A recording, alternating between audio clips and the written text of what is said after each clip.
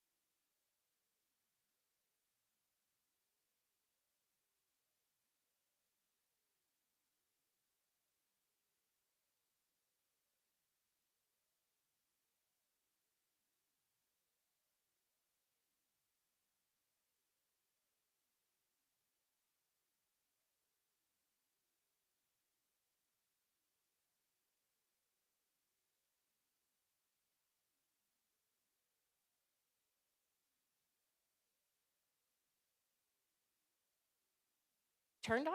Oh. Shut up. All right, we are ready to get started. Today is Tuesday, August 26th, 2025. This is the City Council's regular meeting agenda. I'm calling it to order and giving notice to the City Council and the general public that at this meeting, we may vote to go into executive session, which will not be open to the public, for discussion and consultation with the city's attorneys for legal advice on any item listed on the following agenda. Can we have roll call? Mayor Daggett, Here. Vice Mayor Sweet, Here. Councilmember Aslan, I'm present. Councilmember Garcia, Present. Councilmember House, I'm here. Councilmember Matthews, Here. Councilmember Spence.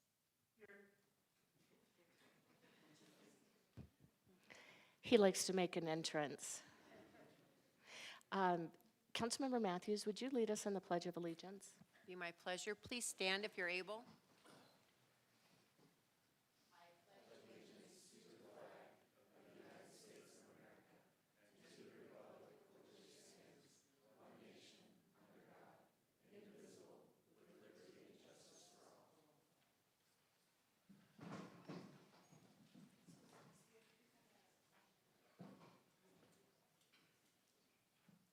The mission of the City of Flagstaff is to protect and enhance the quality of life for all. The Flagstaff City Council humbly acknowledges the ancestral homelands of this area's indigenous nations and original stewards. These lands, still inhabited by native descendants, border mountains sacred to indigenous peoples. We honor them, their legacies, their traditions, and their continued contributions. We celebrate their past, present, and future generations who will forever know this place as home. Thank you. Moving down to item 4A, we have consideration and approval of previous minutes. Staff, good job getting all these minutes done while council was on break. Council, do you have any questions or comments about any of the minutes? And if not, I'll entertain a motion. So moved. And a second? I'll second. Any discussion? All those in favor? Aye. Aye. Any opposed? Okay, moving down to open call to the public. This enables the public to address the council about an item that is not on the prepared agenda. Comments relating to items that are on the agenda will be taken at the time that that agenda item is discussed. Open call to the public appears twice on the agenda, now and at the end.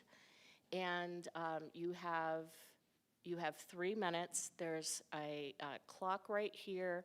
And because whatever you're going to talk to us about is not on the agenda, we can't ask questions, answer questions. So I am going to call up our speakers. We have Rebecca Sayers. Good afternoon, everyone. Welcome back. I'm Rebecca Sayers. I'm your PROS director. I wanted to share some great news that happened this summer, and I have some colleagues here to join me in this celebration. We have Chief Gaylord, we have Chief Connolly, we have Heidi Hansen, we have several other directors in the room, but we would love to celebrate Shannon Anderson. Please bear with me. For receiving, she was the recipient of the 2025 Gabe Zimmerman Civic Leader Award, and if it's okay, Mayor, I'd love to show her acceptance speech, if that's okay. Of course, As there long she as it's is. less than 2 minutes and 15 I'm seconds. working on it right now, and I have backup plans in place.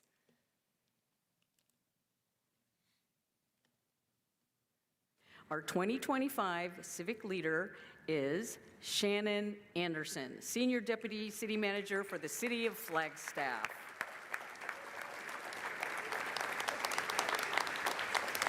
Shannon plays a vital leadership role, overseeing departments that directly impact the daily lives of residents: police, fire, water services, parks, recreation, open space and events, and public works.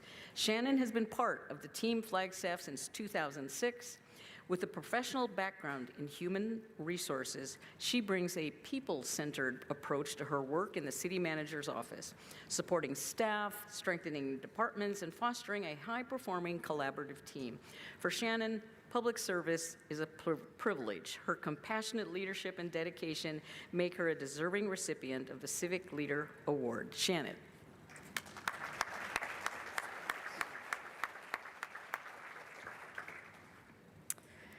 Thanks, everyone.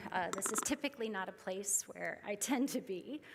Usually I'm often in the background trying to support those who are doing great work on behalf of our community. I want to thank the Center for Arizona Future, as well as Ross Zimmerman, for continuing to recognize the public service that this room and many other service professionals provide to Arizona and our community on a regular basis.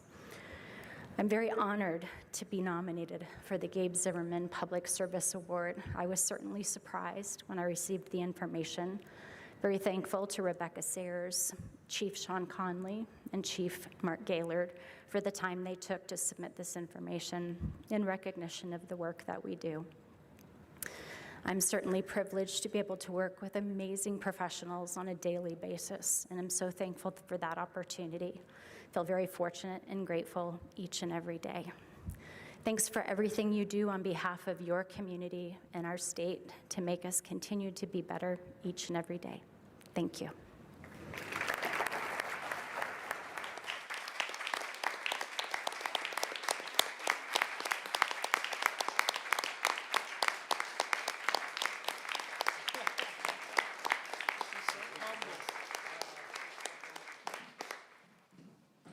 Thank you.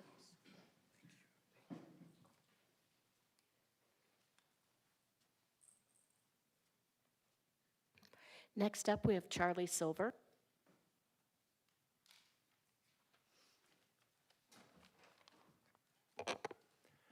Hello, Mayor, Vice Mayor, and council members. My name is Charlie Silver.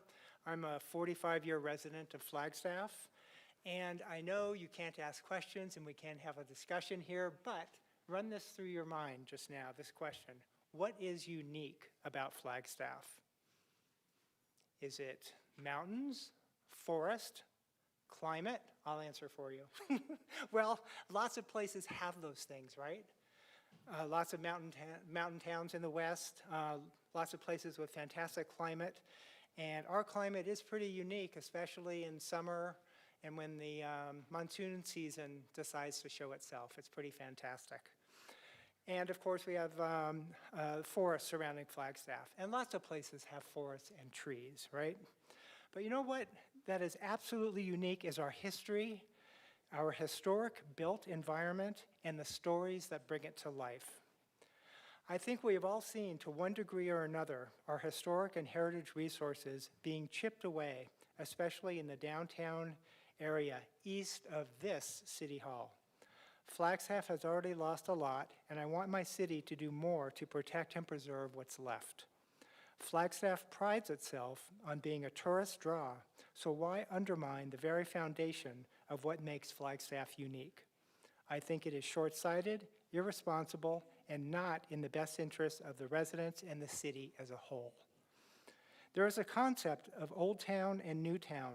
I want to see Old Town areas respected and cared for, and the city should lead the way and exhibit this behavior by its actions. Thank you. Thank you, Charlie. Colleen Maring.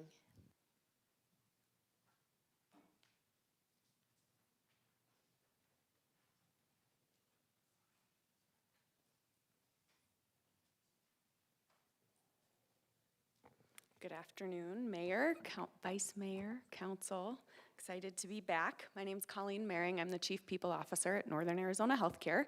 And thank you to several of you who were able to attend our recent presentation about our new strategic plan.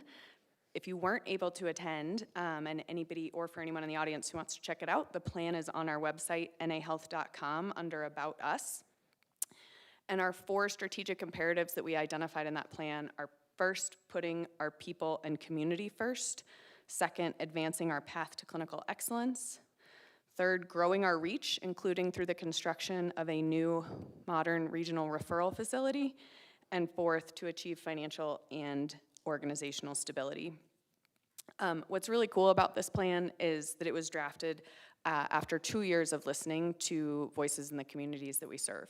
In preparing to publish the plan, we actually went back and counted and found that we had heard from more than 4,000 community members in the creation of this plan, through forums and small groups and advisory councils, surveys, listening sessions.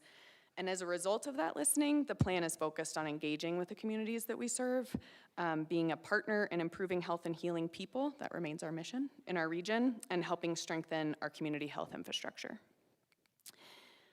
Also recently published, one of the ways that we accomplish these goals is through our Community Health Needs Assessment and Implementation Plan. So that we do every 3 years, and we've just published our most recent one. And our Community Health Needs Assessment is based on population level data, incidence rates of disease in our community, as well as input from healthcare and community leaders. And our new CHNA identified 4 specific areas of focus. First, access to care, meaning just our community members' ability to get the care they need when they need it and locally. Second, preventative care and chronic disease management. Third, behavioral health and substance use. And fourth, drivers of health and well-being. So ultimately, both of these plans focus Northern Arizona Healthcare on doing the work our community partners, with our community partners to help folks access timely care, mental health care, and support without having to leave the region whenever possible. And both plans help us focus on supporting a path to a healthier community in Flagstaff and Northern Arizona. So again, both of those plans are up on our website, nahealth.com, under About Us, and we'll also post progress towards achieving those goals as we move forward. Thank you. Thank you, Colleen. All right, as we move into the regular part of our agenda, I just want to take a moment and recognize that the City of Flagstaff, both the organization and the community, lost a true servant to the community in Captain Paul Sanders. And I know that there are many of us who are grieving this loss, and I just wanted to ask us all to please take a moment of silence and remember Captain Sanders.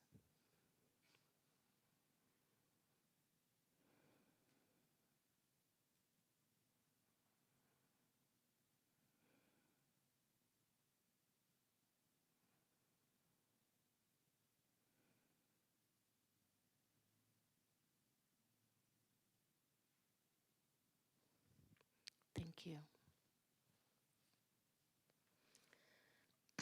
All right, we're moving down to proclamations and recognitions. We have a proclamation for Smart Week, and we have volunteers with Moms Demand Action here to join us.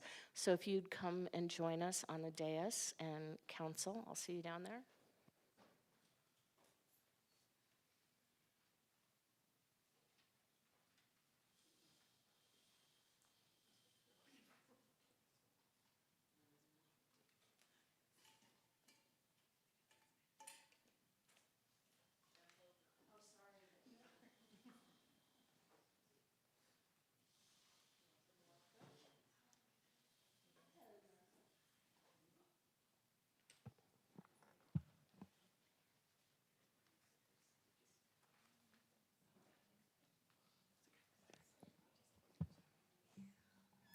So after I read the proclamation, we'll take a photo, and then whoever would like to speak on behalf of the organization can come and share a few words.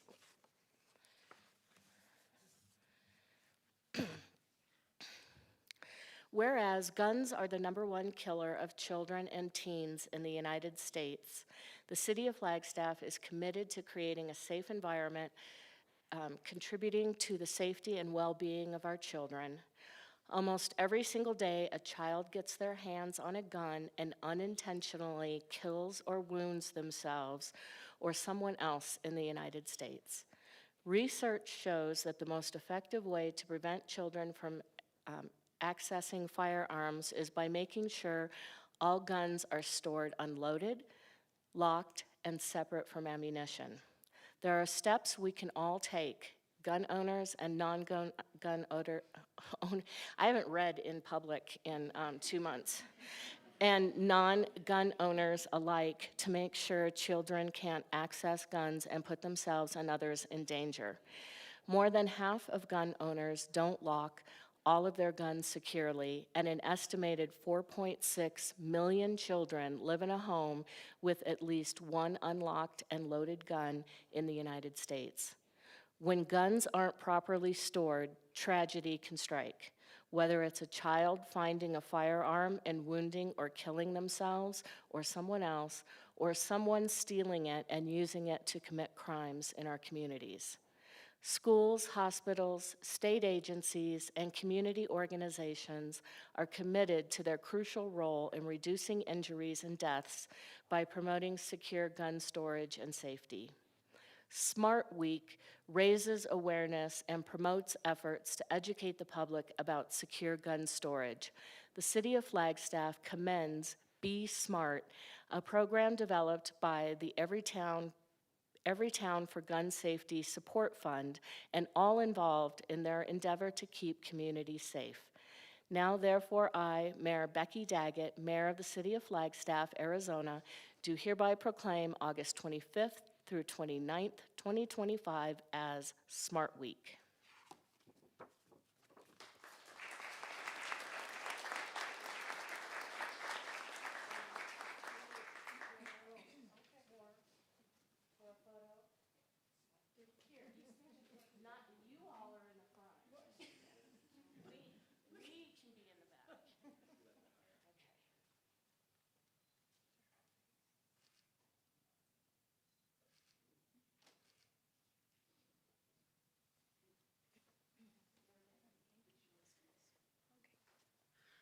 All right, thank you so much, Mayor Daggett and City Council, for this important proclamation and for having us here today. As she said, every year, nearly 360 children under 18 gain access to a gun and unintentionally shoot themselves or someone else, sometimes fatally. And more than 700 children die by suicide by gun every year. That's why keeping guns safe and secured is so important. The Be Smart program is a way to make a difference and save lives by building awareness of how crucial proper gun storage is. Our goal is to keep our kids, families, and communities safe. With back-to-school season upon us, we as adults have some homework. The most helpful thing that adults, gun owners, and non-gun owners alike can do to keep classrooms and communities safe from gun violence this year is to promote secure storage. It is always the adult's responsibility to prevent unauthorized access to guns, not a curious child's responsibility to avoid guns. The SMART campaign encourages people to secure all firearms in their homes and vehicles, model responsible behavior around firearms, ask about the presence of unsecured firearms in other homes, recognize the role of firearms in suicide, and tell others about Be Smart. A hidden gun is not a secure gun. Securely storing guns means keeping them unloaded, locked up, and stored separately from ammunition. We need to normalize the conversations about gun safety and spread the Be Smart message far and wide. Smart Week is a community-wide effort. Change happens every day through meaningful conversation with our friends, our family, our neighbors, and our community leaders. I would like to just take a minute to recognize those in our Flagstaff community that have already partnered with us to help us spread this important Be Smart message. We're thankful to FUSD, the Coconino County Health and Human Services, Mountain View Pediatrics, the Flagstaff Police Department, and several others. We're always looking for more partnerships. If you work with families, you can help. Reach out to us. We have left some printed materials in the back. We encourage any of you to take those resources for yourselves or to display in your own spheres of influence. Thank you.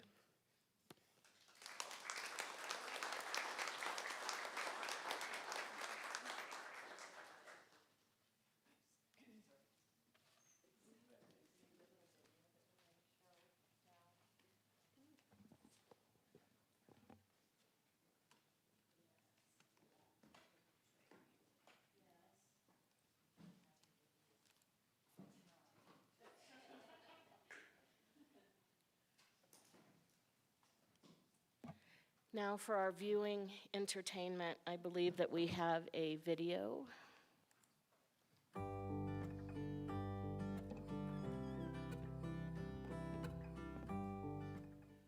Hello, Flagstaff. I'm Mayor Daggett, and this is Police Chief Connolly. Today, we want to talk to you about something that affects every one of us, safe gun storage. Every year, too many tragedies occur because firearms are not stored safely. Whether it's a child finding an unsecured gun, a teenager in crisis, or a stolen weapon used in a crime, these incidents are preventable. 76% of school shooters under 18 acquired their gun from home or from relatives. 4.6 million children live in homes in America with at least one loaded, unlocked firearm. The key is proper storage. Proper storage can reduce the risk of youth suicide by up to 85%. That's why we're launching the Safe Guns, Safe Homes and Cars campaign. Our goal is simple, to ensure every firearm in Flagstaff is stored securely, out of reach of those who shouldn't have access. Secure storage means a lot of things, but it means keeping your guns unloaded, locked, and separate from ammunition. It's not just about preventing accidents, it's about protecting our children, our families, and our community that we love. We're partnering with local organizations to provide free gun locks and educational materials. You can pick up a free gun lock at the Coconino County Health Building on King Street. No questions asked. And if you need help or have questions about safe storage, we're here for you. Visit the Be Smart website for resources and support.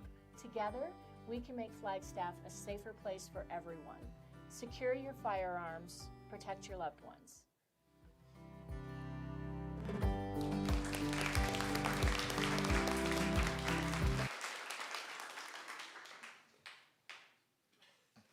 Okay. Thank you, Chief Connolly and the police department for taking this issue seriously and doing the video. We greatly appreciate it. Okay, we're moving down now to July and August work anniversaries. Thank you, Mayor Daggett, Council, Shannon Anderson, here to share the last 2 months with everyone so we can, certainly I'm forgetting where we start. Here we go. So these are the July work anniversaries that will start 2 separate presentations. That way it's very easy to know who we're recognizing for the month of July and then the month of August. So for our first year anniversaries, we've got some folks from management services as well as pros, water services, the fire department, community development. So a lot of folks that are celebrating their first year with us here this last July. Then we have a 10-year work anniversary. Hans Walsh, one of our police officers. Also Matthew Thompson, who's one of our sergeants, is celebrating his 15th work anniversary. And then Justina Costa, she can't be here with us today, but she is our assistant housing director. And I don't know about you all, but that picture of the boxer is just so cute. But I am a boxer lover, so that could just be me. But again, Justina started with the city Flagstaff 20 years ago. She actually started in human resources. A little tidbit, Justina was the person that called me when there was an opening in human resources to let me know that I should apply. So very thankful for her doing that. She started as a recruitment specialist, and after her first year, she was lured over by Sarah Dar, the housing director, over to housing, where she has built her career as a housing practitioner and a leader for our community. She serves as the assistant housing director and is consistently demonstrating unwavering commitment and expertise in her field. Her certification as a certified public manager from Arizona State University underscores her dedication to excellence in public service, while her practical experience has been honed in on her housing management and administrative skills. Her leadership and insight have been instrumental in shaping housing policies and programs to meet our community's diverse needs, while her passion for creating sustainable and inclusive housing solutions reflect the deep-seated commitment to fostering equitable living conditions for all of our residents. She's known for her team-based nature and her no-nonsense problem-solving. She works well with others internally, and the community has never been known to run with scissors. So that's a good thing. Kudos to Justina for her commitment to the city of Flagstaff and our Flagstaff community.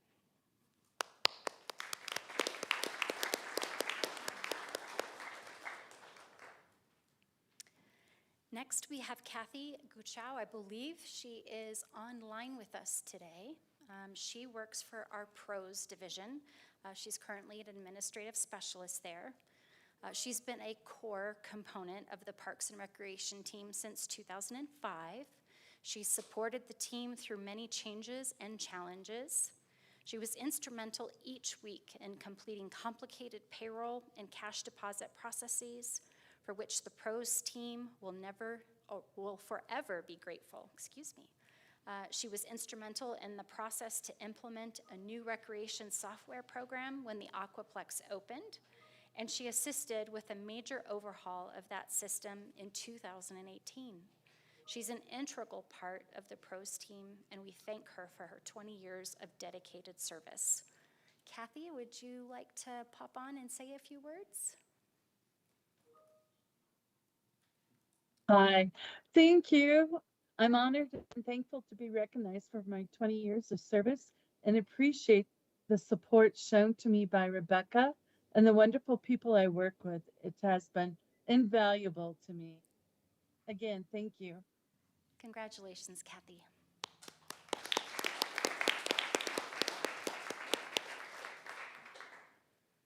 So that finishes our month of July. If you'll give me a moment, I will pull up our August celebration.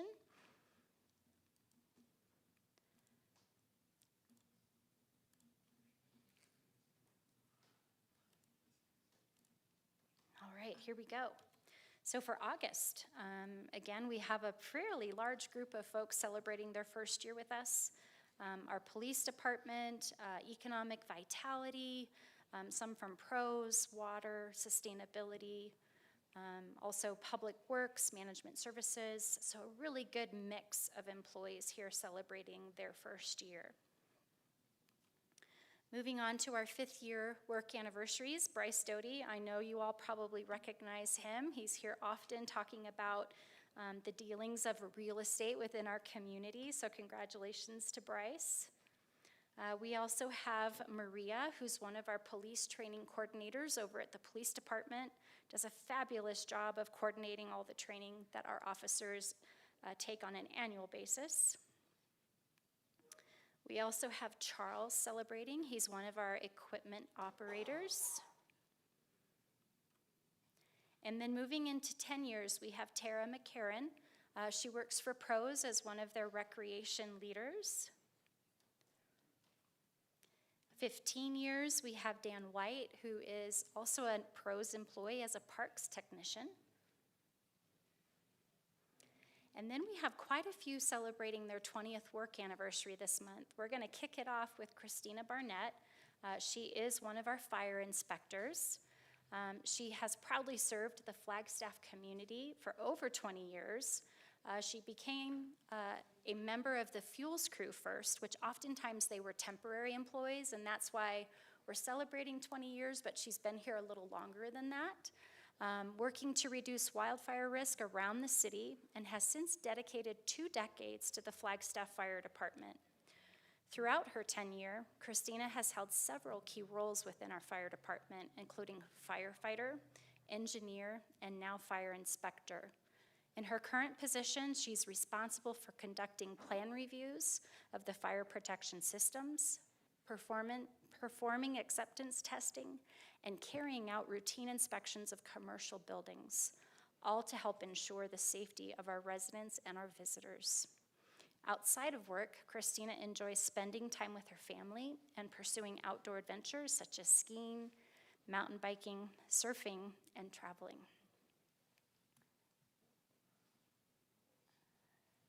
I am not seeing Christina in our audience, so we'll say congratulations to Christina.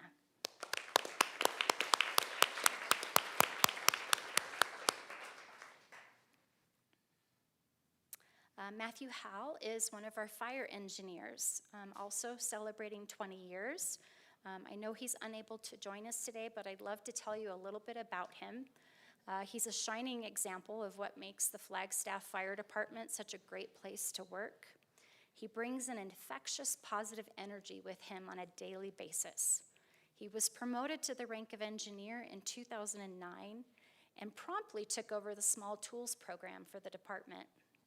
This program covers all of the hand tools, along with the engineer's fittings that we carry on all of our structure and wildland engines.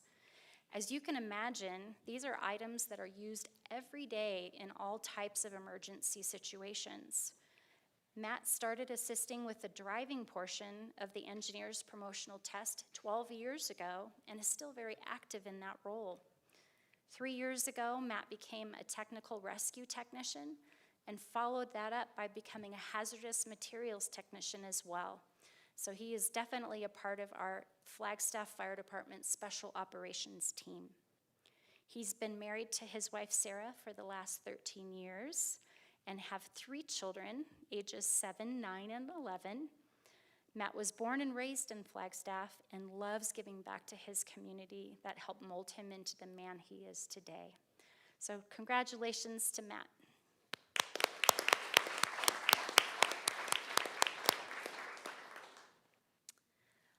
Our next 20-year work anniversary is Jolene Montoya. I know that she is also not with us. She had an appointment during the same time, but she serves as a section director within our Water Services Division, and she oversees regulatory compliance. In her 20 years with the city, Jolene has worked her way up through the ranks by consistently going above and beyond. As the head of that compliance section, she demonstrates understanding and kindness while ensuring that rules are followed. Here's what her team members had to say. If you have a question, Jolene's the gal with your answer.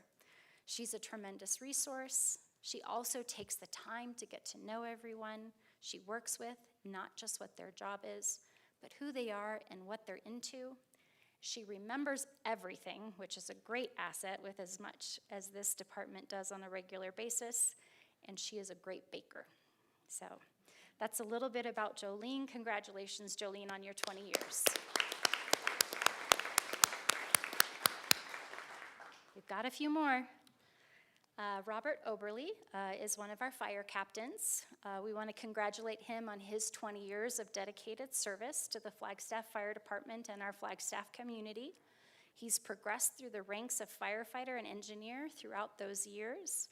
And besides being a captain on the department, he's also a certified hazmat technician, a technical rescue specialist, and certified as a fire investigator. Certainly one of our valuable employees for the organization, so thanks to Robert.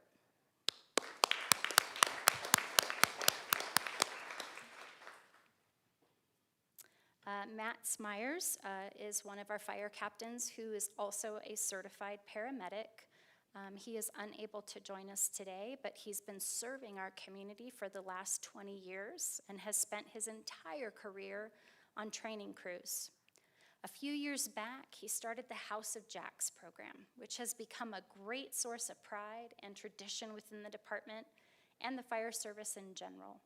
He's taught in the academy, mentored countless young firefighters, and continues to share his experience to help others be successful.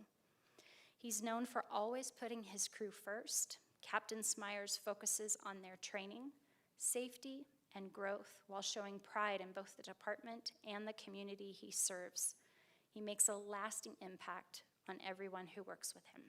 Congratulations to Mr. Smyers.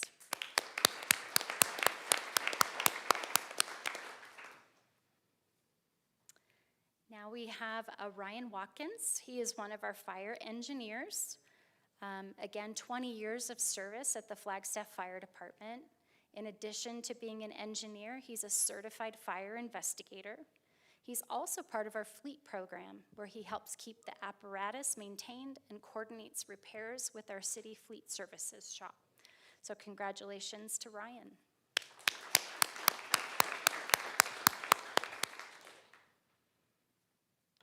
Now we have Terry. She is one of our library clerks, so she is part of our Economic Vitality Division. She's been with the city for 25 plus years as an integral part of the circulation department at the downtown library, originally joining the city from the world of retail. Fun fact, for longtime Flagstaff residents, Terry used to work for Dusty's Shoes and Things that was located in our Flagstaff Mall, if you might remember it. Her excellent customer service skills have always been a huge benefit, especially when working with someone who might be confused, upset, or even angry. In addition to her stellar work at the downtown library, during the mid-2000s, she regularly took shifts at our East Flagstaff Community Library off of 4th Street to help during a time of massive growth and chronic staffing shortages to help at that location. In the past years, Terry has seen multiple technology changes, including several ILS migrations and implementation of our RFID technology. She's always been adept at staying up to date with this evolution. She's one of the first people you'll see when entering the downtown library and has helped countless patrons get library cards, check out materials, and get answers to their questions. I'm unsure, is Terry, not sure that Terry's here today? No, okay, just wanted to make sure. So congratulations to Terry on her 25 years.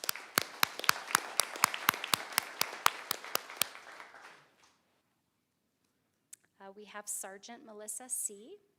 She was hired by our Flagstaff Police Department in 2000. She started in the records division, and her father, Dale Young, was serving as a detective at this time. In 2002, she promoted to police officer and attended the Arizona Law Enforcement Academy in Phoenix. She served many years in patrol division, working on multiple squads, served as a detective in criminal investigations from 2007 to 2009, specializing in work with child crime and domestic violence victims. She returned to the patrol division for several more years when she was promoted to patrol corporal in 2016. She supervised the selective enforcement squad and was transferred back into the criminal investigations division as a detective for a second rotation. She was the voice for many victims of crime. In 2023, she was promoted to the rank of sergeant, where she was a patrol supervisor. And in 2024, she was assigned to be the class sergeant for the High Country Training Academy, where she mentors and trains new police recruits from all over Arizona. She's received numerous awards and commendations while serving at the department for the past 25 years. Most notably, she was selected as the Victim Witness Officer of the Year, and she was also awarded the Medal of Courage for her bravery with an armed suspect. She's received numerous life-saving awards and meritorious service awards. I know Melissa is online, so I'd like to pause for a moment if she'd like to say a few words. Thank you, Shannon. And I would just like to thank the City of Flagstaff and the Flagstaff Police Department for allowing me to live and serve in such a great community. So thank you. Congratulations, Melissa.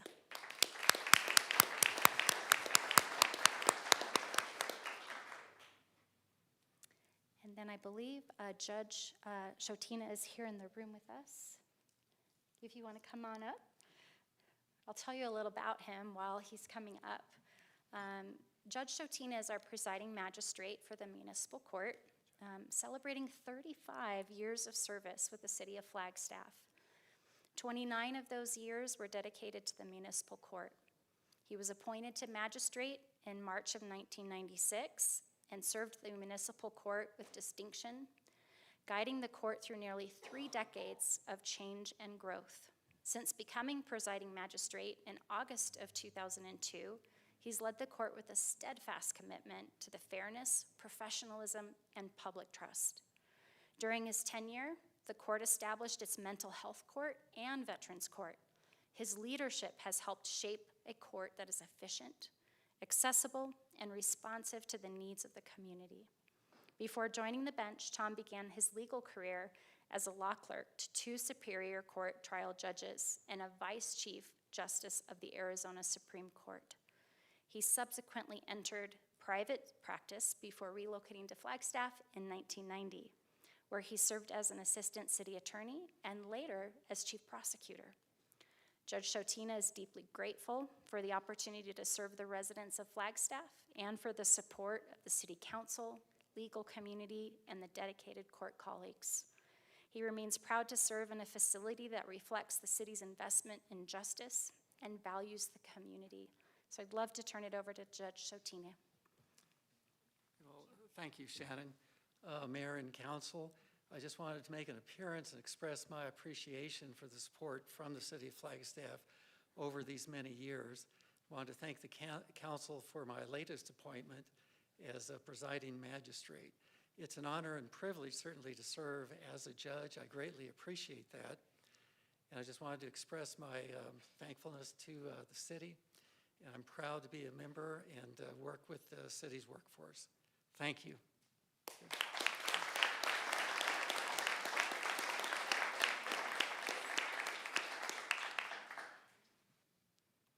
That is the end of our August anniversaries. Thank you for your time today. And we'll be back in September to celebrate again. Thank you, and congratulations to everyone. I see a lot of long-term firefighters on our list, so that's great to see. All right, so we are moving down to item 8, council liaison reports, and I will start with Councilmember Matthews. I have nothing today. Thank you, Mayor. Councilmember Garcia? Thank you, Madam Mayor. I'll start off with the Parks and Rec section. Playground equipment was at the top of the list, and along with the continued annual program of updating outdated equipment. On the recreation side, we see HVAC installment of at Hal Jensen Recreation Center. And 1 second, let me pull this back up.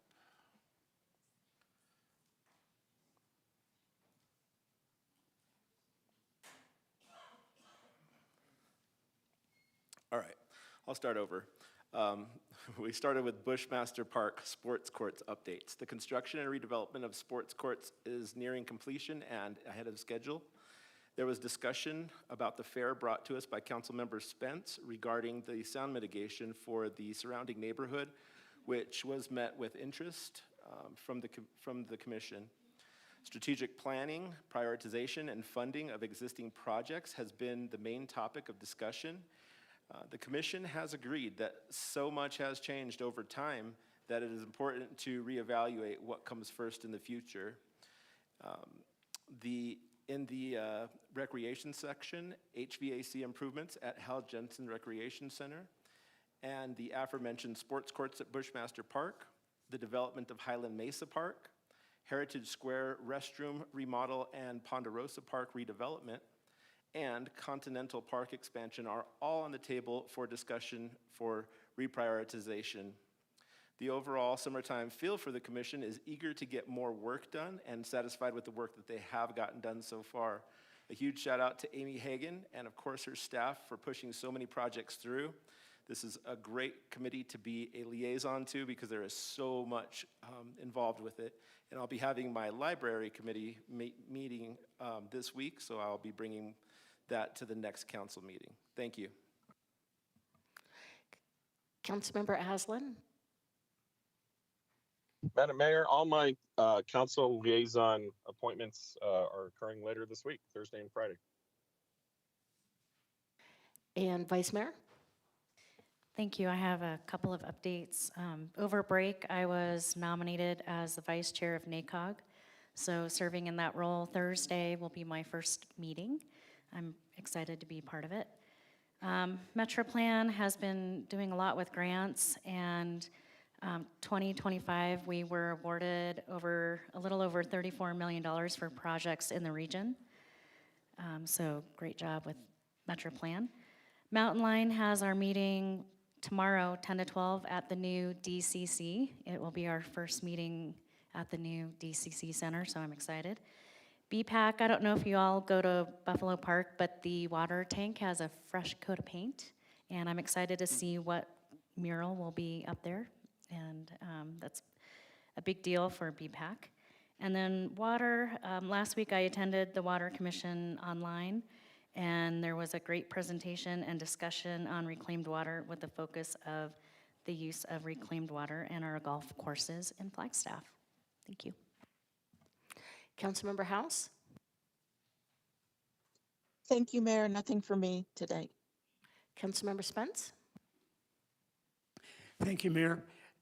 During our council break, I have continued to attend the Open Space Commission and the Transportation Commission, which, as many of you know, has two committees, the Bicycle Committee and the Pedestrian Committee. These commissions remain active in assessing what our community needs, but I have nothing to bring before the council at this time. Thank you. The Commission on Inclusion and Adaptive Living has a meeting tomorrow from 11 to 1, so I will be attending that. Moving down to appointments, we are going to start on A, consideration of appointments for the Beautification and Public Art Commission, BPAC. And Councilmember House, this is your appointment.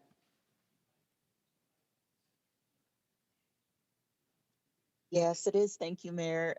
I just want to thank all the applicants who have applied for this commission. There were some great names listed and folks that have been involved in various aspects of Flagstaff's art culture in a number of different ways. I am happy to nominate Meredith Curley to the seat on the BPAC. And do we have a second? I'll second. Any discussion? All those in favor? Aye. Aye. Any opposed? All right, wonderful. Next, we have Airport Commission. The first to make an appointment is Councilmember Spence. Thank you, Mayor. I too would like to thank all of the community members that have submitted their applications to serve on the Airport Commission. We have a number of people in our community that want to see the airport thrive and services for aviation to be improved. I would like to appoint Thomas Waddell, who is the current chairman, serving his first term on the Airport Commission, and I recommend him for reappointment for another 3-year term. Thank you. Thank you, I'll Councilman. second. Any discussion? All those in favor? Aye. Aye. Aye. Any opposed?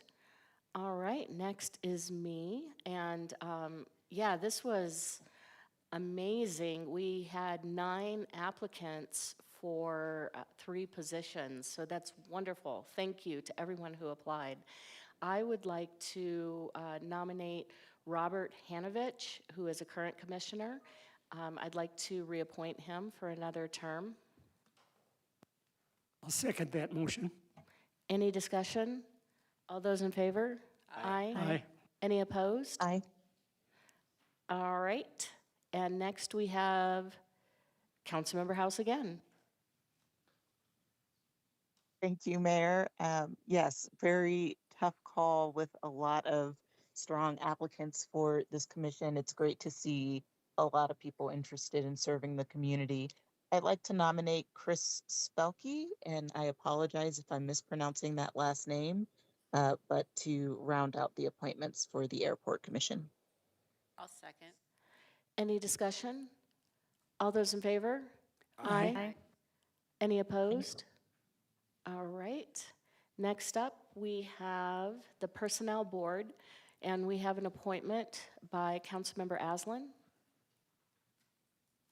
Yes, I'd like to go ahead and reappoint Cynthia Chilcote to the available term. Is there a second? I'll second. Any discussion? All those in favor? Aye. Aye. Aye. Any opposed? All right, and Councilmember Matthews? Thank you, Mayor. you. I'd like to nominate Kenyon Lemon to the Personnel Board. Is there a second? I'll second. Any discussion? All those in favor? Aye. Any opposed? All right. So next up, we have liquor license public hearings. And we have, I'm going to open the public hearing, and we're going to have a staff presentation. I was just looking on how many presentations we have. We have two. So Good afternoon, Mayor and Council. Jordana Stasky, Deputy City Clerk. Before you today are two liquor license applications. The full packet materials included in the agenda. For conciseness and motioning, I'll provide the information for both licensings together. Flagstaff Mountain Market for a Series 7 beer and wine located at 1508 East Route 66. The agent and the manager handling the day-to-day operations is Rhonda Renee Stump. The second is Mother Road Brewing Company, Series 1 for an in-state producer located at 1300 East Butler Avenue, Suite 200. The agent is Michael Walter Marquise, and the managers handling the day-to-day operations are Charles Dillon Prater and Peter Atwood Kruger.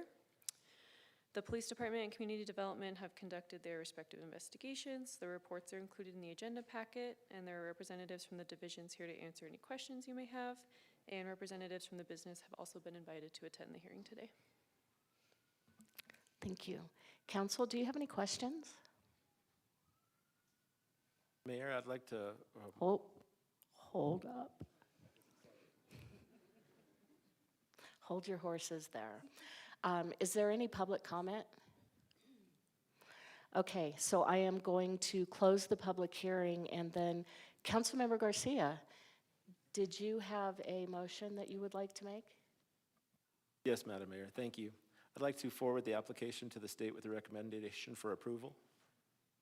And was that on both or one? The applications, both. Thank you. Is there a second? I'll second. Any discussion? All those in favor? Aye. Any opposed? Okay, congratulations. All right, we're moving down to item 11. This is the consent agenda, and it's been requested that item 11C be removed from the consent agenda, and this item will come back at a future meeting.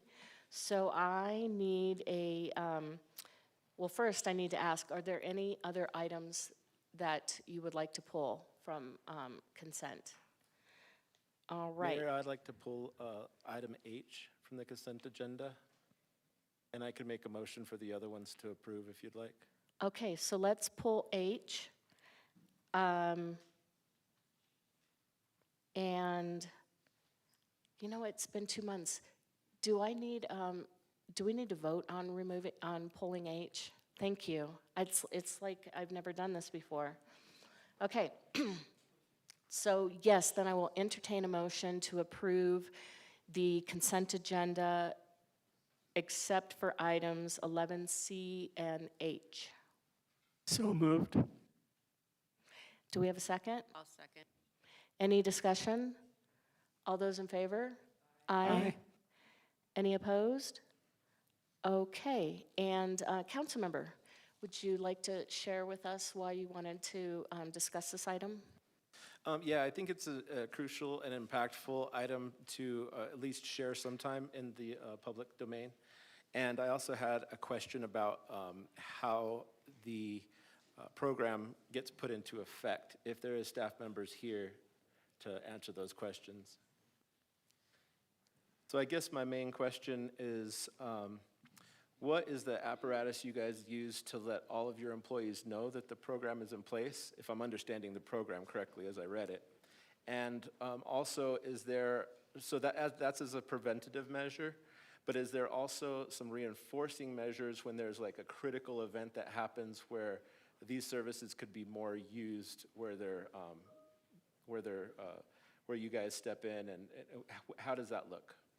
With respect to the contract and the provider, and I'll just have Deputy Chief Fennell, he can talk a little bit more about this. And Chief Fennell put this program in place for the surrounding fire districts in our region, and it's an innovative program. For years, fire departments took better care of their fire trucks than they did their members. And so for us, we extended that protection to their physical well-being, but we didn't have those tools and that support for mental and behavioral health. And so I'm so excited, I'm so grateful to the council for placing that into our toolbox to support our folks. I would just say that this morning, because of the crisis within the fire department, Redemption led a critical incident stress meeting with our team, the entire shift. That's what they do for the critical incident stress piece. Of importance to me is much like the emphasis we place on an annual physical to make sure that our folks are fit for duty. We now have annual mental health and behavioral health checkups. And so we're now not only providing those services with respect to emergency and crisis, we're providing services for the maintenance of our individuals' health. I'm super excited about that. I've been involved with the program for about 3 years, and the ability to sit down with someone and we assess our folks much like a physical examination. And so we're able to catch trends and try to catch things early and provide continued support. The program comes with education. And one of the things that's really important is mental health professionals are in short supply in our community. So what that contract has done, it has provided access. And so we're able to quickly get our folks into services if they need it. In our previous experiences, we'll get you in a couple of weeks. We can see you then. That's not good enough. And so we're very pleased with the work that has gone on. I'm so grateful to Chief Fennell, Chief Connolly's leadership as well, kind of bringing this forward for our team. And Chief, you have anything you'd like to add to that? No, I think that pretty much sums it up, and it's been used already by both fire and police, so it's really good to have that option available for our staff, and we look forward to it. As Chief Gaylord said, we've had that in the fire districts surrounding Flagstaff. They're about 5 years into it now. It's saved marriages, it's saved jobs, and in one case it saved a life. So the program has shown a lot of effectiveness so far, and we're so glad that there's support to bring that here to the city as well. So thank you.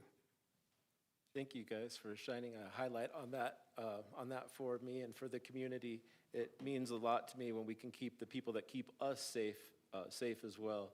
So when this came across our packet, I wanted to just let the public record reflect that we are taking care of those who are taking care of us on multiple levels. And I thank you guys for bringing this forward, and I hope to support it as we go on. With that, Mayor, do I need to make a motion to pass this? Yes. And, Oh, excuse me, sorry, yes, Councilmember House, I'm sorry. I did see your C in the chat. Thank you, Mayor. Thank you, chiefs, for the information. I had a couple of questions initially, but you both answered them uh, and covered all of them in what you just shared. So I'll just move to the comment, which is just thanks to you all for prioritizing the mental health and well-being of our police and fire teams and our public safety officers. I think it's such an important move for our community and part of uh, the work that I know we've been doing in terms of trauma informed employment and mindfulness of the importance of mental health and behavioral health for our entire community, and particularly for those who are out there protecting us every day. It's just a real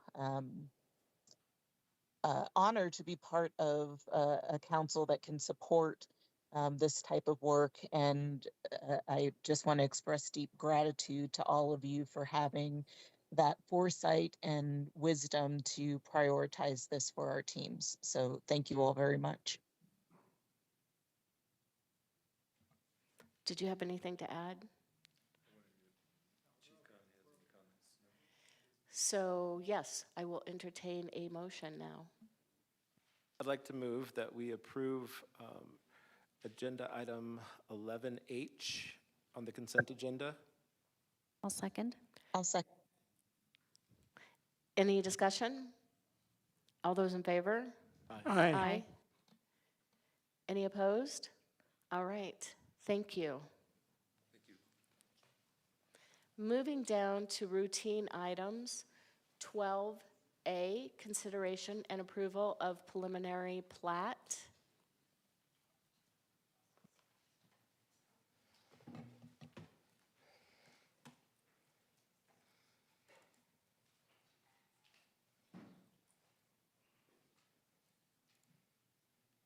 Good afternoon, Council. My name is Ben Mejia. I'm a planner with the City of Flagstaff Planning and Development Services. For your consideration today, we have a preliminary plat request for Canyon Del Rio, the Highlands. That's parcel R1 of the Canyon Del Rio block plat.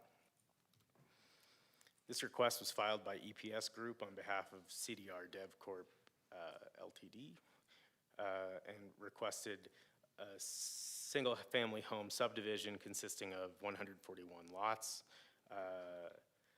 on 27.07 acres in the medium-density residential zone within the resource protection overlay using planned residential development standards.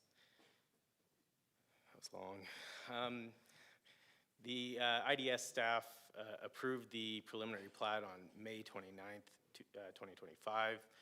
This went to Planning and Zoning Commission on June 25th and received a recommendation of approval unanimously with a 7-0 vote.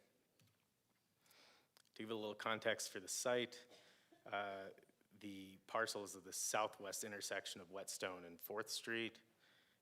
To the north is Canyon Del Rio Block N in the MR zone. To the east is a vacant R&D parcel, research and development parcel, and a vacant RR zoned parcel as well as kind of a strip here, and wrapping around south and west is what's known as Canyon Del Rio Phase 2, or Tract Z of the original block plat. And that's in the MR zone. And here, this kind of peanut-shaped is block O and P. Just a little refresher on Canyon Del Rio. In June of 2019, City Council approved a rezoning request, development agreement, and preliminary block plat, allowing the development of Canyon Del Rio, a 261-acre site consisting of 1,426 residential dwelling units using a variety of housing types, as well as 225,000 square feet of commercial development. Taking a look at the plat itself, Access is provided from Whetstone and the future John Wesley Powell Boulevard as it extends to connect to 4th Street. As I had previously stated, this is 141 attached and detached single-family lots. It provides 8.67 acres of common space, or 32% of the gross lot area, which exceeds the 15% required in code. There is a Foots connection. You can't really see it here, but off of this cul-de-sac, you can see my mouse, good, that provides access to the main Foots trail that runs north and south through Canyon del Rio.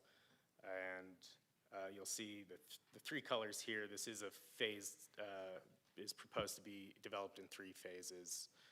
So phase 1 will utilize the existing access from Whetstone, and at the time of phase 2, it's anticipated that John Wesley Powell will already be in place for them to provide that additional connection there. And just as a reminder, limitations on short-term rentals are not a part of staff review for subdivisions.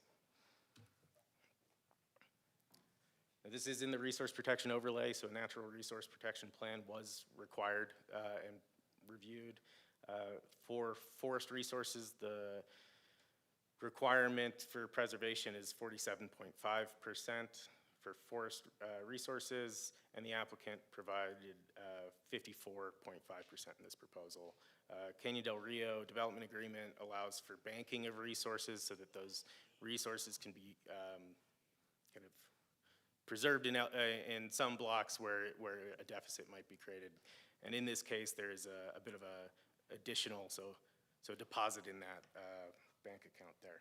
So moving on into the slope natural resource protection plan, with the exception of 25 to 34.99% slope category, where there is a small withdrawal from the bank, the other 2 slope categories are being met and or exceeded.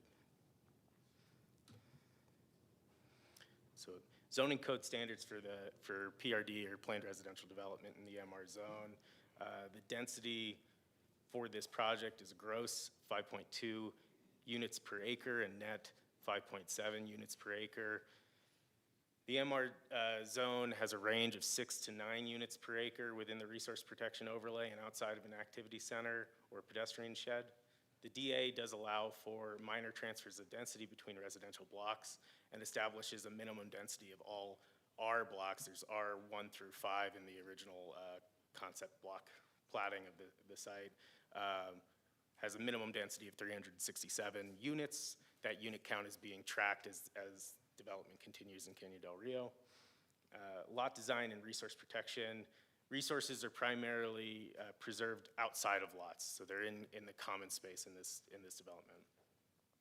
As for lot sizes, PRD standards allow for greater flexibility in lot size and dimensions, which includes a minimum lot area of 2,000 square feet. This application shows a range of 2,000 square foot to 6,396 square foot lots.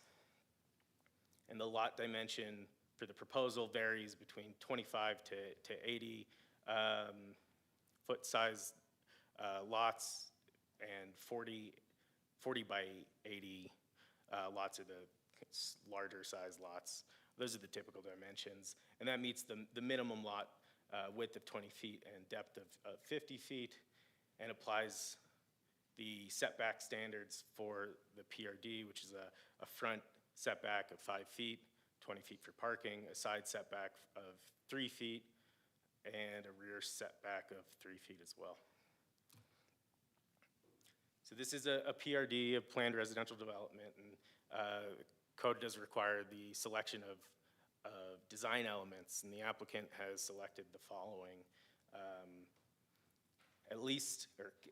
Design element K, at least 50% of the required resources are maintained within common space areas.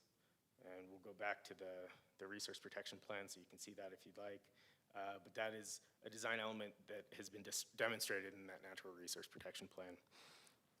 Design element N, the subdivision CCNRs And setback standards do not prohibit the development of accessory dwelling units. Staff will review the CCNRs at final plat to ensure conformance with that.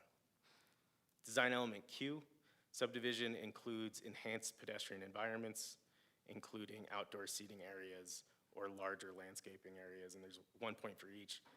For that, this proposal includes 6 outdoor seating areas throughout the subdivision, 2 in each phase of the development. So those initial 2 are counted towards this criteria. So it's 2 points for outdoor seating areas.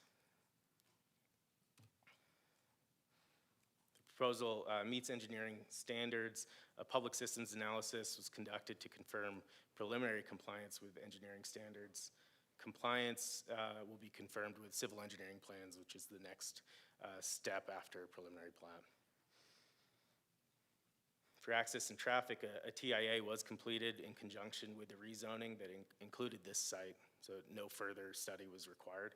And since the original TIA was conducted, John Wesley Powell has been proposed to extend across the southern boundary of this parcel. So a lot of the impacts of that will be, or has been studied as part of the review of Canyon del Rio Phase 2. So the rest of Canyon del Rio's study, and not particular to this development of this lot or parcel. For water and wastewater, new 8-inch water and sewer lines will be provided through the new streets serving the subdivision on each lot.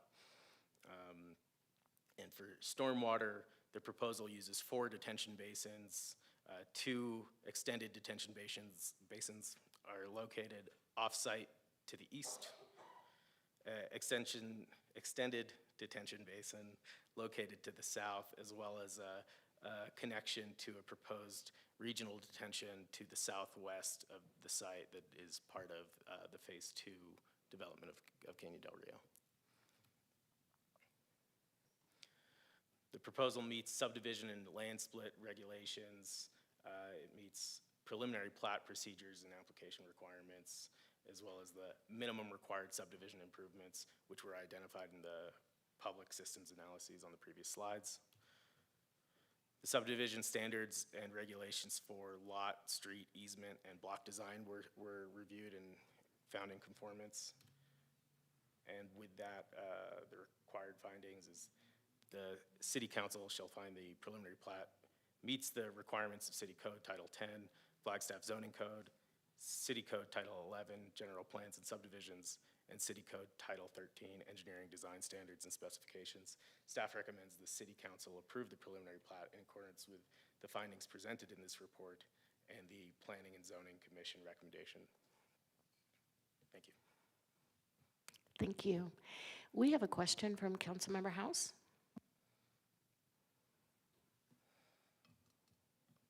Thank you, Mayor. Thank you so much for the presentation.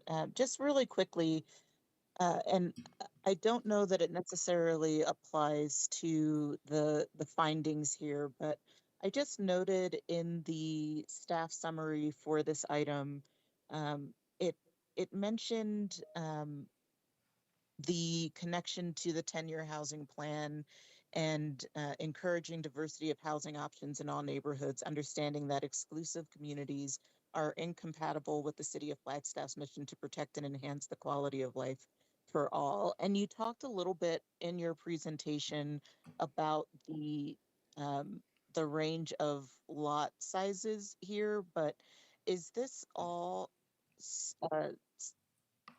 standard single-family development, or is there actually a more diversity of floor plans or development models in this area? I would direct that question to the applicant regarding the construction plans for the subdivision.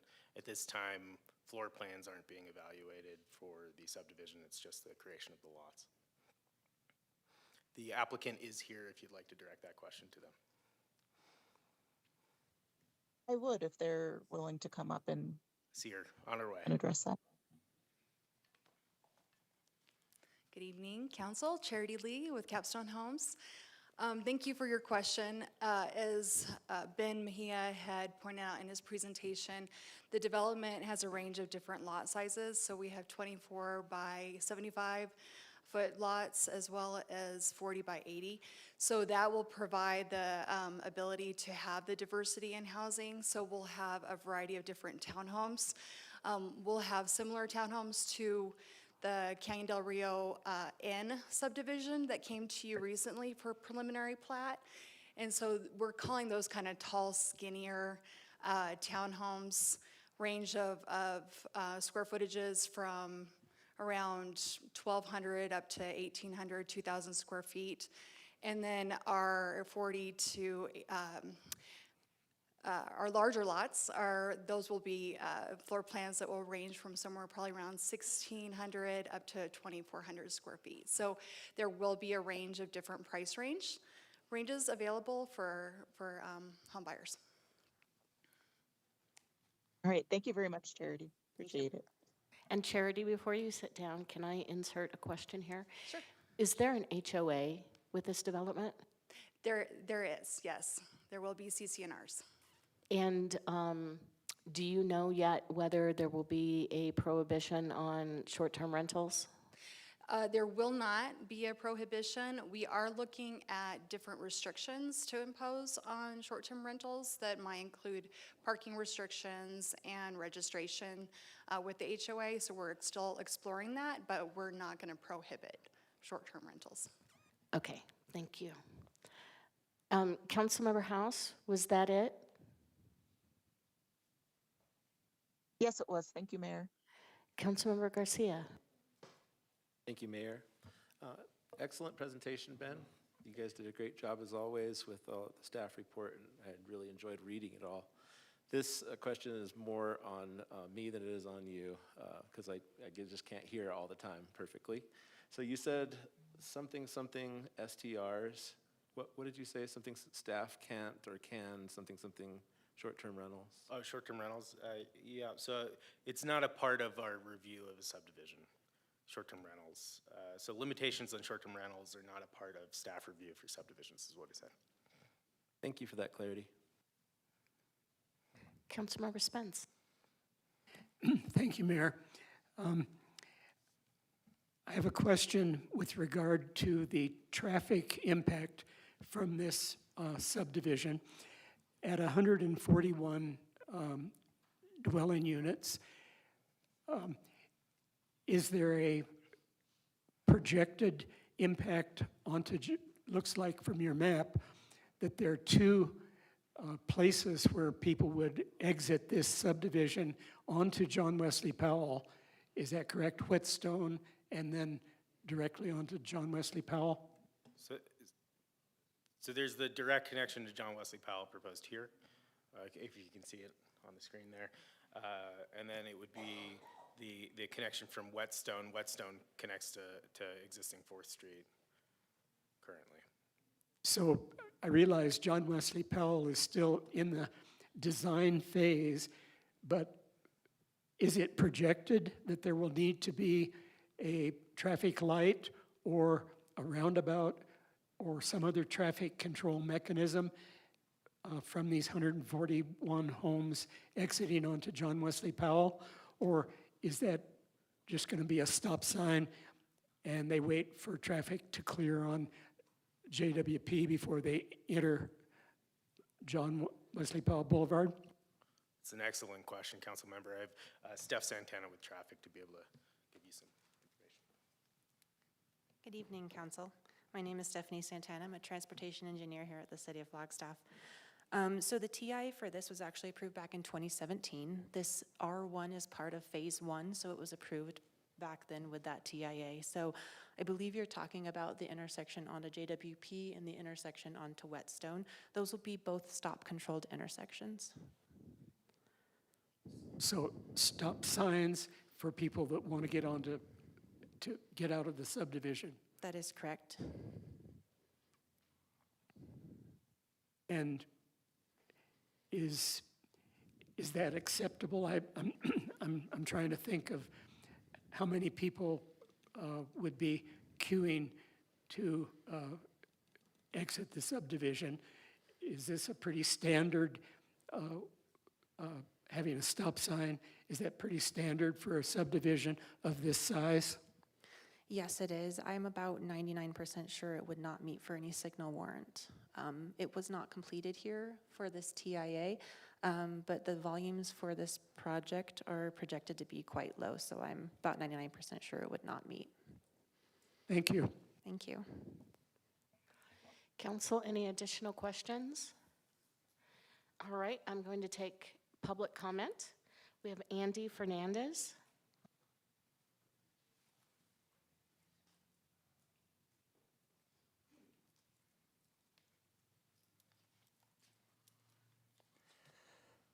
Andy Fernandez. A lot of people here in the last 35 years, they know me as the native son of Flagstaff, the native son of Arizona. Also, they know me as a candidate for mayor. I initiated the 4th Street overpass in 1995, and then I came back in 1997 and initiated the scenario on a referendum that was manipulated by corruption and nepotism. And you can go on my timeline, you can see that on my Facebook account. But I initiated the recycling program. That was a corrupt scenario when I contacted the Daily Sun, and I was told to speak with Randy Wilson. And then my friends called me up and said, hey, my cousin just went to the meeting with the mayor, Bavasi, and just so happened that he had to arrive right at the time the phone call came in from Randy Wilson that, hey, we got to do something. Andy Fernandez is circulating a petition for recycling. Well, you should have known that from the beginning because I went to with Margie Brown, and then I picked up the packet to facilitate doing a referendum, just that, because I had waited for 7 months, asked numerous times for you guys to facilitate recycling people, and I'm talking about your predecessors, and they, on 9 different occasions in 7 months, said Flagstaff was too small, and this is why I initiated the scenario. But then the Republicans, they said, holy smoke, Randy said, hey, Andy's facilitating the scenario, and this could catapult him to the mayoral, say we need to do something. Boom, all of a sudden, magic, emergency meeting, stipulated in the paper 5 days later, and there'll be a meeting in 3 weeks, and boom, all of a sudden, unanimously it passes. Isn't that amazing? Yeah, I initiated the 4th Street overpass and numerous other scenarios with turning lanes to fix black traffic and whatnot. But right here on this particular scenario, also one of my main scenarios here now is I have several hats.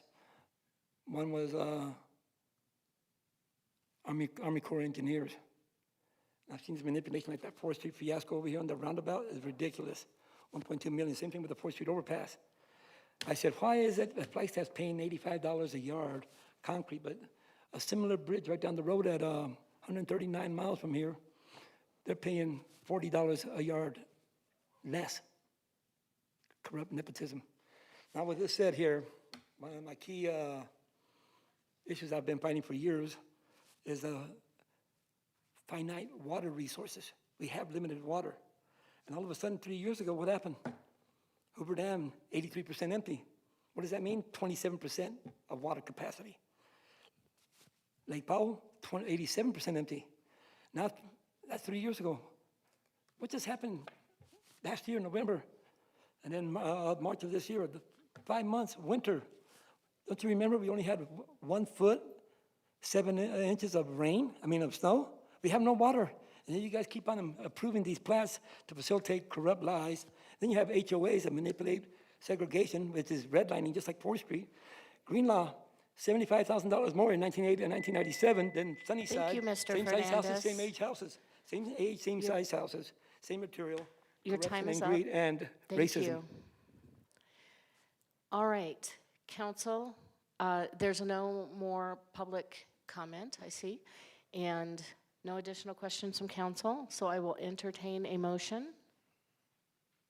I would like to make a motion to recommend the city council approve the preliminary plat in accordance with the findings presented in the report and the Planning and Zoning Commission's recommendation, which voted 7-0 in favor. Is there a second? I'll second. Is there any discussion? All those in favor? Aye. Aye. Any opposed? All right, thank you. Moving down to B, consideration and approval of contract.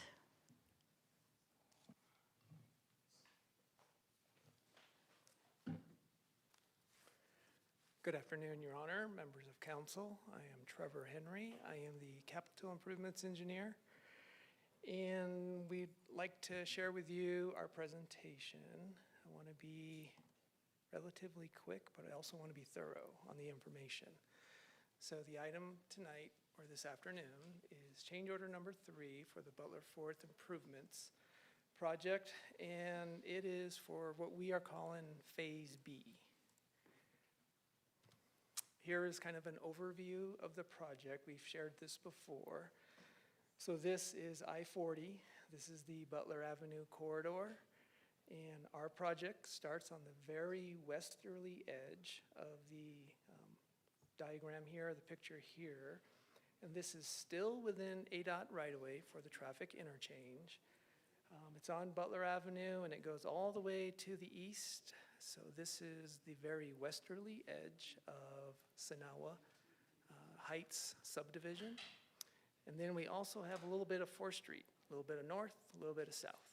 So this is what we are planning currently. We do show 2 roundabouts that are proposed, and we do have Harold Ranch Road being realigned and connecting into the westerly roundabout. So this is kind of the overview of the project. So what we have tonight for you, or this afternoon, is change order number 3. And we are looking for approval for change order 3, which is to Burgess and Nyepel, for the amount of $2.2 million and 730 calendar days added to the services, or the design services contract. And staff is recommending approval to Burgess and Nyepel in the amount shown there, with the calendar days for an extension, and to authorize the city manager to execute the necessary documents. So what is change order number 3? I'm sure you're asking. So we are going to move into the second phase of this design. So initially we were phase A, which got us from initial planning to 30%. So now we're going into phase B, which will get us from 30% to finals. So that is a 60, 90, and 100 level design effort for plans, specifications, and an estimate. We are going to be working on some environmental documents and services to help meet our conditions and warrants through the grant that we received, the BUILD grant. We will have some final traffic and drainage reports. We will complete a CLOMAR, which is a conditional letter of map revision, and we will be working through the 404 permit process with the Army Corps of Engineers.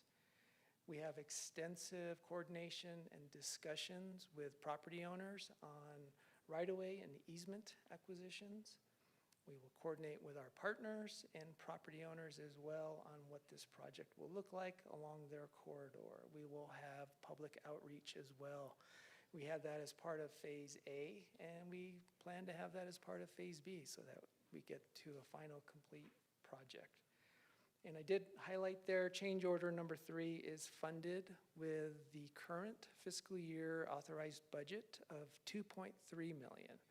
So if you remember back, change order number 3 is $2.2 million. So we have the budget to cover that. We do have in phase B, or change order number 3, what we're calling if authorized tasks. So these are items of work should we need them. We don't know currently because we need to get through the process. And those add up to about $330,000. So those are for post-design services. Whenever we start a project, we like to have our designer on board so that they can help us with construction items. We also have a construction manager at risk involvement, and we have a roundabout relocation effort should they be needed. And I'd like to go into a little more detail on those last 2 on the upcoming slides, so I'll just leave that for there right now. So this is what change order number 3 involves. Project improvements. We have a proposed 4-lane configuration.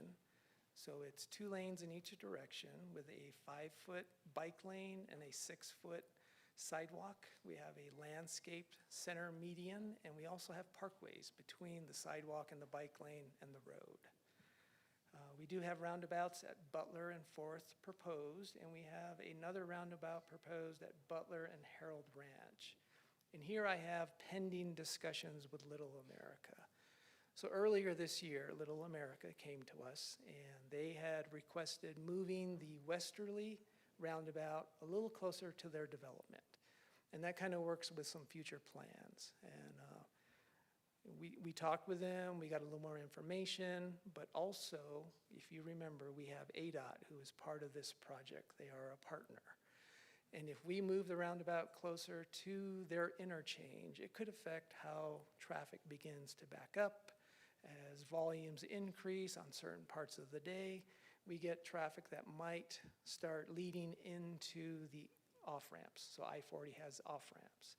So some of those could get backed up and then start going into the main Interstate 40 on part of that work there. So we have to talk with ADOT. We have to go through an exercise with them to ensure that it's safe and compliant to move the roundabout. We are currently working with our designer on that report. We hope to find it acceptable in about a week or two, and then we will ship that over to ADOT. And then we can go through a little more measures to determine if that is the right thing to do. So that's why I have there in parentheses, pending discussions with Little America and also with ADOT. So just understand that potentially that roundabout could move, but we'll do our investigation to ensure that is the right thing to do. We also will have stormwater infrastructure improvements at Butler and Fourth.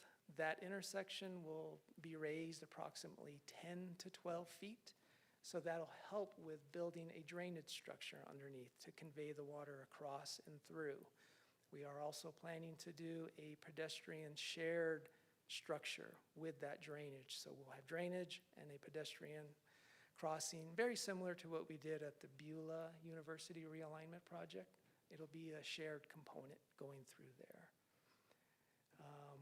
We do have upgraded water and sewer infrastructure in the area, and we also are going to place conduits for citywide fiber networks. And then we will have dual left turn lanes within I-40, so underneath the bridge right now is a single lane, so you have five lanes, 2 in each direction and a single turn lane. So we're planning to add 1 turn lane, so it'll be 6 lanes. And I'll go have another picture coming up here that will kind of show a little bit of how that might work. And then the last thing that is not shown on here is we will be working with Mountain Line on bus stops. We have approximately 6 that we are planning with them through their operations to ensure they're in the right location. So those will be part of this project as well. So these are just some pictures that we've shown before. Upper left is the corridor, kind of how it's going to look. 2 lanes each direction. There's the center landscape median, parkway, you got a bike there, and then the outsides are where the pedestrians will be walking. If I talk a little slower, we'll see a guy walking. Actually, he's on this side. So, and then bottom left, these are the turn lanes I was talking about. The pink or purple are the walkways. So what we're going to have to do, like I had mentioned before, we have 5 lanes currently. We're going to add a turn lane. So everything will fit between the piers or the columns of the bridge, and then the sidewalks will be on the outside of the piers or columns of the bridge, and that's what's represented with the pink and purple. On the right is just an example picture of the roundabout. This is at Harold Ranch Road in Butler. Bottom left of this picture, you can kind of see where the current Harold Ranch Road connects to Butler Avenue, and right now it's at a non-compliant angle. So what we're planning to do is bring it in, tie it into the roundabout, and this area here is city right-of-way, so that blends in well to doing a roundabout and making that connection. So these are just some exhibits, some pictures of what we currently have for the project. Just giving a refresher on what we've done to date. So in 2022, we released an RSOQ for the design services. We're doing them in 2 phases, A and B. Council awarded in November of 2022 to Burgess and Nyepel. And the first phase was 700,000, a little over 700,000 for Phase A, and it's 300 days. Since then, we've had 2 change orders that added approximately 300,000 to the contract. So right now, we're just a little over $1 million currently on our design contract. And updates for this calendar year, so we did get notification in January that we are going to receive the RAISE grant, which is now the BUILD grant. So that was awarded in January of this year for $19 million, and that is construction only. In June, we applied and were awarded the AZ SMART Fund amount for $2.9 million. And that can be contributed to the project in whole. So we may use some of it for design if needed, but most likely we will use most of that for construction. And so Phase B, we're planning right now to have it complete calendar year 2026. So we hope to have a complete design by the end of calendar year 2026. And then just there it talks about what the final construction documents will be, from 30% to final, environmental services for our grants that we need to comply with, and then potential CMAR involvement. So let me talk a little bit about this CMAR involvement. Right now, we are working with the Federal Highway Administration on the BUILD grant, and their provisions require a cost or a price component on selecting a contractor to move forward with the design. And typically for these larger projects, we like to use an alternate delivery method procurement, CMAR, Construction Manager at Risk, which is a qualifications-based process or procurement. So we're not quite lining up with what the Federal Highway Administration and their provisions are looking for with what we particularly like to do here at the City of Flagstaff.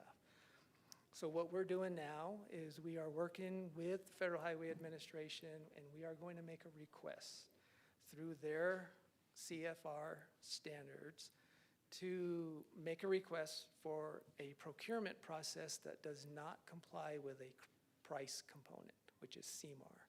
So we are currently working through that. We're working through that process. We're generating a letter. We're going to get that out here shortly, and we hope to have this resolved and have authorization to use Construction Manager at Risk by the end of this calendar year 2025. So that's the kind of the update we have for 2025. Now our schedule. So we are complete with design under Phase A, up to 30%. Change Order 3 was approved at the Change Order Committee on August 7th with a recommendation to take it to Council for final approval. And that'll take us from where we are now, 30%, to final design. And again, I mentioned we do have the awards for the grants that we received and the funds that we received, but we need to take the agreements to the council for approval. So we are going to get those lined up, receive them from the agencies, and then we will be before you in hopefully before the end of this calendar year to present to you for your approval, those agreements. And again, we're working through the request for CMAR. We hope to have that at the end of the calendar year, but if it bleeds into early parts of 2026, we should be okay. And then again, by the summer of 2026, working on acquisition for property rights, either right-of-way or easements. And then by the end of the calendar year 26, be complete with our final design.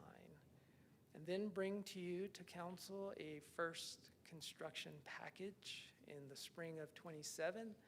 And then we'll have construction for 2 seasons, 2027 and 2028. And then we should be done with our project. And I'll be happy to answer any questions. Councilmember Matthews. Thank you, Mayor. Thank you, Trevor, for a very thorough presentation. I really appreciate it. Can you go back a couple of slides where you talk, one more. Okay, one more.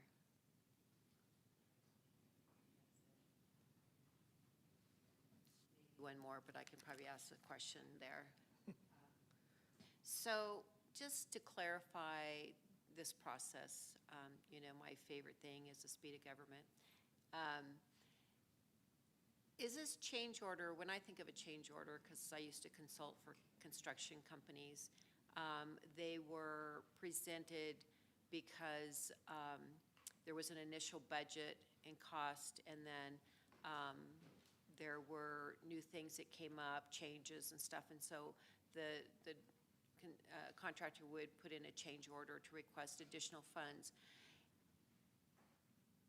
But how I'm understanding this and others in the past we've had is this is just a typical process. We completed phase 1 or A, and now when we go into the other phases, it requires a new change order, which was anticipated. Maybe some different costs have increased, but it was anticipated that this is the process in the additional 730 days.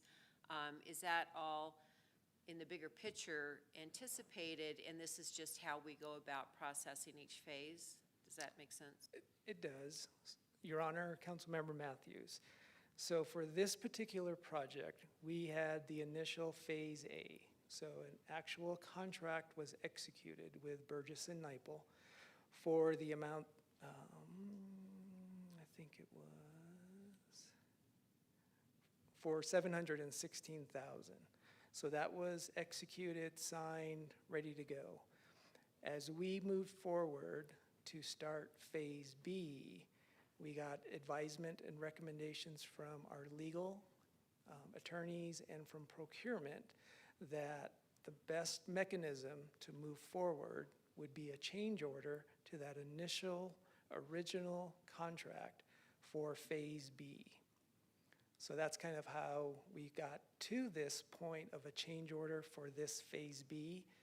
And then also, should we have known we were going to do 2 phases, the request for statements of qualification, so that's an RSOQ, should have been stated specifically that there will be 2 contracts. So contract for Phase A and contract for Phase B. But I don't think that was the case, so the best mechanism to move this forward would be a change order to the original contract for Phase B. I hope that helped. It does, thank you. Councilmember Spence. Thank you, Mayor. Could you please go back to your very first slide with that overview of the 2 roundabouts?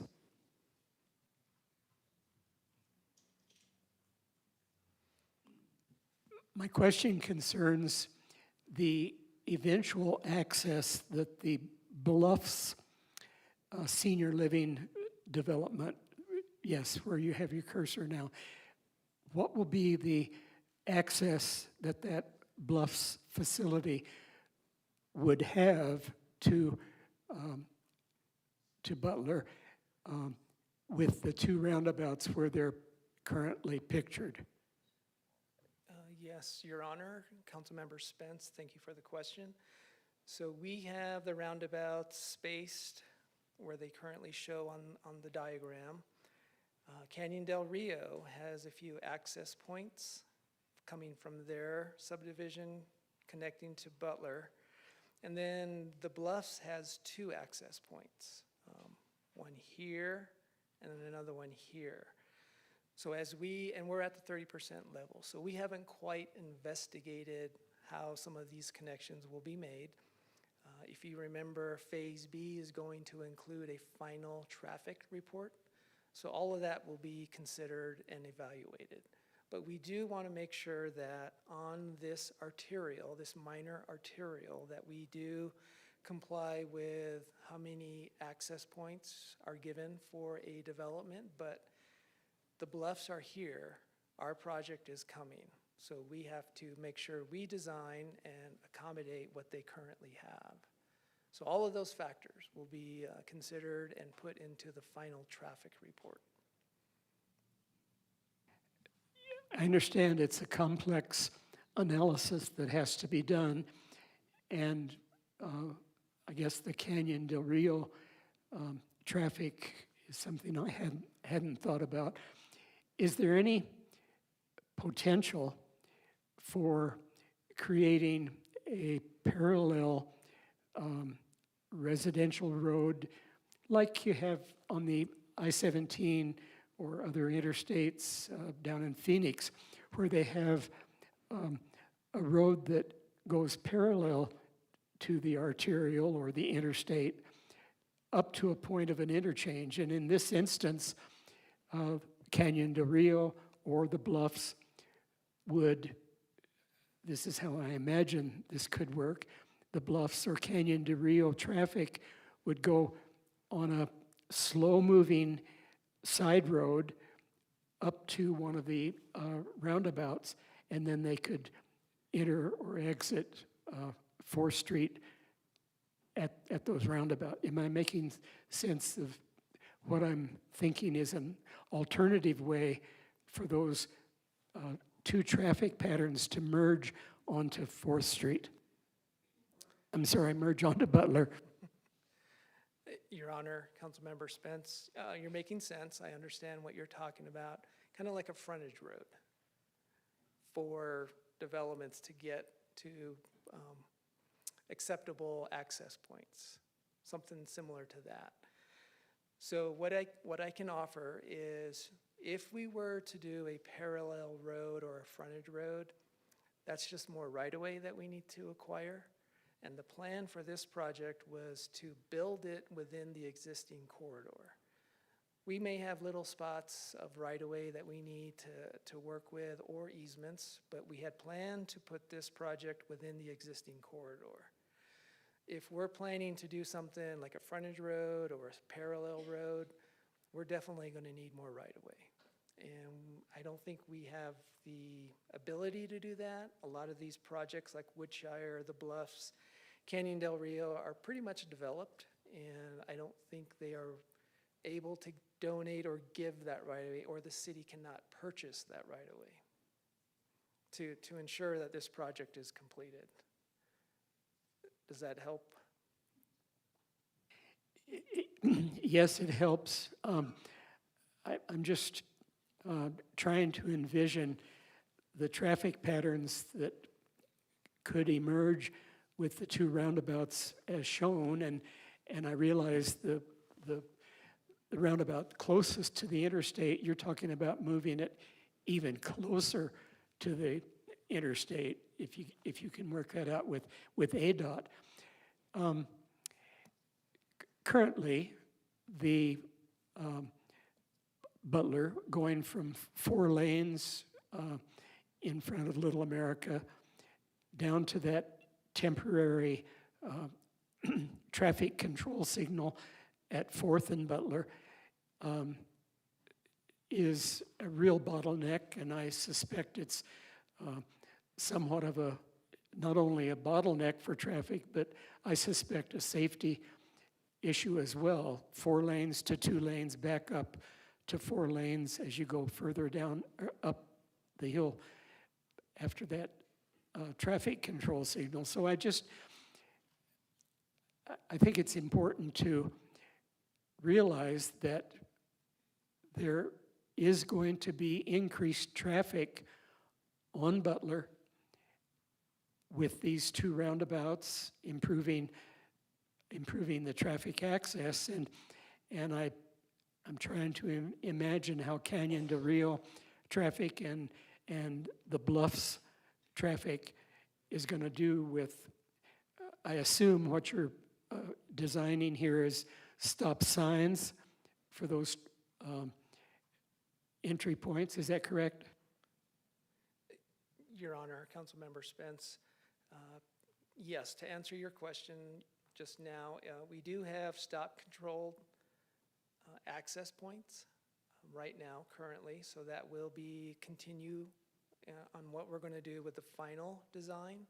We'll investigate those and make sure those are correct.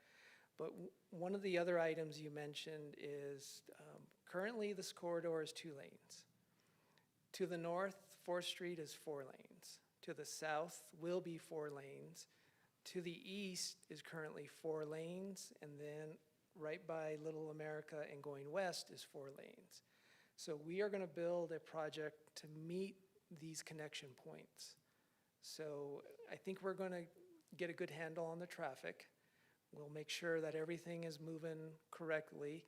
And before you came on to the city council, the staff, the project manager that was part of this project, brought to the council several evaluations. They did a matrix. They looked at volumes of traffic with an intersection, with a signalized intersection, with roundabouts, so different type, and then different lane configurations. So 1 or 2, or just how the roundabouts would fit. And everything suggested a roundabout, 2-lane roundabout would work. And that was presented to the council, and it was approved for that direction to move forward. So what we have here, what I'm showing here, is what has been reviewed, analyzed, and endorsed by the city council. If we need to, we can look into it a little more, but what we're presenting to move forward is what we have been given direction to do. Thank you for that background. And I guess now that I'm listening to your response, one other idea to improve traffic from Canyon de Rio and the Bluffs would be a slip lane, a turning lane to enter Butler.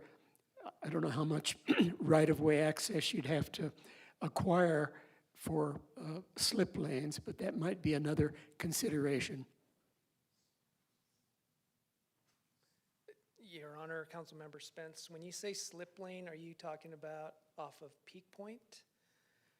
Or are you talking about off of Butler? I guess I'm referring to a slip lane. Maybe I'm not using the right traffic control term, but a slip lane for traffic that's wanting to enter onto Butler, where your cursor is now, Canyon de Rio, wanting to turn right onto Butler, that there'd be a lane where they could accelerate and get into traffic. Your Honor, Councilmember Spence, we do have a turn lane going into Canyon del Rio. Eastbound traffic can turn and go south. We don't have, I guess you would call that an acceleration lane going to the east, so turning right. We don't have that plan, but again, that can be evaluated, can be looked at, and can be part of the final traffic report. Thank you. I don't mean to be nitpicky. I'm sure this is a complicated traffic analysis and certainly complicated construction project. So I just wanted to be sure that we're giving all the consideration we can give to traffic from the Bluffs getting onto Butler. Understood. Councilmember Garcia. Thank you, Madam Mayor. And as you discussed, and thank you, Trevor, for the great presentation. And as you discussed with Councilmember Spence about some of the different alterations and kind of wrap my head around it, I don't think my question's so relevant anymore, or my suggestion is really relevant, because we will be seeing this come back in front of us. But my concern was just the Harold Ranch Road access to the roundabout, regardless of where we land on where it's going to be with Little America and ADOT. That in my opinion, that access to the roundabout still needs to coalesce with wherever that roundabout's going to end up. But of course, you have experts that will tell you what really needs to happen with that. I just don't see that a road of that great of access going through to John Wesley Powell Boulevard and as an access point before you get down to 4th Street, so a more used road. I'd want to see it have enough access to both ways of traffic without having that stop point. So if you could take that back to your staff, I'd appreciate it. Thank you. Yeah, Your Honor, Councilmember Garcia, we do have experts, yes.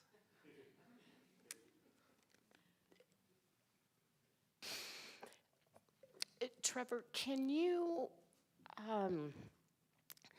This is the only photo that you have of the entire project, right?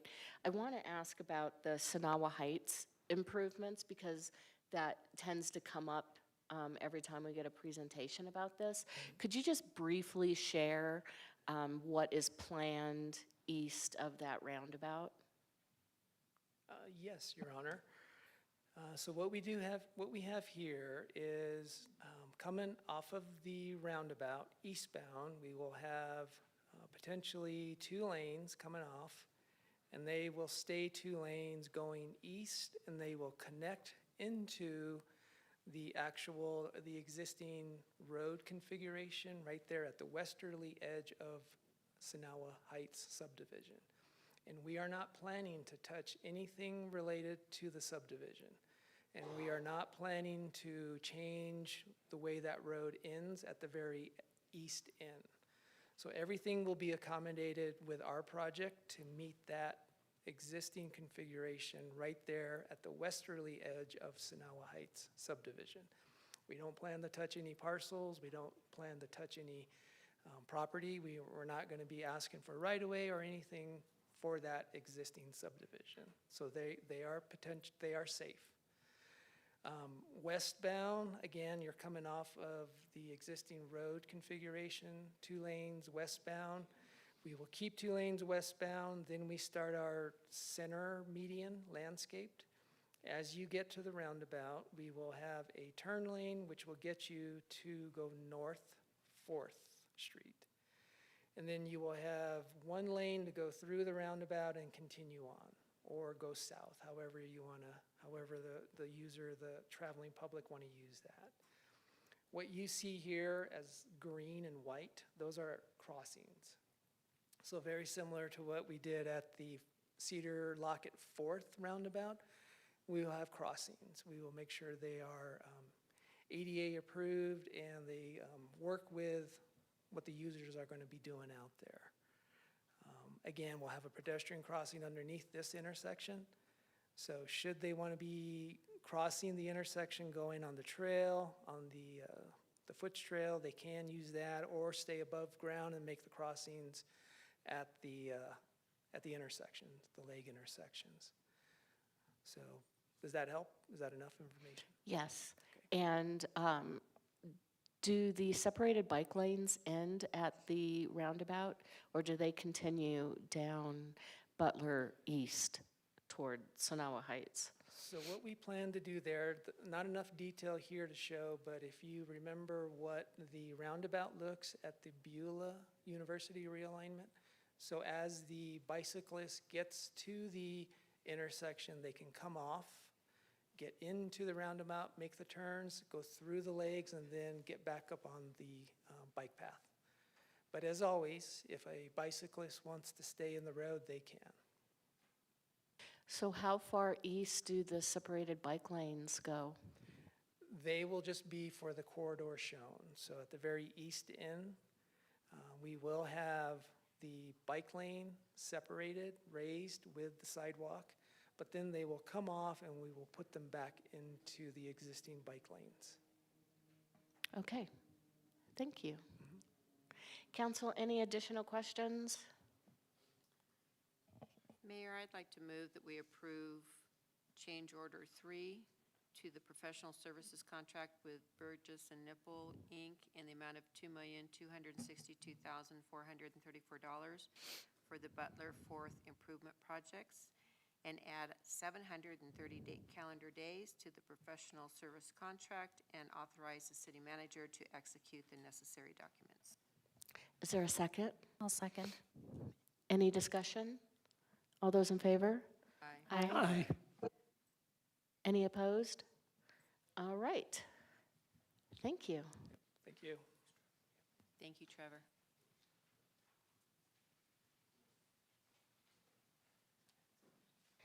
All right, we have a couple of public hearing items. Consideration and adoption of an ordinance.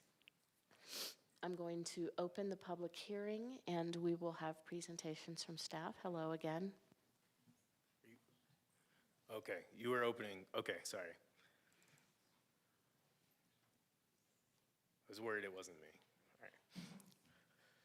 case you forgot, my name is Ben Mejia. I'm a planner with the City of Flagstaff Planning and Development Services, unless you've heard something different. For your consideration today, we have a direct ordinance zoning map amendment for Pine Haven. The site is located at 2951 South Masonic Lane. It's the southwest intersection of South Lone Tree and East Zuni Drive. To the north of this site is a vacant parcel in the public facilities and suburban commercial zone. To the east is Coconino Community College in the PF zone or public facility zone.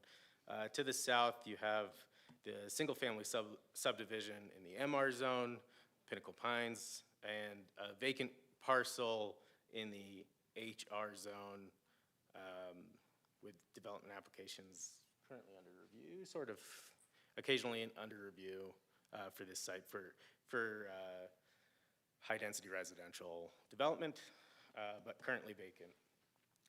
To the west of this site is the continuation of that PF zoned parcel, as well as, I guess, southwest, you have rural residential zoned.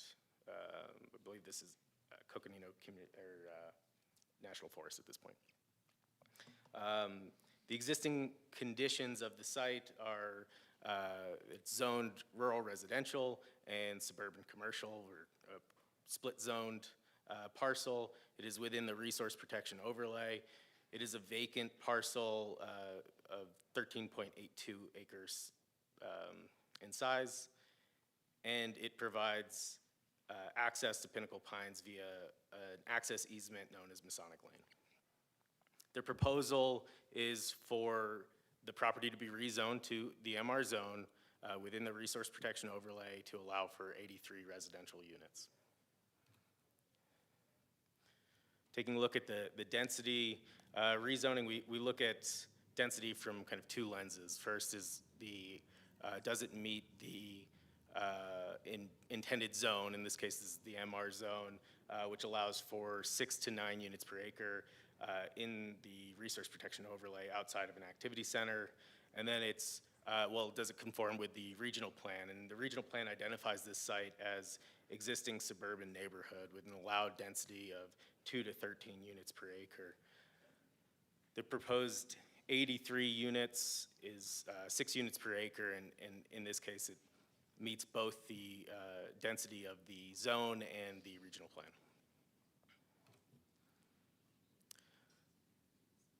This project provides a financial contribution to the city's affordable housing fund totaling approximately $1.8 million.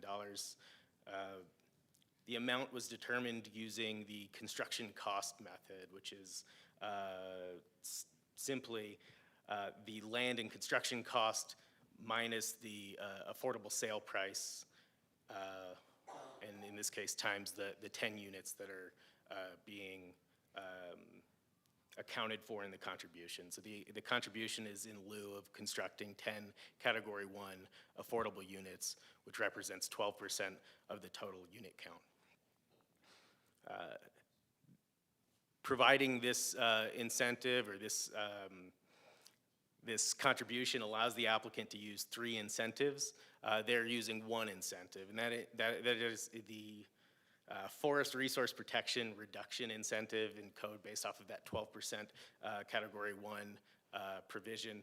It allows them a reduction of 35% in the forest resource preservation. We'll go into greater detail when we get to natural resource protection plan, exactly what that looks like. So for site design, now there are some changes that occurred after or in response to discussion that was held at the Planning and Zoning Commission and recommendation for condition to bring the applicant's proposal into conformance with what's being presented here. So I've circled in red where I just want to draw your attention. So before we go into greater detail, there were some elements that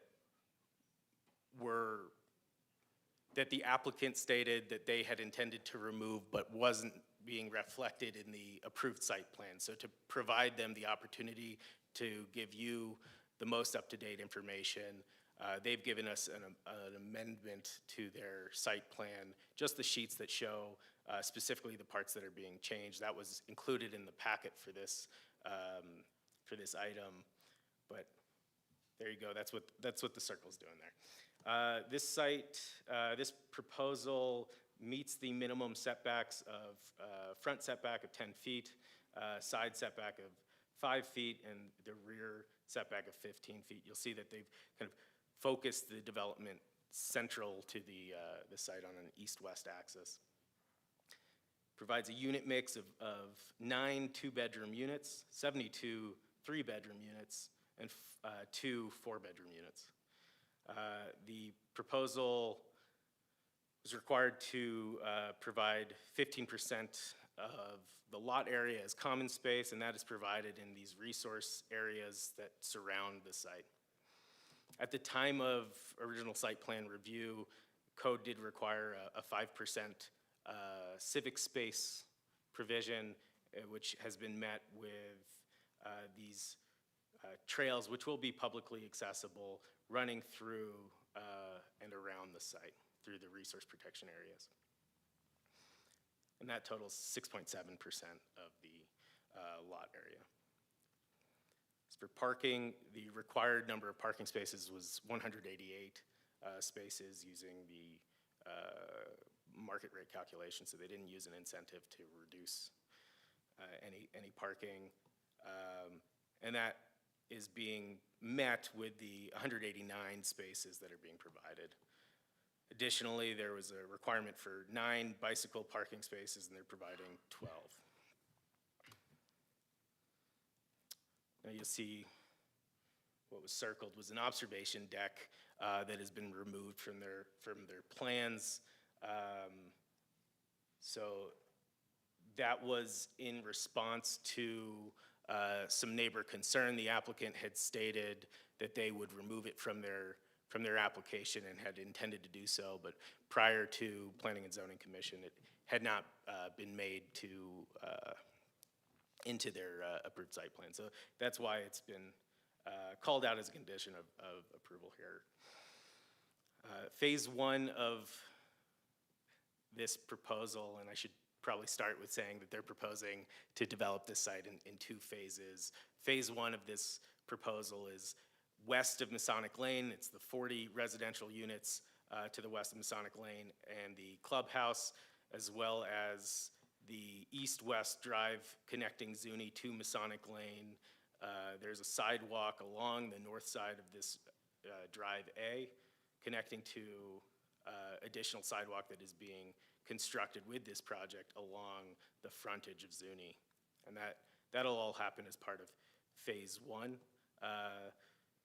The improvements to Zuni Drive include a new bike lane and sidewalk along the Zuni frontage, and 2 bus stops, one on both sides, or one on each side of Zuni to go for both directions, as well as the detention basin serving the stormwater management. On the east side, you have phase 2, which is 43 residential units. Another east-west drive, providing connection this time from Lone Tree to Masonic. You have a continuation of that north side sidewalk and connecting to some improved sidewalk reconstruction along Lone Tree, because there is a southbound right turn lane, and they've added new 5-foot parkway and reconstruction of the sidewalk as part of that project as well. Just going to briefly go through the building design. You'll see Unit A and A2 and B are the residential units, all meeting the architectural design standards for material, color, massing, and roof design. The clubhouse, we'll see another circle of mine. In the meeting, it was also disclosed that as a product of neighborhood meeting discussions, there was some concern about the rooftop deck, rooftop patio, and the applicant had stated that they would remove that from their proposal. And so you'll see they've already provided, and it was included in the packet, some changes reflected in their building design for the clubhouse where that rooftop deck has been removed. Resource protection, residential development requires 50% forest resource protection. This project uses the affordable housing incentive, which allows for a reduction of 35% to 35% of 50 gets you to a requirement of 32.5%. They are proposing 33.6% preservation rate. As for slope preservation, they are meeting and slightly exceeding all slope categories.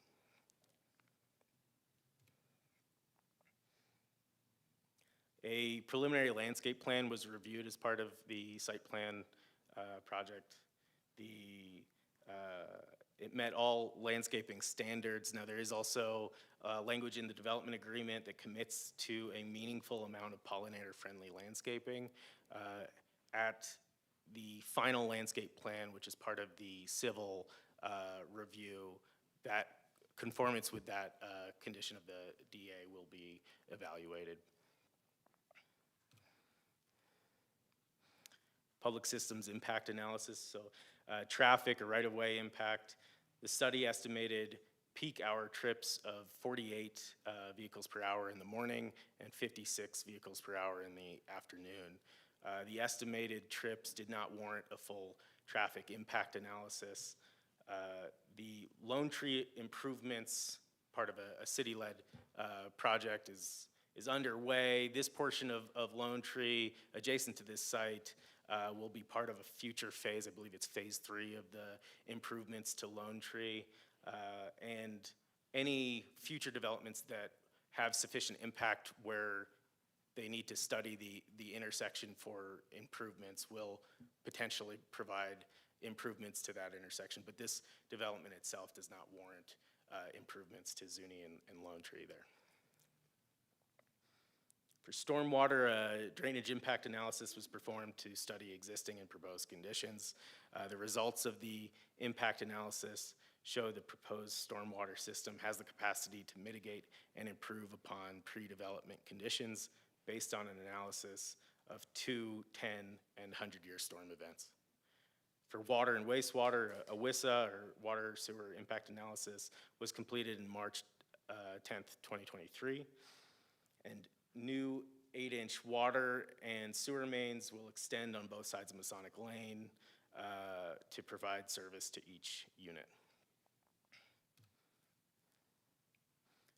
This project, as a public hearing, did require neighborhood meetings. The applicant held 2 neighborhood meetings, the first on October 17th, 2024, and the second on November 21st, 2024. Per the sign-in sheet, the first meeting had 17 attendees and the second 10. Concerns raised were traffic, parking, impacts to the natural environment, fractional ownership, which I can get into as well, and short-term rentals. In response to neighbor participation, the applicants removed fractional ownership from their proposal. The applicant has included in their development agreement a restriction that prohibits leases under 30 days. So fractional ownership, as described in the applicant materials that were provided in the neighborhood meeting, allowed for the fractional sale of property, and there was some concern that that would create a larger scale of impact, and the applicant has removed that from their application. That has been made a condition, which is being recommended to you today, that be prohibited. The Planning and Zoning Commission meeting was held on July 23rd, 2025. So I have already alluded to, the applicant stated that they had made changes to the site plan to address neighbor concerns about the rooftop deck and the observation structure, and that's why it's been included in the recommendations for conditions of approval, that they have this project minus those two things that they've said that they've already adjusted in their personal plans. So the commissions that have been added from, or the conditions that have been added from the Planning and Zoning Commission meeting are the site plan shall be revised to remove the rooftop deck from the amenity building. The site plan shall be revised to remove the observation deck, and a restriction shall be placed to prohibit fractional sales. There is a development agreement as part of this rezoning application. The primary purpose of this agreement is to set out roles and responsibilities in regard to the following, but not limited to, the developer obligations for public improvements to rights-of-way, development phasing, restrictions on short-term rentals, no leases under 30 days, and the administration of the Affordable Housing Fund contribution payments, as well as commitments to sustainability initiatives. The applicant has proposed 100% electric units for the entirety of the site, 2 EV charging stations on site, as well as hookups for each unit, a bus pass program for first-year owners, and the applicant will promote the use of the EcoPass for Educators program as well, and a bike share program, as well as the pollinator-friendly landscaping that I had mentioned earlier. The findings for a zoning map amendment are, the first is that the proposed amendment is consistent with and conforms to the goals of the general plan and any applicable specific plans. The second, the proposed amendment will not be detrimental to the public interest, health, safety, convenience, or welfare of the city, and will add to the public good as described in the general plan. And the third is that the affected site is physically suitable in terms of design, location, shape, size, operating characteristics, and the provision of public and emergency vehicle access and public services and utilities to ensure that the requested zone designation and the proposed or anticipated uses and/or development will not endanger, jeopardize, or otherwise constitute a hazard to the property or improvements in the vicinity in which the property is located. Finding 1, conformance with the general plan. As we already talked about when we looked at the density, that does conform with the existing suburban neighborhood area type in terms of density, as well as the building type of the low-rise apartment structures, townhouse style development. I have a list. I'm going to get some water here. Here are some of the goals and policies from the regional plan that this item is in conformance with, although a comprehensive evaluation of the conformance with the regional plan has been included as part of the staff report. Under environmental planning and conservation, the ENC 10.5, which says support the development of watchable wildlife recreation opportunities.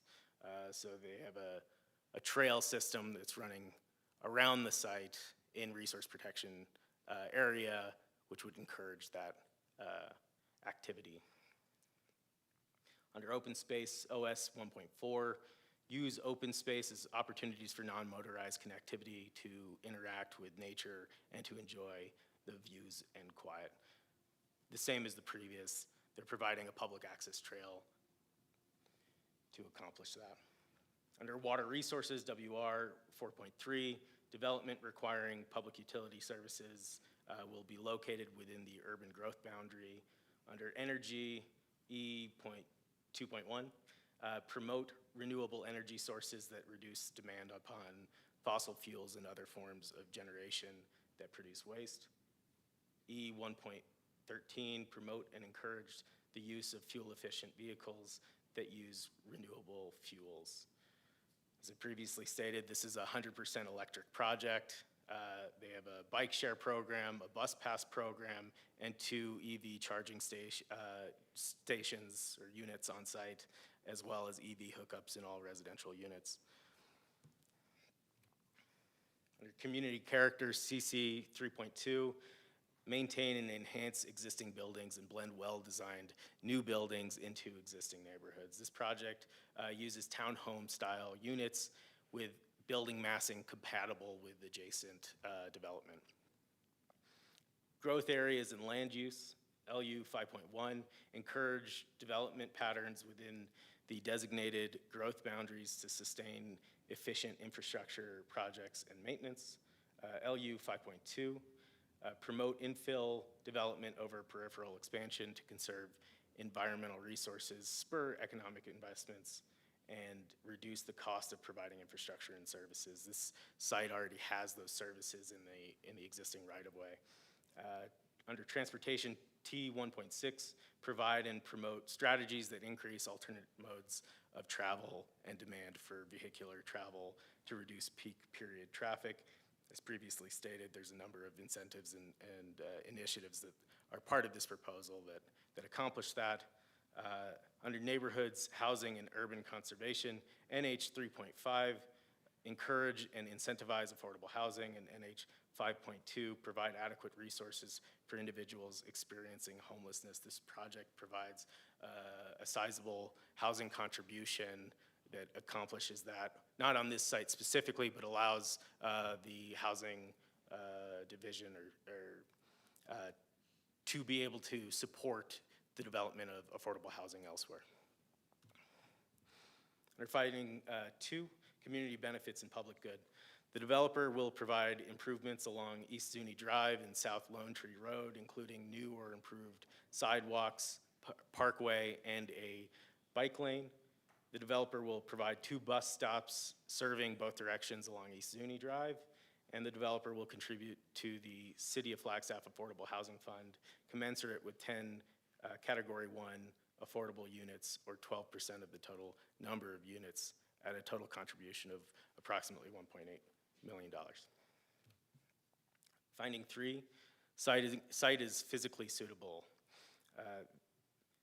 This project meets the applicable codes and requirements. Site plan was approved on May 9th, 2024, subject to the director ordinance zoning map amendment, so it was conditioned on this action now.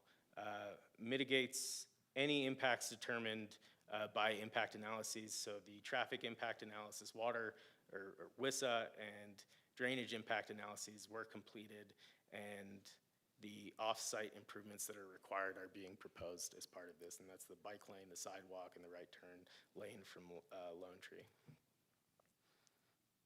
With that, the recommendation is for the Planning and Zoning Commission recommends the City Council approve the zoning map amendment request in accordance with the findings in the staff report and subject to the following conditions. The subject property must be developed in accordance with the approved site plan and the conditions of approval dated May 9th, 2024. Modifications other than minor modifications to the approved site plan will require an amendment to this direct to ordinance zoning map amendment request.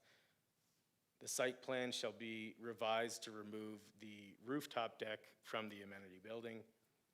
The site plan shall be revised to remove the observation deck. A restriction shall be placed to prohibit fractional sales. All other requirements of the zoning code and other city codes, ordinances, and regulations shall be met by the proposed development. All terms, conditions, and restrictions detailed within the Pine Haven Development Agreement must be fully satisfied, and in the event the property is rezoned and the developer fails to obtain final civil plan approval within 2 years of the effective date of the rezoning ordinance, then the city may schedule a public hearing before the City Council for the purpose of causing the zoning on the property to revert to the former classification of rural residential and suburban commercial in accordance with ARS 9-462.01.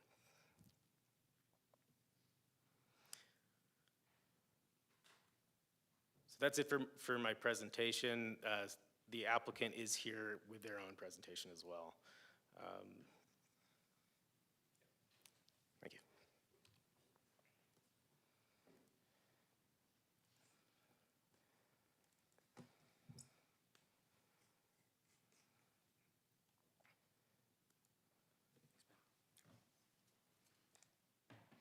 Council, Mayor, good to see everyone tonight. Always a great excuse to come to Flagstaff from Austin, Texas. So my wife supports this move. It's great to be here. It's been about 2-3 years in the making. My name is Tom Staub. I am the CEO of the company, which is Red Oak Development Group. We are based out of Austin, Texas, as I said. So if you look us up as to what we do in Austin, Texas, it's a variety of things. I think what you'll find in whether it be LinkedIn posts, our website, our communities, is that we are an innovative master plan community developer. We are a trailblazer. We bring innovation, and we bring people-centric communities across Austin, Texas. We got started in Arizona, outside of Flagstaff, in Williams, was where we broke ground back in 2016. I always wanted to be in Flagstaff, but land was very expensive. And then we got an opportunity that was presented by a local agent here, who was part of the liquor license approval earlier. And it was a great site. It's an amazing site with a beautiful topography, which was one of the inspirations around the observation deck, which we now removed, but it's an incredible site. And so we had the opportunity to do something special, and I think what you'll see today is hopefully that. And again, if you look at a lot of our communities, you will see a mix of rural and urbanism all in one. So we do try to bring innovative products into our communities, different typologies. Our price points in any community will range from mid-200,000 range to above $1 million, right? So we really believe in attracting all different people of life, mainly because it's changing. People are having less kids, they have more dogs, they work from home. It's just a different world that we're living in. So what you will also see in our communities, including this one, is we invest heavy in two main things. One is park space, and two is amenities. And we don't wait until the very end to do so. We do it very early on.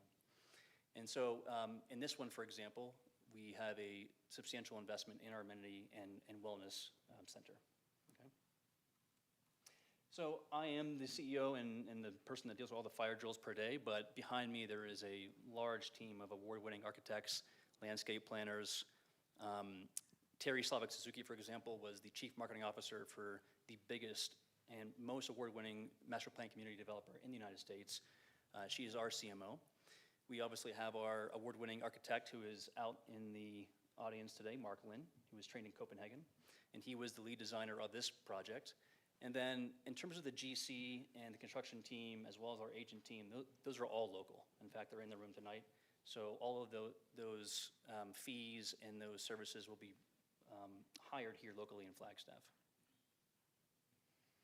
Again, just another view of the site. I think you know where it is, but it is close to NAU. It is next door to Pine Canyon, and we are in the sea of longtime Flagstaff developers. And hats off to you all. But we are trying to do things a little bit differently than the Capstones of the world and the Miramontes. And I think this site does that. So I'm going to let Mark Lin talk a little bit about the inspiration of the aesthetics, because I think that's a really important part to talk about. And then also, Mark, if you could you talk about how we, focus on the nature and the site as the leading factor to our design versus the homes? Sure, yes. Thanks, Tom, and Mayor and Council. My name, again, is Mark Lind. I'm the architect of record. I want to start by saying I'm an Austin native, but I went to grad school at ASU down in Tempe. My research on Native American cliff dwellings as architecture, as good examples of regional climate-based design, took me to the Verde Valley and up to Flagstaff quite frequently. So even though I'm a Texan, I'm very familiar with that area. And you cannot go from the Sonoran Desert in the Phoenix area up to the Coconino Forest of Flagstaff without being awed by the beauty of the forest. So whenever people ask, what is the inspiration of this project? It's the forest, it has to be. We decided early on that we wanted to make the architecture understated, to let it be the backdrop to the forest rather than vice versa. We did this by keeping the massing simple, grouping the buildings together closely so we could preserve as many trees as possible. We painted the buildings a dark color so they recede into the forest. So it's really the forest that pops, not the buildings. We employed simple shed roofs so that rainwater is directed to the back of the units, not the front where the driveways and roads are located. And by shedding to the back, we also facilitate snow removal. Um, it also helps keep the massing and the height of our buildings down. We opted to not do the traditional 10-foot ceiling plate, but to actually bring it down to 9 feet. That, with the very low sloped roof, makes the massing more minimal, and it allows greater views to the forest as a consequence. Most importantly, we followed WUI design guidelines. In addition to the city guidelines, the WUI, while you guys, I don't need to describe what WUI is. You guys live with it every day. But we designed the buildings to have fire-resistant materials on all the walls and roofs. We minimized roof overhangs because these elements trap flying embers, direct them into the attic. So we also eliminated attics. Our projects are lower as a result. Our roofs are simpler to construct. And because we eliminated the attic, there's less of a chance of the roof burning, because when the roof goes, the house is lost. So following these WUI guidelines really helps to protect both the buildings, but by doing that, we're also protecting the forest, because if the buildings burn, it's exacerbating the wildfire problem in the surrounding forest. I wanted to say that shortly after we finished the design of this project, those devastating wildfires in Los Angeles occurred. And I did a lot of research on the buildings that withstood the utter devastation that entire communities suffered as a result.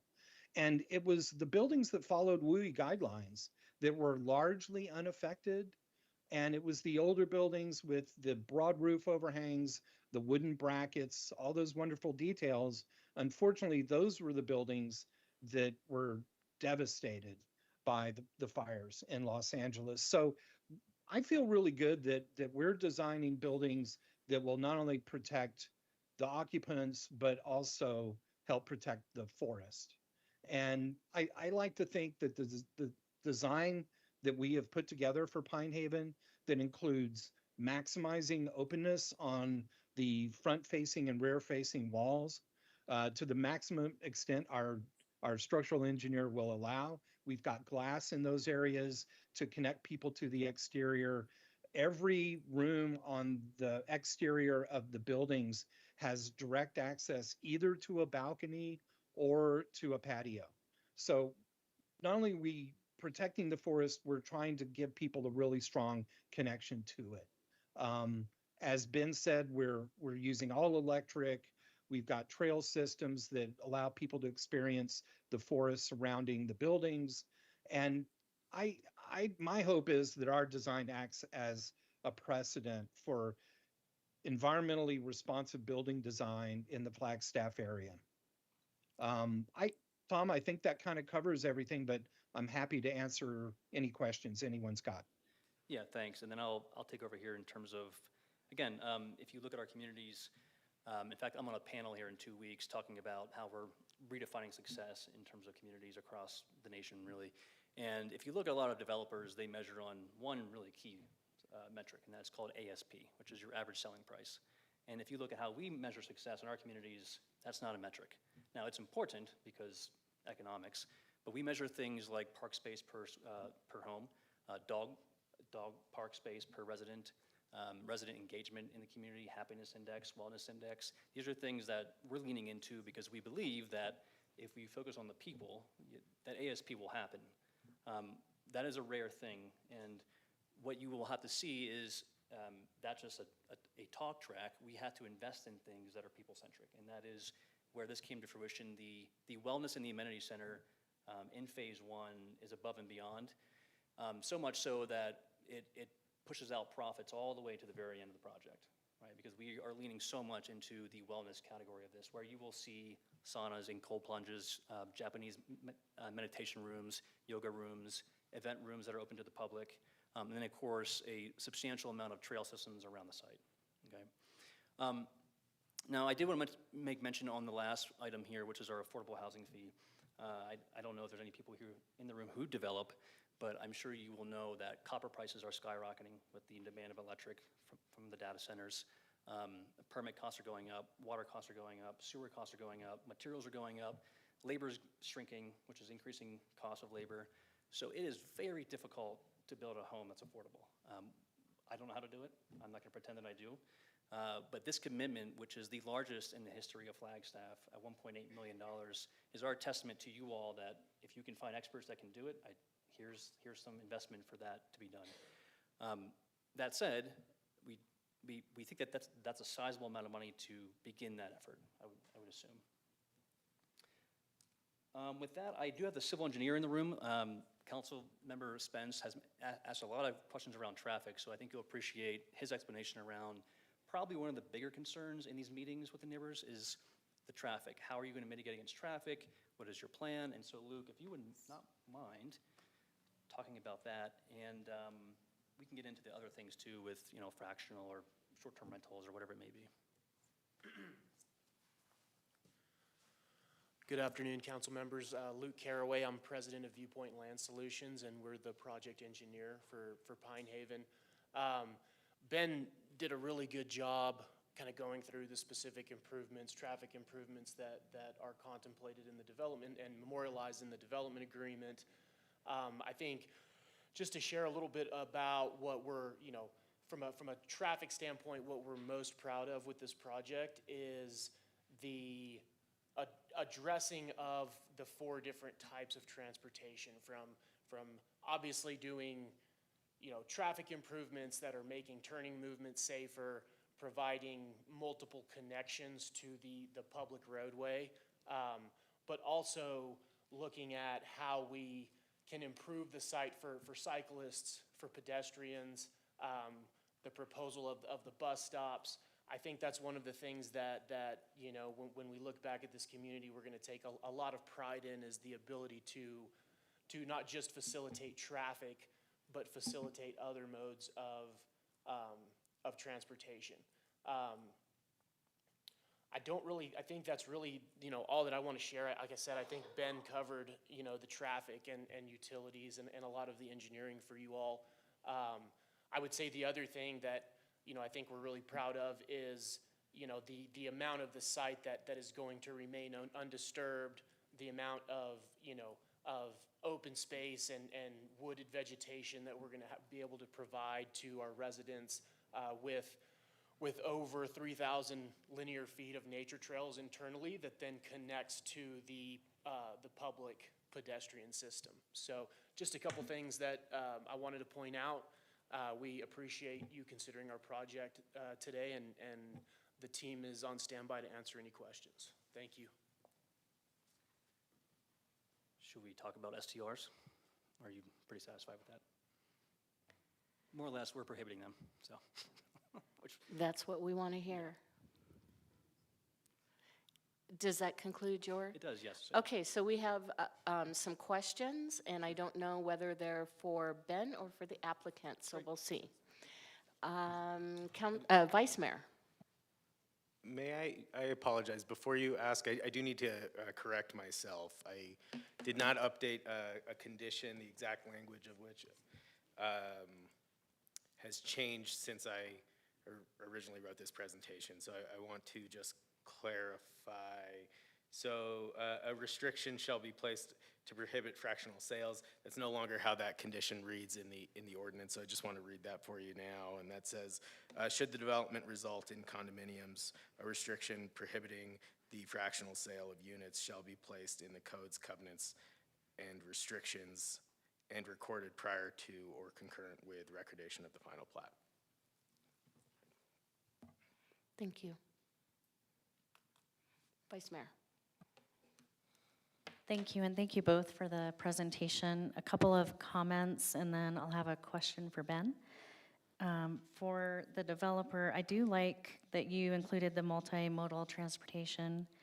I like the architectural design and using the elements from the outside, and it looks like you really spent a lot of time researching Flagstaff and what would fit in here.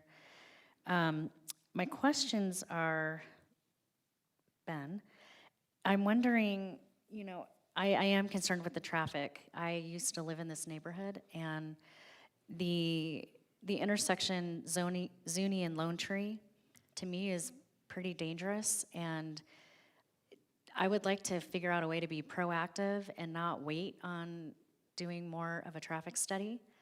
And, it's that intersection, there's topography, it gets very icy in the winter. I almost spun out, and I'm a very slow driver, and I almost spun out in my 4Runner on that corner.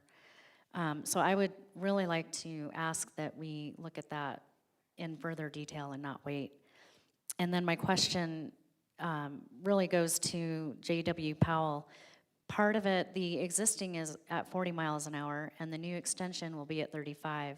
And I'm wondering if we have looked at making it all one speed limit, and I would advocate for the 35 mile per hour speed limit. Have you looked into that? And So I've sensed Steph Santana with traffic is ready to answer that question. thank you. Good evening again, Steph Santana, Transportation Engineering. To touch on your first comment, so this project is actually not meeting the thresholds to require a full-blown traffic statement or a TIA. The threshold is 100 trips in the peak hour. They're at 56. So this was a rezone, so they were required to put together their trips, look at that trip generation, and we actually required them to do a right turn lane warrant analysis. So this project is required to add a right turn lane southbound into the site off of Lone Tree. As for the intersection of Zuni and Lone Tree, it just didn't trigger the need to study that intersection. It's not proportional to the size of this project. The second question that you asked was JWP speeds. I think that'll be covered with that JWP project, looking at when the city does their section of JWP. I believe we'll assess that when that time comes. We haven't put that into any studies or changed the speed limit currently, but I would imagine if we are posting it 35 for the section that you just referred to, we would probably change it for the rest of it as well, if it's the same feel. Okay, thank you. And can you expand a little bit, looking into the future, if we can't do the traffic study now, what does trigger that? Or how do we monitor to know when that study can occur? Thank you. So there are two large projects that will be looking at this intersection. So the state trust land, 405 acres, this intersection is in their TIA to look at, as well as Juniper Point. They're both working on a master TIA that includes large portions up and down Lone Tree. So this intersection will be studied with those projects. And I do think Ben mentioned that we have a project and funding to study, and then funding to actually build the widening of Lone Tree. There's the 3 different stages. So right now we're working on the overpass, as you are all aware of. And then the next chunk will be O'Leary to Pine Knoll, and then the last chunk is Pine Knoll to JWP. So that will be studied. I believe there's actually funds in this budget year to study that portion of Lone Tree, and this intersection will be included. Thank you. Thank you. Councilmember Matthews. Thank you, Mayor. I have questions for both Ben and Tom. Tom, I think you already gave me the answer, but I just wanted it repeated because it's going to go to a fair item that I'll be bringing up later. You said you've been working on this for 2 to 3 years. Mm-hmm. So you've been working on this project and you were required to do a site plan? Or, I mean, you came a long way and you don't even know if you get a rezone yet, right? Yeah, that's part of the process. Yeah, it's adding costs to affordability issues across really the nation. Even in Texas, 2-ish plus years to get approvals on a project. It's very costly And I'm guessing a few $100,000. Oh, way more. Way more. Much more. Okay. Yeah. Thank you. I just needed that soundbite for later. Yeah, it's around.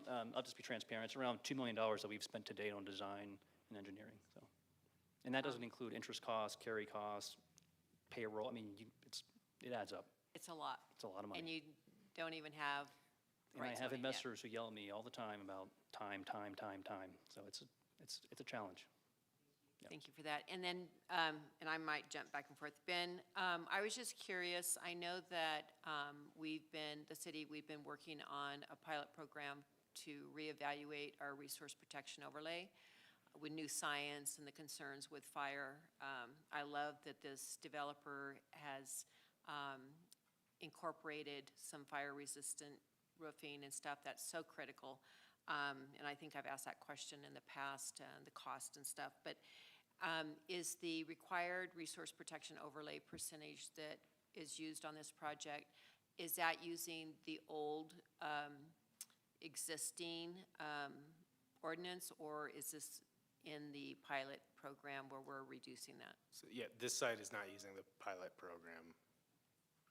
And then also, because I live in that area, I'm just trying to, this is just for my own curiosity, the bus stop across the street, so there's a big ditch across the street on Zuni. So, and I'm assuming the developer is just doing the construction, not easements or anything. So is that going to be on the road? I'm assuming the roadside of the ditch, which isn't a lot of room. I'm going to see if Steph is still here. Thank you. Hi, thank you. So that bus stop on the north side of Zuni will actually fall within right-of-way. We've placed it in a location that doesn't fall in the ditch and doesn't go into the road. So the developer has been very kind in working that out and adding a little bit of sidewalk to connect to that bus stop. So it is falling within right-of-way, that pad. And don't sit down. Okay. I think this next question. So one of the things that triggered me or encouraged me to run for city council several years ago was watching a city council meeting where that council had a very robust discussion on the Lone Tree overpass and intersection. And I believe, if I'm correct, there was some redesign encouraged at that point after I don't know how much money was spent. And I remember distinctively, it just like I can see this gentleman, he was a consultant from San Diego, talking about if you build it, they will come, so don't build the intersection and overpass to accommodate the anticipated traffic flow. So I believe, if my memory serves me right, the redesign would cause traffic backed up to the 40 from Lone Tree and Butler. And now I'm listening to this, and I'm not going to question you guys as experts in the traffic, but I'm just, now that we are developing all this stuff off J.W. Powell and this project here,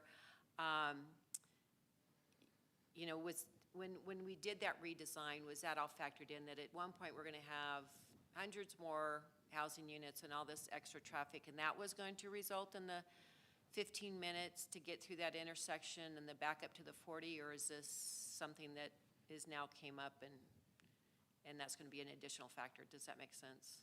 I think so. I'll try to tackle that. So the study of the Lone Tree overpass, I wasn't quite in that when that first happened. But to my knowledge, they did use the regional plan and assumed, you know, Juniper Point and STL and all these large projects that are south of town are coming. I think someone needs to correct me if I'm wrong, but I think the big great thing about the Lone Tree overpass is actually alleviating traffic from Milton, actually. So taking some of the traffic off of Milton and using this as another cross versus just going under the railroad tracks. So to answer your question, I do believe when the study was done, they were assuming these developments were happening down on this southern empty part of town. Thank you for that, just because I have a personal interest since that's the road I use. And it will be studied further for those projects. Then just a curiosity, maybe Ben can answer this, again, just feeding my curiosity. It sounded like a observation deck would be really cool. Like, so why was the neighborhood concerns, like why did we not want to do that? I mean, that's part of the Lowell's Observatory attraction, that we have a rooftop over there. So Tom was in the neighborhood meeting where that was discussed. So okay. So in the first meeting, and by the way, your residents were very informed. It was, in all of our meetings that we've done, very informed residents. One of the concerns was line of sight, right? So our buildings don't encumber the line of sight from the adjacent communities. The observation deck, I think, debatable because it's essentially was a pyramid style, Mark, keep me honest, 2 or 3 story deck that would overlook the entire site. So if there was one thing that could have encumbered the line of sight, it was that, and we had diagrams to sort of show that. So, you know, in asking them what would they like, they decided that they did not want anything in the parks, just keep it trails, and so we leaned into that and removed that observation deck. And by the way, my GC was thankful because he said it was an impossible feat anyways, so. Cool. But I'm with you. Yeah, that was just curious, because I thought, oh, wow, that'd be really cool. Then lastly, and you may have already just had these in your design, but as I'm getting more informed and educated about how we go through the planning and zoning process with our developers, and understanding that our state doesn't allow us to require certain amenities like all electric and EV plugs and stuff. Was that in your original design, or was that part of the horse trading that went back and forth? Well, again, I mean, well, And just to interject, yeah, I ask and this because I have concerns about cost of build to then the affordable housing component. yeah, I mean, one, it's somewhat expected in new homes, at least where I come from. And then two, I actually designed this community as well as a place where I want to live. So, you know, and Mark knows that. So there are elements in here that I wanted, and I appreciate the EV hookups and whatnot. I appreciate all the enormous windows that cost a lot of money. I did want the observation deck. I did want the wellness center. So these are some of my own selfish ones. But I think if you look at the trends on motor transportation and what we're seeing, EV is kind of a needed, you know, accessory to housing. And then one of the things that we leaned into that was also somewhat risky and not advised with other developers in the area is to not have any gas. And so both the electric and the EV front was one of our ways to do that. So. Thank you. It looks like a beautiful project. Yeah, thanks. And, you know, I've been wondering what was going to go in that corner for some time, so it's good to see it. Well, not a gas station, no. Not a gas station, thank you. Councilmember Spence. Thank you, Mayor. Before I got on the city council, I was driving a school bus for 3 years, and my route twice a day took me to the Zuni Lone Tree intersection. And I agree with Vice Mayor Sweet that this is a very problematic intersection, especially when Coconino Community College students are turning into CCC. Traffic backs up on Zuni, and I appreciate that widening of Lone Tree to make it a better road, both for residents and for college students. That's a big project. Lone Tree is a long road, and to make that all into a 4-lane road, or to improve the 2 lanes that are there, is a very big project long term.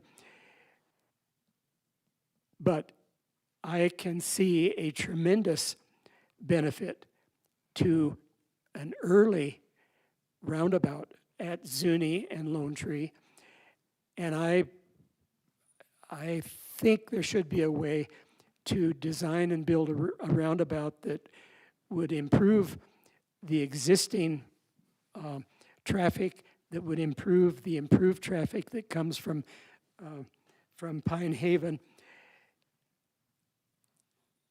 that would be compatible with eventual improvements of Lone Tree. So I would request that this doesn't impede the rezoning request, but I would request that the city look at the construction of a roundabout to improve Zuni Lone Tree traffic. And my question for the developer, on one of your bullet points, it said there's dedicated right-of-way to facilitate future roadway improvements. Is that dedicated right-of-way? Would that apply to a roundabout at Zuni and Lone Tree? Steph Santana with traffic. Thank you, Ben. So there has actually been a study done by MetroPlan. I have it right here, some environmental study, planning and environmental linkages. So MetroPlan has already completed a study of that intersection. It might even include the intersection of Lone Tree and JWP, and it recommends a roundabout, I believe, at both of those intersections. So that is what is planned for, I would imagine, the widening when it's studied. We will also study it. As for right-of-way, I don't have it in front of me, but I have a feeling we've already got a lot in that area, and I actually would probably assume that we have enough to put a roundabout in there. But I would have to, that's a good question. We can consider that when I'm looking at the plat again. Thank you. I think it's a beautiful development, and I think if the traffic issues can be resolved, it's a great addition to our community. Thank you. Councilmember Garcia. Thank you, Madam Mayor. And not to add to the scrum, but I will dogpile slightly on Vice Mayor's comment, only to get some clarification, so I will not be duplicative. But in looking at, the crossing there, I didn't see any outlines for crosswalks. There was some mention that there's access to the urban trail, but I'm trying to remember exactly where the urban trail comes out there. So I was wondering, since you guys are not going to be doing any traffic treatments, in other words, I'm assuming that means you're not going to be putting even a crosswalk light right there. Will there be at least a crosswalk so folks can cross that street? From east to west or north to south? Steph Santana. Open. So I believe with the recent Road Repair Street Safety Project, I think they just came out here and did Zuni, like an overlay. They actually striped a crosswalk on the west leg, so across Zuni.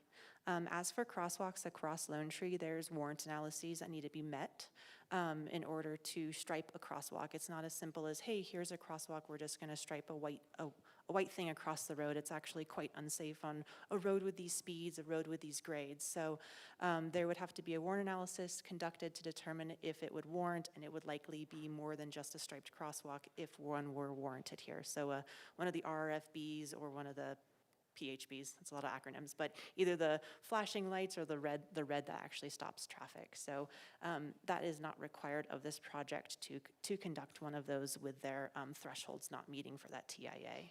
But it will be studied with these upcoming projects. Thank you for the clarification. That helps me a lot.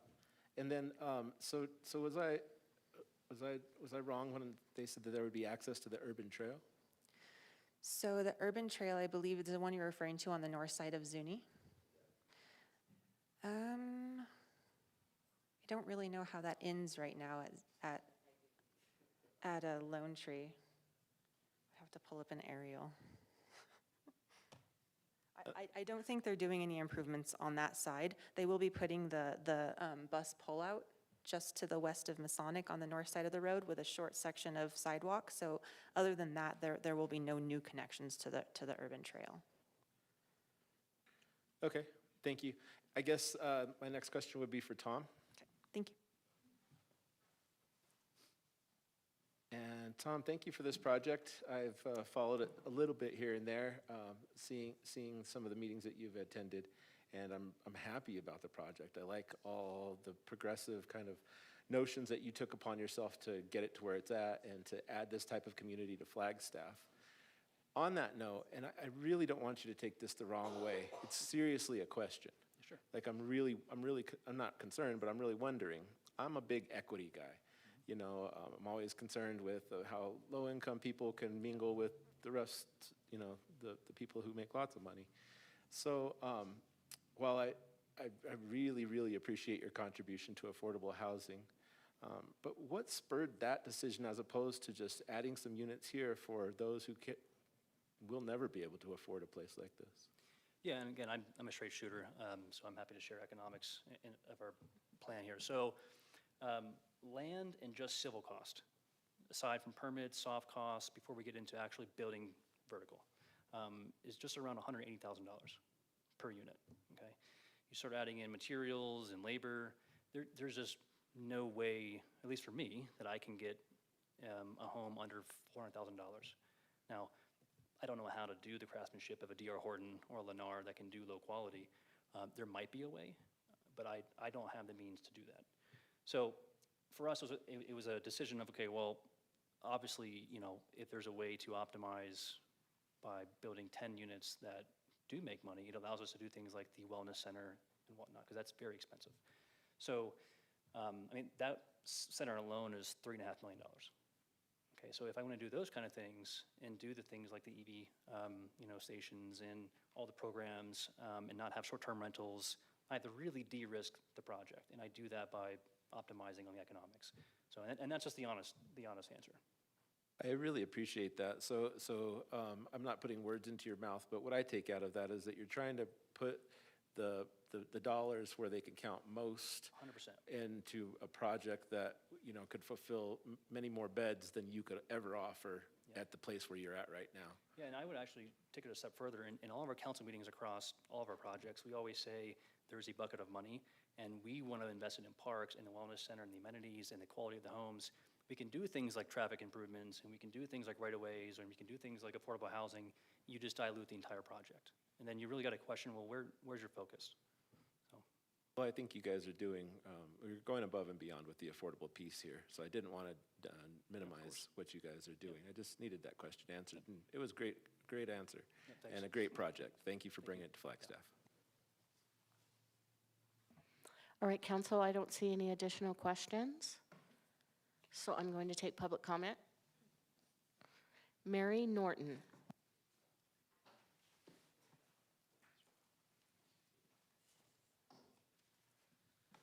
Good evening, Mayor and Council. I wrote you an email, and I'm so thrilled that obviously you've read it.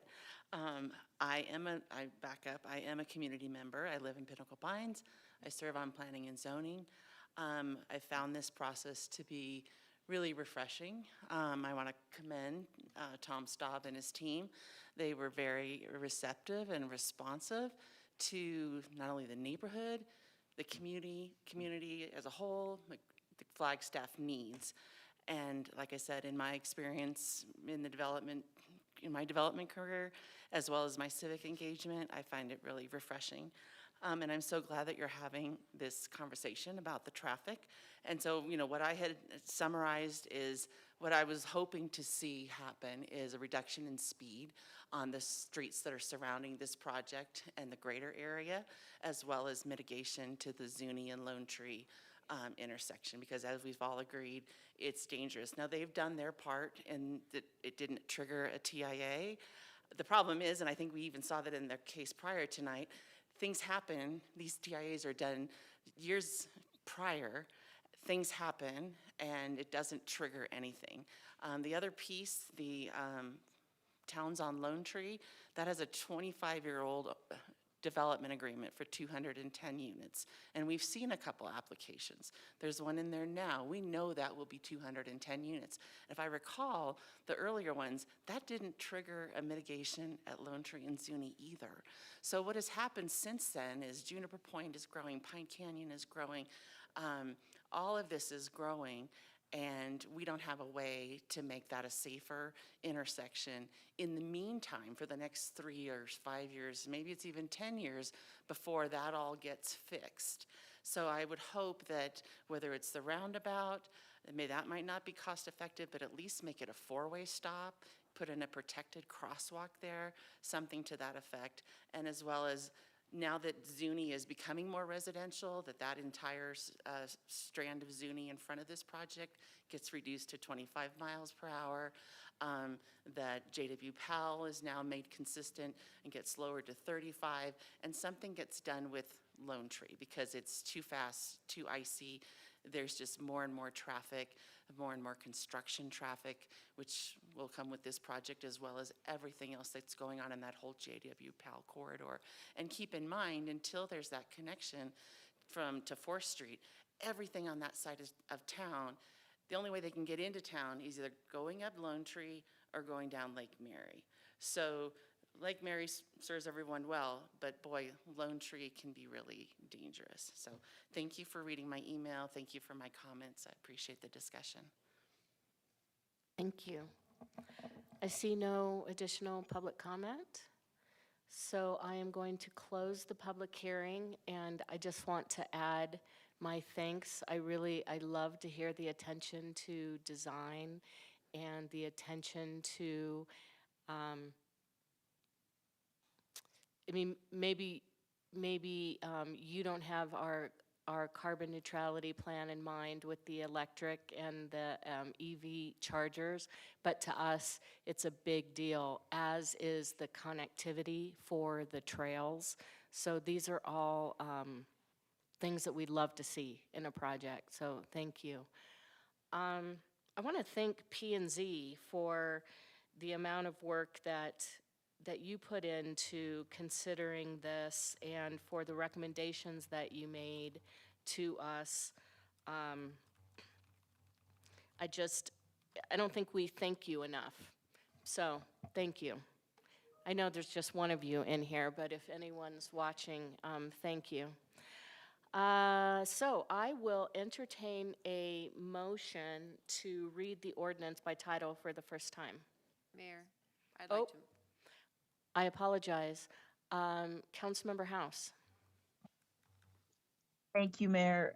Yeah, I just wanted to add my thanks to both to Ben and the city team for this presentation, to the Planning and Zoning Commission, and to the developer for all the work that's gone into this. I think this project is a really good indicator of what can happen when we truly work as community to bring these types of projects to Flagstaff and work together in that way. So thank you all for the contributions to that. And with that, I would also like to move that we read ordinance number 2025-17 by title only for the first time. Can I get a second? I'll second. Any discussion? All those in favor? Aye. Aye. Any opposed? City Clerk? An ordinance of the City Council of the City of Flagstaff amending the Flagstaff zoning map to rezone approximately 13.82 acres of real property generally located at 2951 South Masonic Lane, APN 103-26-002D from the Rural Residential RR Zone in the Resource Protection Overlay and Suburban Commercial SC Zone in the Resource Protection Overlay to the Medium Density Residential MR Zone in the Resource Protection Overlay with conditions, providing for severability, authority for clerical corrections, and establishing an effective date. Thank you very much. Thank you, Ben. Thank you. And I would just like to state that the second read for this is scheduled for September 2nd. It didn't clear the routing in time, so I will be back on September 2nd asking for a continuance for that item to move to September 16th or be heard on. Oh, okay. Thank you. Thank you. And for the audience, just to let you know, after this next public hearing item, I'm going to call a 15-minute break. So we're moving down to item 13B. And I am going to open the public hearing for this item. Hello. Would you like me to introduce it? Good evening, Mayor and City Council. Erin Young. I'm here on behalf of Water Services with Rick Tatter in Management Services, and we have an ordinance for your consideration and adoption to Flagstaff City Code, the water system regulations for 2 capacity fees that were mistyped by, I think it was me, in July 2024, and we're asking those be corrected. And we're here if you have any questions. Thank you. Okay, council, any questions? We have discussed this previously, right, that we needed to do this. So, and we have no public comment. So I see no questions from council, no public comment. So I will close the public hearing and we can deliberate or someone can make a motion. Councilmember Matthews? Thank you, Mayor. Aaron, thank you for getting me the information that I asked for. I really appreciate it. So I'd like to move that we read ordinance number 2025-18 by title only for the first time. I'll second. Any discussion? All those in favor? Aye. Any opposed? Any opposed? City Clerk? An ordinance of the City Council of the City of Flagstaff amending Title VII Health and Sanitation, Chapter 7-03, City Water System Regulations of the Flagstaff City Code by amending Section 7-03-001-0011, Water Main Capacity Charges, providing for penalties, repeal of conflicting ordinances, severability, and establishing an effective date. Thank you. All right, we are going to have a 15-minute break. And when we return, I was still talking.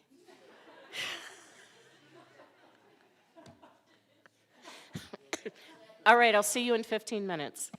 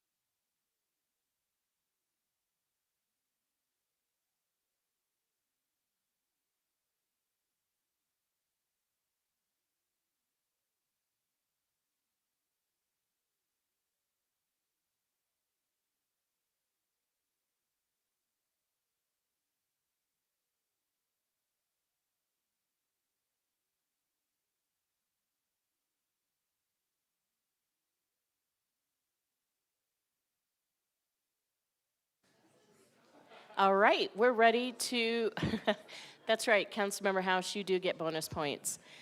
We are ready to get started on our regular agenda. Item 14A is consideration and adoption of ordinance number 2025-15. So, hello. Good evening, Mayor and Council. Bryce Doty, your real estate manager.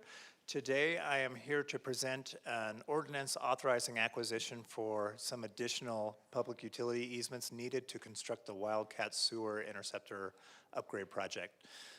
This is the Exhibit B of the ordinance, and we've got 3 additional parcels where we need additional public utilities. So we have existing lines in there. We're expanding those. We need about 15 feet on the south side of these lines to put the new lines in. And so it's going to affect Coconino County. It's going to affect the United Metro Materials. That's the CEMEX plant there, right here. And it's going to affect the parcel that was state land but was recently purchased by an entity, El Paso Road Land LLC. And so this ordinance is going to authorize us to do what we need to do to acquire those public utility easements. And that's all I have. Available for any questions. Council, do you have any questions or comments? And there is no public comment. All right, well, I will entertain a motion to read the ordinance by title only for the first time. Mayor, I would like to move that we read the ordinance 2025-18 by title only for the first time. Did you say it's 15-15? Yes, thank you, 2025-15. Is there a second? I'll second. Any discussion? All those in favor? Aye. Aye. Any opposed? All right. Thank you, Bryce. Next thing, B, consideration and adoption of ordinance number 2025-14. Can I read the ordinance really quick? Oh, no. Yes, please, would you read the ordinance? An ordinance of the City Council of the City of Flagstaff authorizing the acquisition of real property interests for the Wildcat Interceptor Sewer Upsizing Project, providing for delegation of authority, providing for severability, authority for clerical corrections, and establishing an effective date. That was well said. All right, B, consideration and adoption of ordinance number 2025-14. Hello again. Good evening, Mayor and Council. Bryce Doty, your real estate manager. This ordinance, so routinely whenever we receive easements in real property from, as a result of the development process, so if somebody comes in and they need, we need a water line easement in order for them to do their project, we receive that. All real property that the city receives needs to be accepted by ordinance, and so we routinely bundle up all of those and put it on one ordinance, and that is what this ordinance is doing tonight. And I'm happy to address any questions you might have. Council, do you have any questions? No public comment? I will entertain a motion to read the ordinance by title only for the first time. Mayor, I'd like to move that we read ordinance number 2025-14 by title only for the first time. I'll second. Any discussion? All those in favor? Aye. Aye. Any Aye. opposed? Aye. City Clerk? An ordinance of the City Council of the City of Flagstaff ratifying the grant of easements and formally accepting dedications of easements and real property interests, providing for severability, authority for clerical corrections, and establishing an effective date. Thank you. Moving down to discussion items, 15A is an introduction to virtual power purchase agreements. Good evening, Mayor and Council. I'm Jenny Neiman, Climate Action Section Director. Here's Nicole.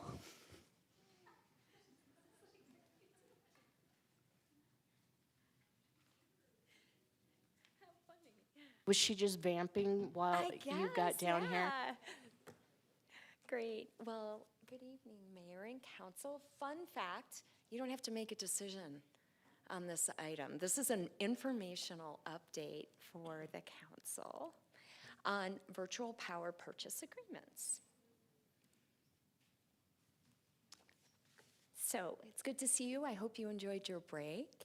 I'm here this evening with Eric Nielsen, who is the Chief Sustainability Officer at Northern Arizona University, as well as the Professor of Environmental Science and Policy.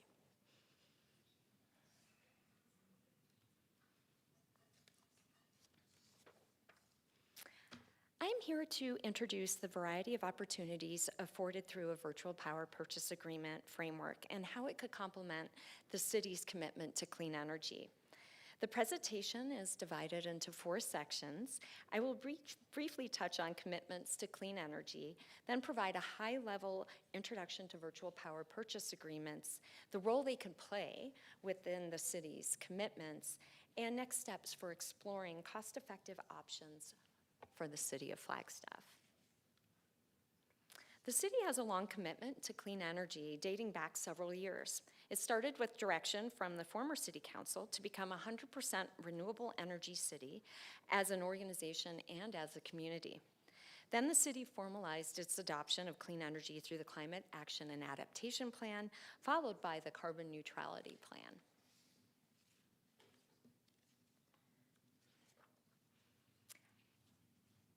There are several models to support clean energy goals. An organization can use a variety of them, including agency-owned power purchase agreements, renewable energy credits, also known as clean energy credits. You'll hear people go back and forth between that terminology, as well as virtual power purchase agreements. I'm pleased to say that the city currently utilizes 3 options listed here on this slide already. We are here this evening to talk about virtual power purchase agreements. This graph provided by the Clean Energy Buyers Association offers a snapshot of the various models used to achieve clean energy goals.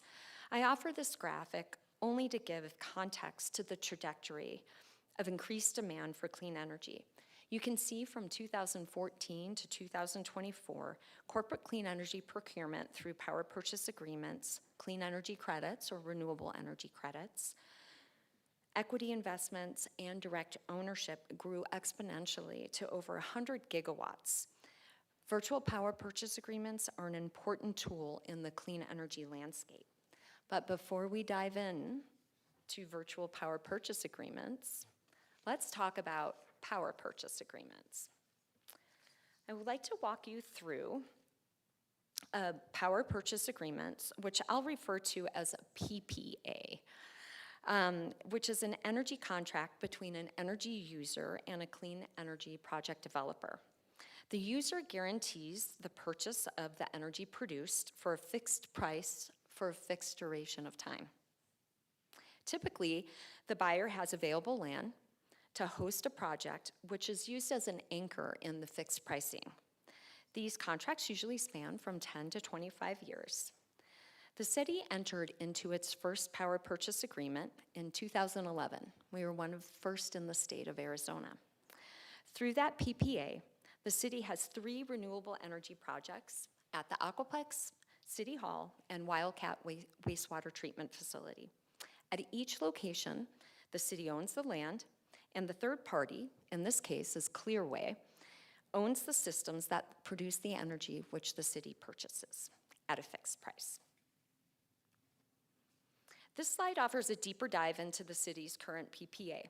The graphic on the left represents the power purchase agreement's energy and financial flows. On the right-hand side of the slide are the size of each systems and the economic framework of each. So you'll see at the Aquaplex, we have a roof-mounted system. The system is just a little bit over 93 kilowatts. We pay just over 11 cents a kilowatt hour. APS pricing averages at 0.138 cents per kilowatt hour, so you can see the savings. I would like to add that all of these are average prices of APS because prices can fluctuate during the day. So to ease the complexity, I'm just using an average. At City Hall, the parking canopies host a 201 kilowatt hour system. We pay 0.124 cents per kilowatt hour, where the average APS cost is almost 0.15 cents per kilowatt hour. And then at Wildcat, this is our largest system. It's 568 kilowatts. It's a tracking ground mount system. And we pay just a little bit over 10 cents a kilowatt hour, where the APS average is just a bit over 12 cents a kilowatt hour. So this gives you a good idea of the economics of a power purchase agreement. So power purchase agreements offer a variety of pros. They have long-term price stability, 20 years in our case, by locking in on energy costs and reducing exposure to market volatility. They also mitigate risk, as the developer assumes most financial and operational responsibility. Their incentive to generate and deliver energy reliability is directly tied to their revenue stream. So in the city's power purchase agreement, we retained land ownership and main direct relationship with the energy supplier, which minimizes the risk of supply disruptions. So if there's a challenge or a problem at one of our systems, we can make a quick phone call and they'll come up to fix the system. Additionally, our PPA developed new renewable energy systems to be deployed, which is a critical component of our climate goals. VPPAs are an effective way for organizations to support, sorry, I have, yep, one slide up, there we go. It's been a while for me as well. Now let's add the virtual concept to the power purchase agreement. With a power purchase agreement, the buyer purchases the energy at a specified delivery point, such as a meter, or it's sent to the energy grid. With a virtual power purchase agreement, or VPPA, the energy is sold on the open wholesale market. VPPAs can be used for clean energy production or purchasing renewable energy credits to achieve clean energy goals. So, VPPAs are an effective way for an organization to support the development of large-scale renewable energy projects, even outside of their immediate region. These agreements help bring new clean energy onto the grid, reducing carbon emissions and improving air quality. These benefits directly support public health as well as the city's climate goals. VPPAs are also providing financial predictability by locking in the price of renewable energy credits. By so, organizations can stabilize their costs and protect themselves from energy fluctuations. They can also offer an opportunity for collaboration. Cities can join other cities, for example, by joining a co-op to help negotiate better rates. This graphic provides a visual representation of the mechanics of a VPPA. What I'd like to invite the council to do is focus on the renewable energy credits aspect of this slide, as this really is the main focus of our discussion today. So summing this up, the role of a virtual power purchase agreement is allowing the city to procure cost-effective renewable energy credits to offset our electric consumption and maintain our clean energy commitments. The city currently purchases renewable energy credits through APS's Green Power Partners program. The city was integral in getting this program initiated with APS, and in fact, we were its first customer. However, there are more cost-competitive mechanisms now available to procure these types of clean energy credits. Additionally, it's essential that the city support new clean energy development on the grid, as many of us have read the recent headlines about APS's response to the growing electric demand in Arizona. APS's announcement is in response to the significant increase due to the rise in data centers. In late 2024, APS CEO stated that their peak demand growth is rising at a rate 100 times faster for data centers than for any other type of power customers. This demand is anticipated to increase the strain on the grid and energy costs. As leaders, the city of Flagstaff should not rely on APS to be at the forefront of greening the grid. From all accounts, they are behind in catching up with this demand. which means Flagstaff's leadership is even more critical to help fortify and bring new clean energy projects onto the grid.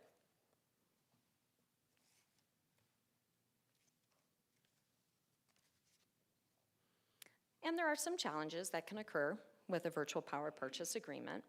Mainly, there is complexity with initial agreements because the clean energy is sold on the open market. There can be monthly pricing fluctuations. However, we already see this with the APS Green Power Partners program.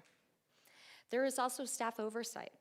As a VPPA may be outside of APS's service territory, it may result in additional contracts. However, staff already manage additional contracts, which I will discuss shortly. So as I hinted to earlier, a VPPA can complement the city's existing commitments to clean energy. So let's discuss how this will fit into the city's clean energy portfolio. And just a note, this is a photo from the Rio de Flag wastewater treatment solar array. This slide provides a snapshot of the city's current clean energy portfolio.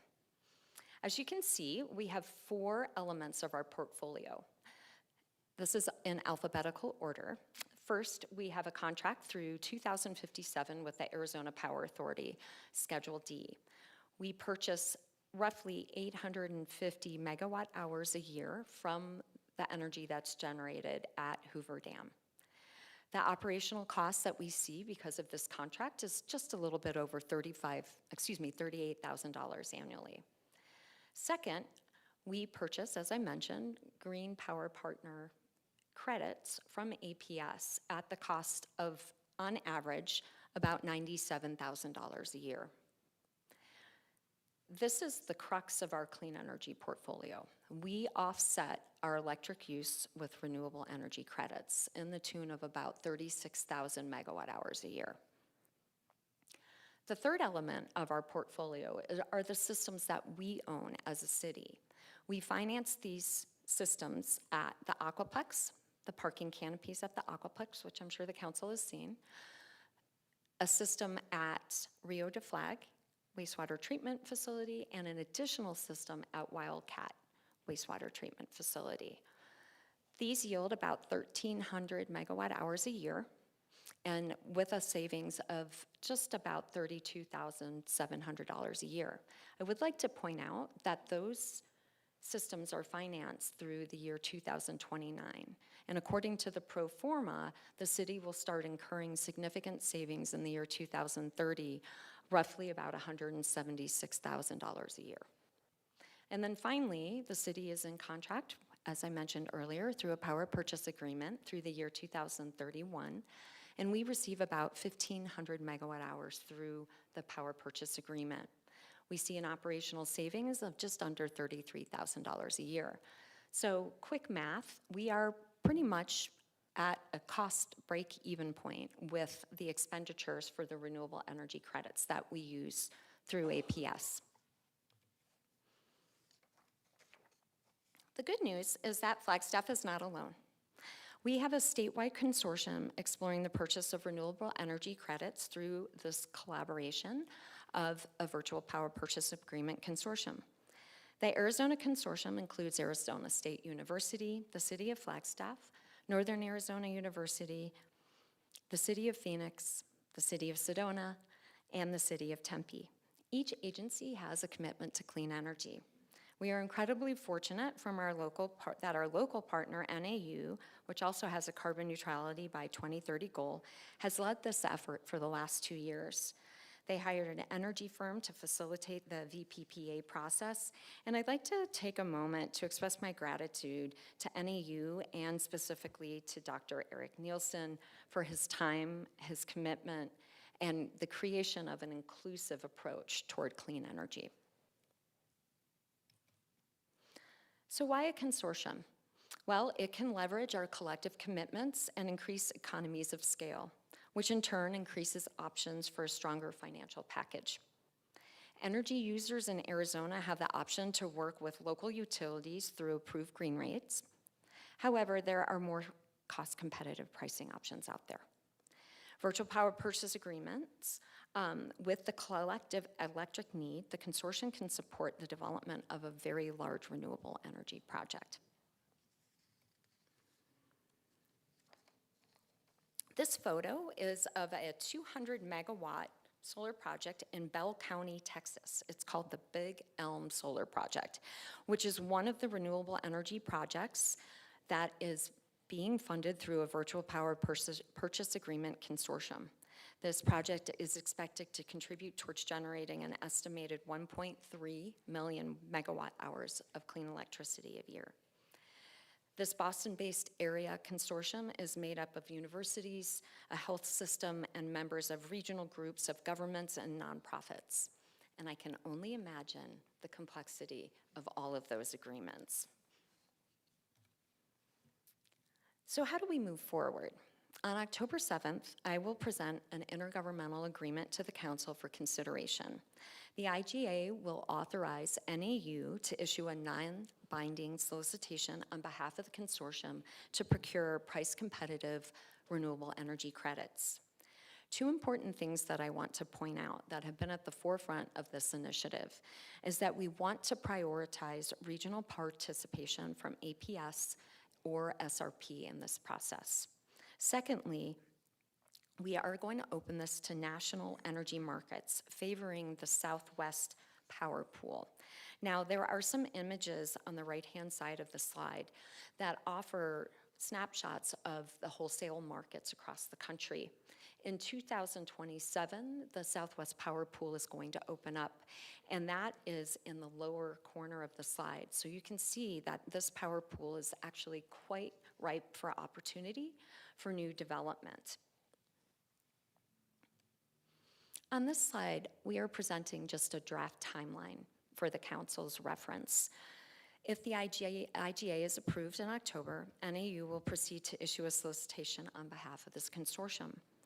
The consortium will then make up the review and scoring committee and begin negotiations for finalized pricing, at which point I would then return to the Council for approval to enter into a long-term contract for renewable energy credits, with operational delivery expected in the year 2027 or 2028. With that, Council, I would like to ask Dr. Nielsen if he has anything to add to the discussion. I'm putting him on the spot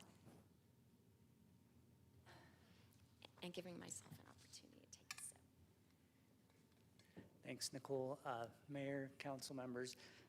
It's been a really, I really appreciate Nicole bringing this. It's the first city that's heard of the consortium that we've been working with, the sustainability directors from Phoenix, from Sky Harbor, from Tempe, Sedona, and ASU, looking at the challenges of meeting our clean energy goals and what are the options that are available. And I guess one thing in the IGA that we, just to emphasize what Nicole said, because we're in a monopoly with utilities in Arizona, the idea is not, we're not going to not talk to APS. We've all been talking to APS and trying to work with APS for clean energy solutions. The idea is that we'll have competition with APS. So we'll see what's out in the marketplace, ask APS what they can offer us, and see, then we'll have a decision. Do we move forward working with our local utilities? But in the end, the climate doesn't care where we're getting rid of carbon emissions. So if we get rid of carbon emissions in New Mexico, if we get rid of them in Utah, if we get rid of them in Oklahoma, it's better for the climate. And we get the credit for reducing those emissions in the United States grid. And that's, I think, a really important thing to think about kind of in terms of the geography of what the solutions might look like.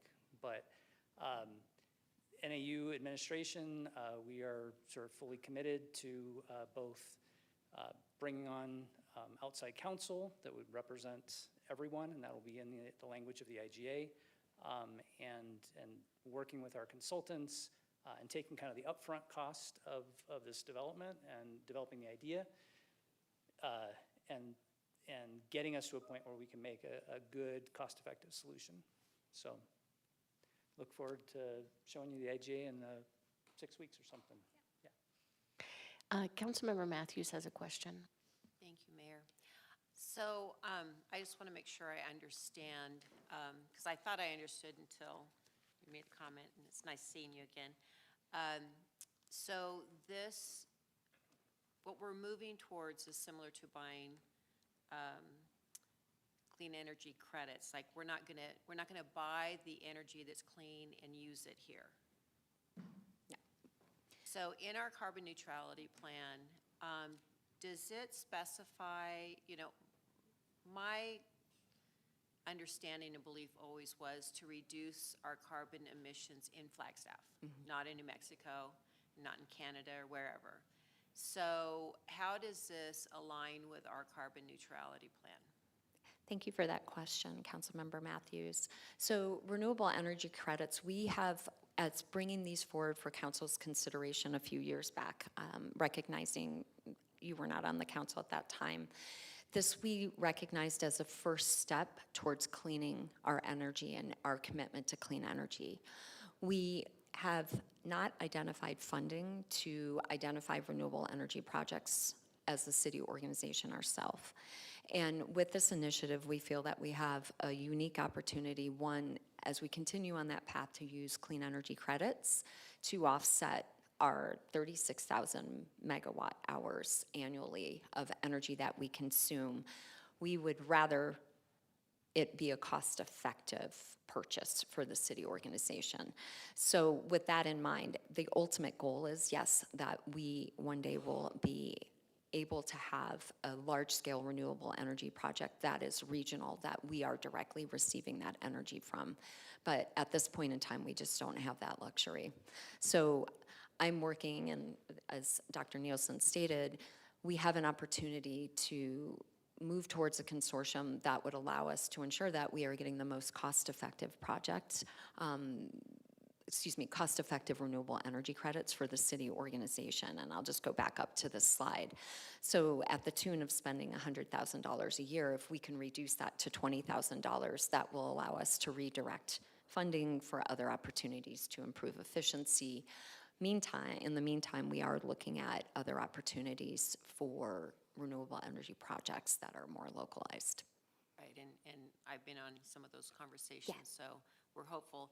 So just again to clarify, because this is not my wheelhouse, this would replace, in theory, the GPP, where it's costing us an additional $100,000 a year to purchase clean renewable energy, I think in New Mexico. And this, if we move forward with this, that line item cost will be hopefully reduced. And the other projects in our portfolio, then we'd actually, I guess what I'm getting at is our net, we'd have a net gain of, not net cost growth, but cost savings. Correct. Right now, we're about zero. We break even. And it would be fantastic if we could actually incur savings. And especially when you look at, and I went back up to our portfolio slide. If you look at our city-owned systems, when I brought forward this program, project specific to the council at the time, focusing on year 2030 and when the city really starts to incur savings.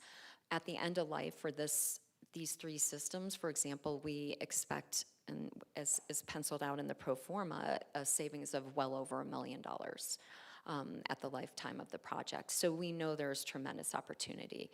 Again, this is about the overarching benefits of the consortium, equally as creating an opportunity for the city to save money on the renewable energy credits we are currently buying through APS, which will then free up money so we can do other projects. I like that part. Thank you. Councilmember Garcia. Thank you, Mayor. And thank you for the presentation. This is a really interesting and intriguing way to kind of depart from where we're currently at, and it seems to have more rewards potentially.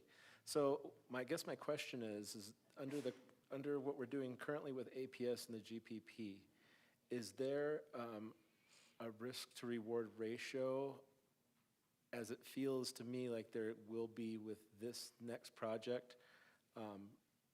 Of course, leaning towards reaping the rewards of it. But what's the dichotomy between the risk and reward for what we have and where we're going? Councilmember Garcia, thank you. I think the most important thing in terms of risk and reward, and I'll ask Dr. Nielsen if he has anything to contribute when I'm finished, is the way that Dr. Nielsen has set this up with the solicitation coming out of NAU, creating space and time for negotiations. It's going to afford us as an organization to look at what number, of course, if the council approves the IGA, but if we move forward with the solicitation, it will provide us this opportunity. Again, the consortium is an economy of scale. And as we see here, pardon me, oh, I went too far. But as you see here, we have, through this consortium, a pretty big buying co-op. We're talking, approximately 666,000 megawatt hours a year.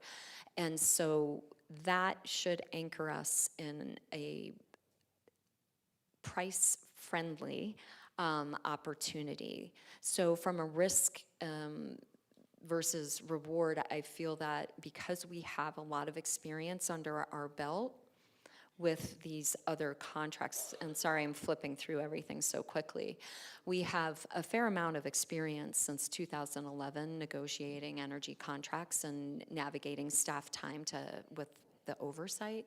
I feel that the reward will outweigh any risk. That's just my professional opinion. Eric, would you like to add anything? One thing. I think also something to keep in mind in terms of the risk, we might say, we're first in this space to go into this type of contract. However, both the council that we're going to bring on, the retained council, and our sister institution, ASU, they actually entered into one of these. They were at the forefront of virtual power purchase agreements quite a while ago. So as ABOR, as a state university, we have experience entering into these types of contracts, and we're going to be working with an attorney who has done hundreds of these. So I feel very confident that if we find an attractive project, we can come to terms that would actually, meet the consortium's needs. And one other question is, does this sever any relationship with APS, or what does it do to our relationship currently with APS? Yes, thank you, Councilmember Garcia. We are in a monthly contract with APS for the Green Power Partners program. So we wouldn't be violating any contracts. And as we see in the timeline, if everything moves forward as we anticipate, we would not start receiving or purchasing those renewable energy credits until 2027 or 2028, which will give us ample time to work with APS if we were to discontinue the Green Power Partners program. Excellent, thank you for that. While rather speculative, I'm encouraged by this program to actually benefit us monetarily, locally, and putting that money back into our renewable energy economy, or whatever that looks like as far as the sustainability department is concerned here. That's kind of a no-brainer for me. So I'm looking forward to getting more information and the vote on this in the future. Great, thank you. Vice Mayor. I just had a quick comment. I wanted to thank Nicole and Jenny for walking me through this a couple of weeks ago, and great presentation. I definitely understand it, and that's incredible. And I'm thankful for our partners for helping us add to our portfolio. I think it's very important, so thank you. All right, any additional questions, comments? Thank you. Thank you for all the work that has gone into this.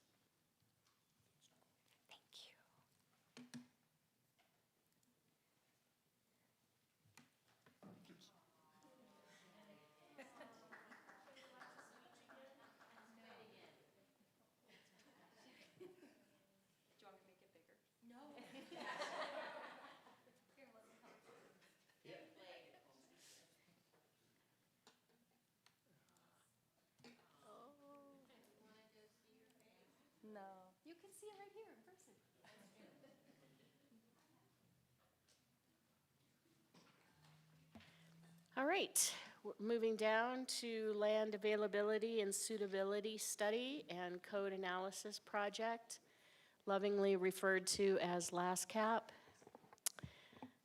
Take it away.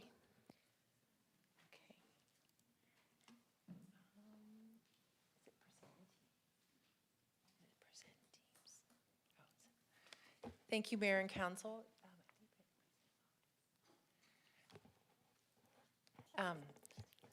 Sorry, it's been, after the break, I forgot how to put this in presentation mode. Thank you. Wow, I'm a year older since the last time I was here and clearly less technically savvy. Okay, good evening, Mayor and Council.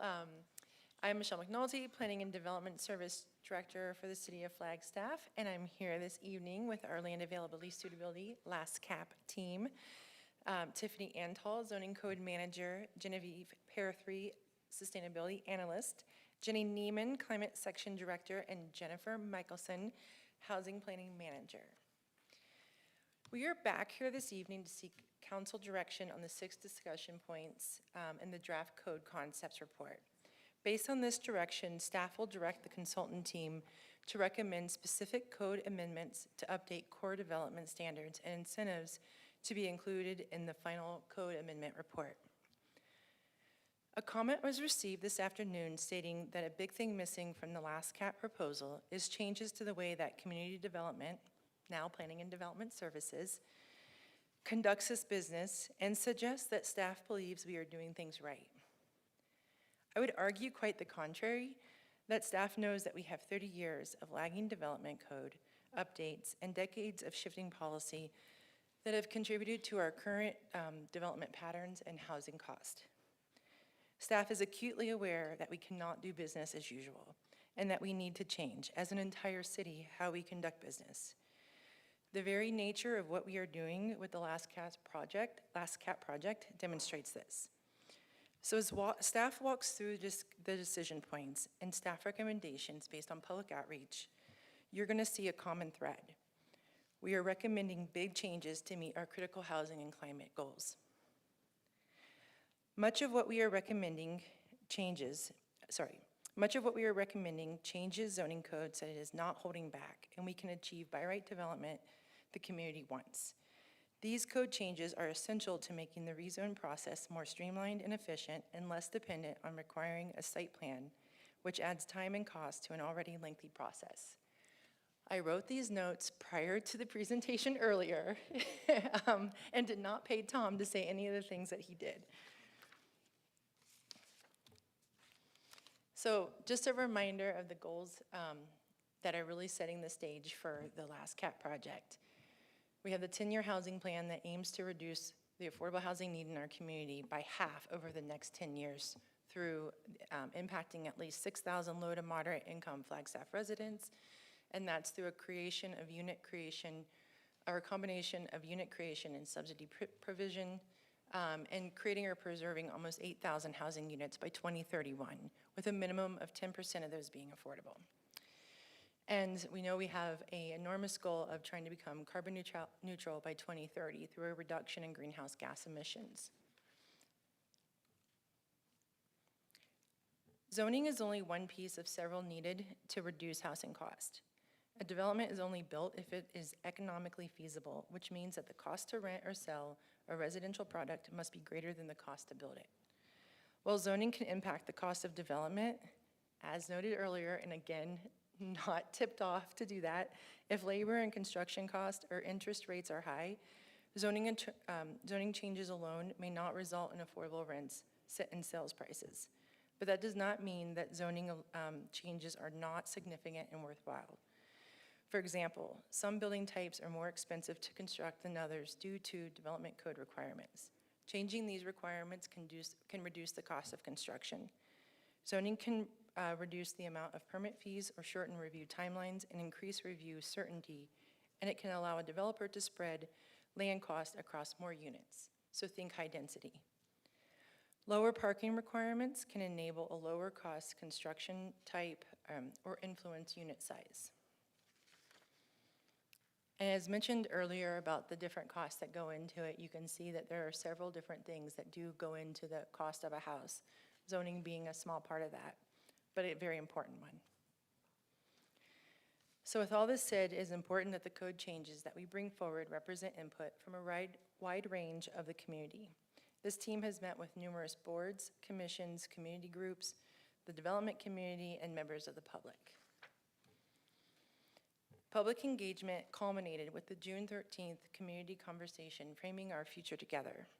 We had over 80 attendees, including developers, elected officials past and present, members of the community, housing advocates, climate advocates, realtors, city staff, and members from city commissions. This group included familiar faces and new faces, all bringing valuable perspective and input that have informed the recommendations that staff will be discussing with you tonight. And with that, we have, I think, Tiffany is going to start with the first decision point. Hi, thank you so much. Tonight, we're going to go through each of these decision points.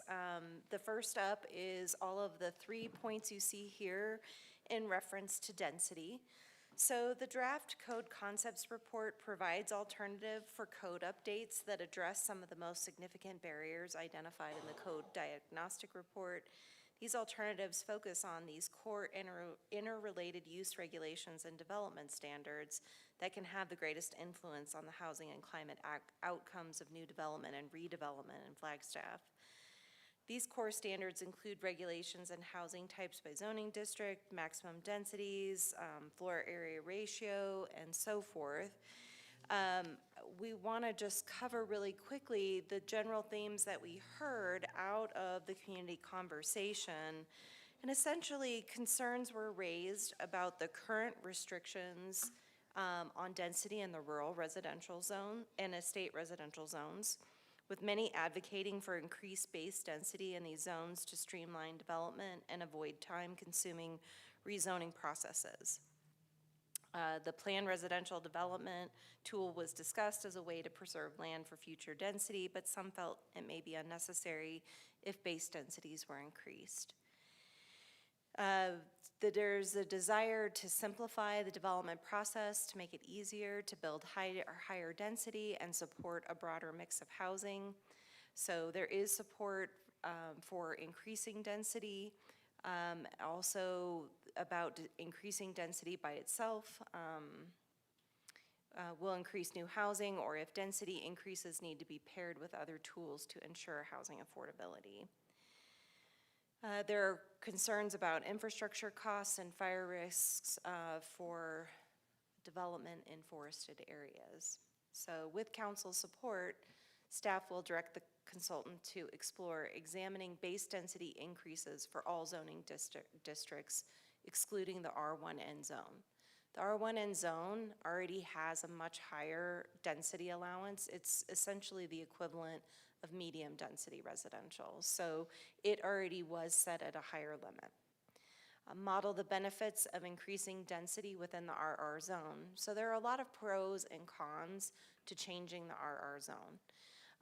The concerns go with RR would lead to the need for future rezonings to hit densities in our regional plan and the densities we hope to expect. But again, through the rezoning process, which we know can be a complicated and difficult and time-consuming process.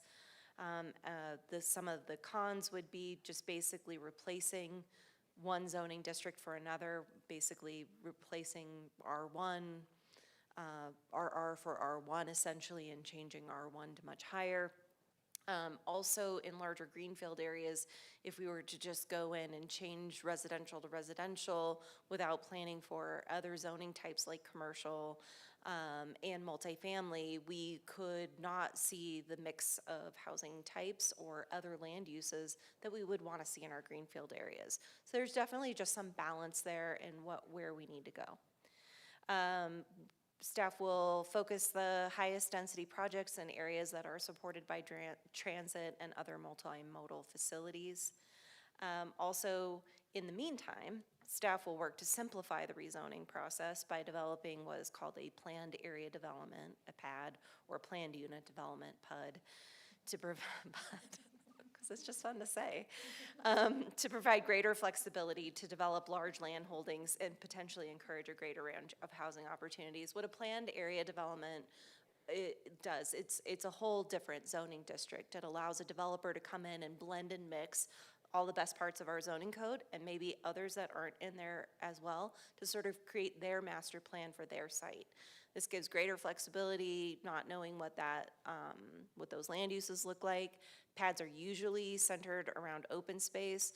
We're exploring the possibility of wildfire risk reduction as part of our pad as well. So there's lots of really great things that can happen. They work really well for master plan communities, which we're seeing an influx of in our remaining greenfield areas. All right, so decision point number 2, which is my absolute favorite topic, floor area ratio. Don't ask me what it is, I'm just kidding. Floor area ratio is the size of a building in relation to the size of the lot. Hopefully I made that simple enough. Our consultant has put together this nice little graphic to show, this is kind of emulating what you would see in the R1N zone. So currently, what you have a lot in this zoning district is single family, detached single family, although there are a lot of mixed of middle housing types in this neighborhood. Currently, you can build up to a duplex in the R1N zone. We're about to change that with the middle housing to go up to fourplex, so this goes up to that fourplex example. And it shows you that just changing the FAR, what it does slightly is change the size of those dwelling units. Doesn't change the total number of units, but changes the size of the dwelling unit, which in turn has the potential to reduce the cost of the rent. So the smaller a unit is, likely the smaller the rent it will achieve. So that's primarily what this is showing, that it could potentially have an impact on those overall costs.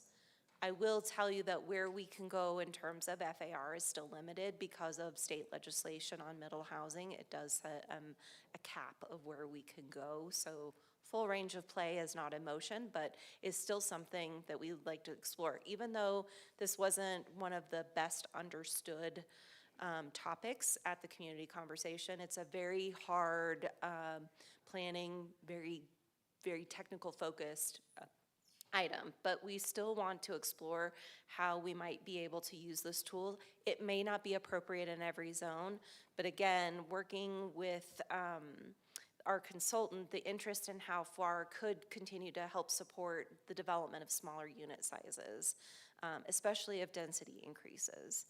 The desire for a better explanation, we have that visualization. There was a lot of that feedback of what really is FAR and what does it do. And so we're trying really hard to explain what FAR does. The idea here is we're trying to promote smaller unit size.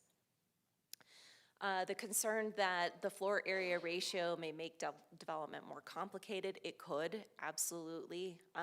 It often gets confused with lot coverage, which is also a separate requirement we have in code. And in some places, it's actually important to have both because they do different things. So one is more about sort of the visual massing of a building, and then one is about just the overall size of the building. And then the questions about how FAR impacts different development types and sizes and how FAR would work in neighborhoods that are already built. So we've already had ongoing conversations with the consultant, and they've shared with us lots of different communities. Lots of historic areas have been really successful using FAR in scaling home sizes within historic neighborhoods. So again, this is a tool we'd like to see explored further. And with that, I'm gonna so the next step is, I just covered the next steps. So we will continue to work with the consultant on this. Right now, we are proposing to use an FAR cap in the R1N zone as part of the middle housing amendment, which is coming to you sooner rather than later. And as a trial to see how it might have impact. Been trying to work with resident in the neighborhood to explore different projects. Again, the state mandates make it a little bit more complicated. We really want to focus on that calibration. We need to figure out with lot coverage and how to work in tandem with that maximum bedroom density, what it'll look like. So more work to be done is essentially the short answer, is where we're proposing to go on this item. And with that, I'm going to hand it over to Genevieve to talk Not about. so fast. Oh, okay. We have a question from Councilmember Garcia. Thank you for the presentation up till now. And since we're on the FAR topic, I just wanted to kind of ask you a couple of different questions. So it's my understanding that that FAR could have some redundancies as far as lot coverage, setbacks, height limits, things like that.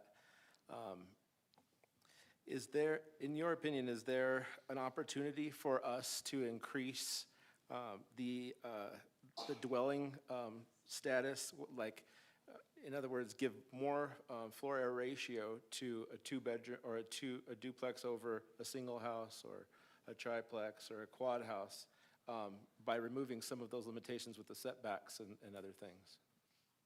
Thank you so much. It makes it seem as if they're redundant, but each one of those things does something very specifically different. So what setbacks can help guide, they work more in tandem with building code requirements, and they lead homeowners to a better place in terms of lowering the expense. The closer you build a building to the property line, the more expensive that building's going to get, the more fire rated it has to be, the less openings you can have on it. So think of setbacks in that area. In terms of lot coverage is more about massing of a structure and leaving area on the site for other uses. Floor area ratio is about managing the total size of the building. So lot coverage, for example, only takes into account the building footprint, where floor area ratio takes into account all levels of the building, all floors of the building. So each one of these things does something very specific. As we move forward to make these changes and we recalibrate all of these places where we can do away with something that is absolutely redundant, we will. Where we need to calibrate these very specifically, we will. Where we don't need to include them, we won't. What I can also say is a scaled FAR is a fantastic tool. Unfortunately, the state did tie our hands with the Middle Housing Legislative Act, which sets a minimum place where we can go to with FAR. So we need to work within the parameters of what the state has already mandated. Okay, thank you. And then I had another question. What is the range of the FAR value in existing neighborhoods like Sunnyside and Townside and Southside and some of the places where we're trying to push the more density and development? Sure, thank you so much. Right now, we don't apply a FAR or FAR to residential development. We only have the FAR tool in our commercial zones. And at the end of the day, that may be where it remains the most appropriate. I don't know based on what the work we do and the modeling work we do with the consultant. Again, the FAR needs to be calibrated for each of the different housing types within each of the zones in coordination with the allowed density in each of the zones, which the decision point before we're looking at changing densities across the board in each of those zones. All of these development standards have to be calibrated together. Cool. And then one last question. There was a mention potentially replacing lot coverage with the FAR cap. What other standards are you guys considering? Well, right now, the decision points we're most focused on in these two slides are density and whether or not we want to include FAR. So FAR is not something we specifically allow in our residential zones. The proposal is not to necessarily replace lot coverage, but to calibrate all of the development standards together. Cool. And then, again, this is my understanding, so correct me if I'm wrong, but we're currently offering floor area ratios in commercial buildings. How's that working out for us? Thank you so much. The floor area ratios we currently have in our code are very high, so they do little to manage what we're talking about in this case. The proposal to recalibrate FAR that is in the code analysis actually ends up lowering our FAR in some of our commercial zones. Thank you so much for the time. Thank you. Thank you, Tiffany. Good evening, Mayor and Council. Genevieve Pear 3 in the Sustainability Office, and I will keep this conversation going. So we are on to decision point number 3, which is the menu of sustainable design standards. And as part of that, the question of whether there should also include transportation demand management strategies in the menu. So basically, strategies to get folks out of their single occupancy vehicles. So we heard quite a bit at the community conversation about the sustainability menu. Before I get into some of the feedback, just a little bit of background on this. So basically the menu would require developments to take basic sustainability steps and go beyond what we're currently seeing. So really would do 2 things: give developers flexibility to choose their own path and what works for them, while also moving the needle with respect to climate and health. So we did hear some concerns about what's going to be in the menu during the community conversation. The draft code concepts report did include some examples of what could be on the menu, but it's still pretty high level. So there were things like energy efficiency, water conservation, electric buildings, solar, sustainable materials, waste management, EV charging, and things like bike parking, transit passes, things like that. But really, there's a lot of options that what could be on the menu. And one thing we heard at the community conversation was also to really focus on the most impactful items in terms of, health, quality of life, reducing greenhouse gas emissions, and also having the least impacts on upfront costs. And really wanting to consider items that promote long-term housing affordability, including that really provide savings on monthly utility bills. So really is a way to make sure that all developments help meet Flagstaff's quality of life and climate goals. And just one other thing, we do have the building code update coming up, and it's apart from this project, but we do have to look at them together. And it basically is a minimum, and the sustainability menu would be beyond that. And so we're having to look at these things together. And one thing, just lastly before I get to the next slide, is that there was a lot of support for a menu at the beginning when the facilitators did a poll, but then when we talked about it being required, there was a little bit less support for that. And some of the concerns were just making development more complicated, which is a theme we heard throughout for a lot of the different decision points too. So that's why we're looking at all of this holistically, just to see, what can we make easier, basically how does this all work together in terms of making the development process easier.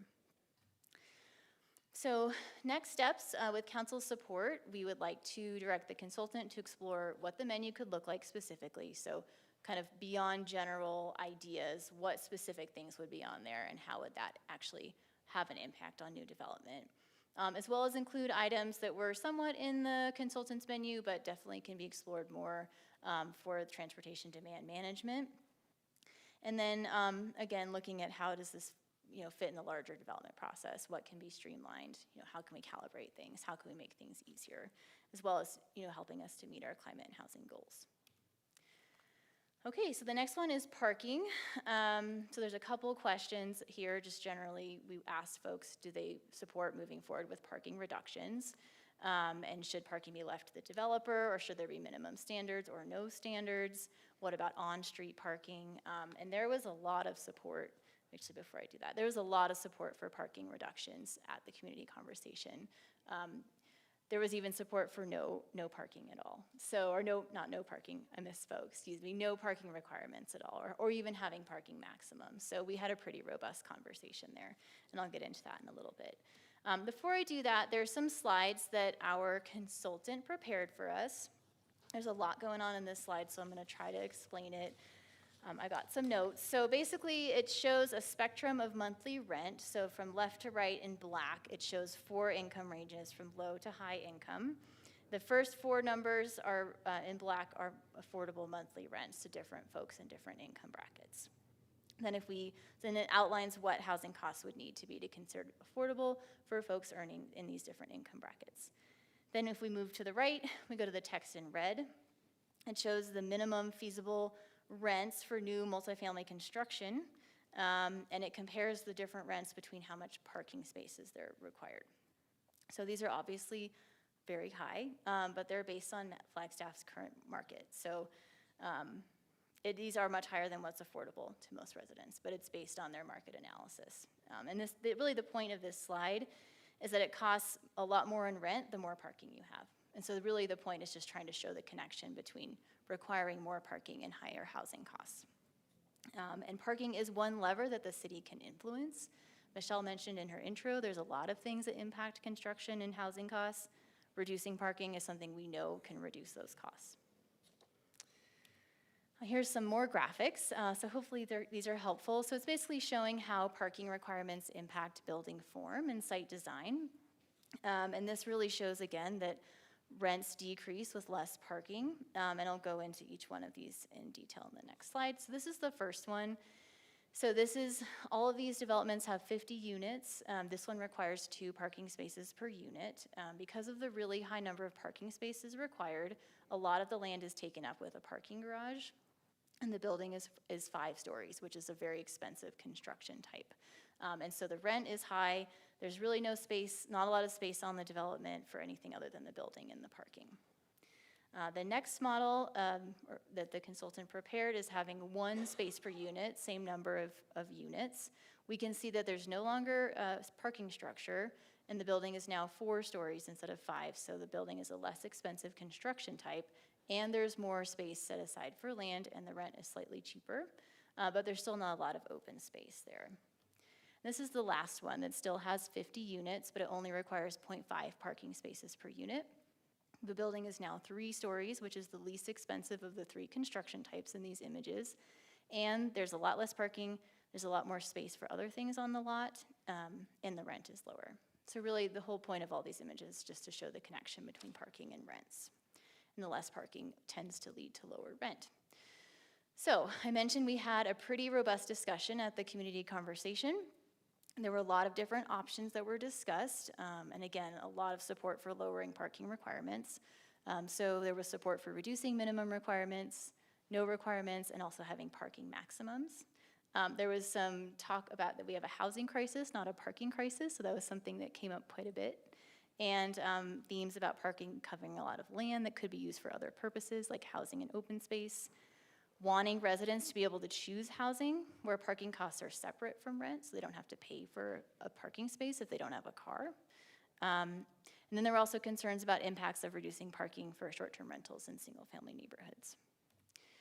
So because of that strong support that we saw for exploring reducing parking, staff would like to direct the consultant to explore lowering minimum parking requirements as well as implementing maximum, and then looking at how parking reductions impact and are impacted by reducing street widths and the winter parking ordinance, which are the next 2 decision points, but that are definitely related to parking. So I want to look at that together. And with that, I will hand it off to Jen. Thank you. Not so fast. We have a question from Councilmember Matthews. Thank you, Mayor. And you kind of answered one of them just now, but on the menu,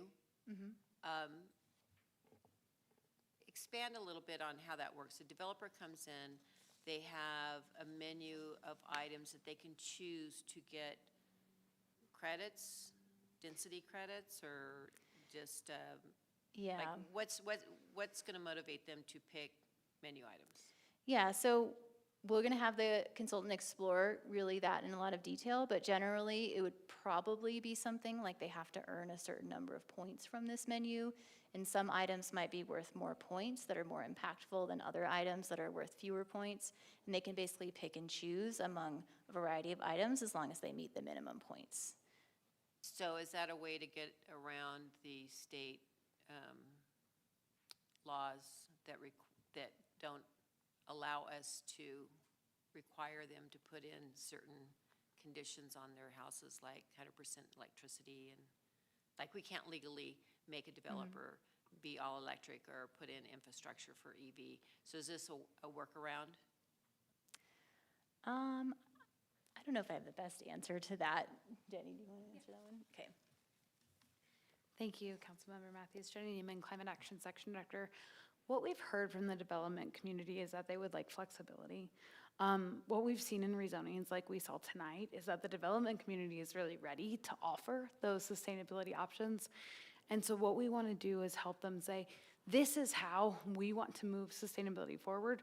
This is how we want to be part of Flagstaff's climate action. And so we don't, it's not a workaround around law. It's just saying some developments want to work on transportation. Some developments want to work on energy. Some developments want to work on water, right? Developers have different expertises. We see it every time there's a development up here. They're already choosing those paths. What we want to do is provide certainty and say, these are the paths you can choose.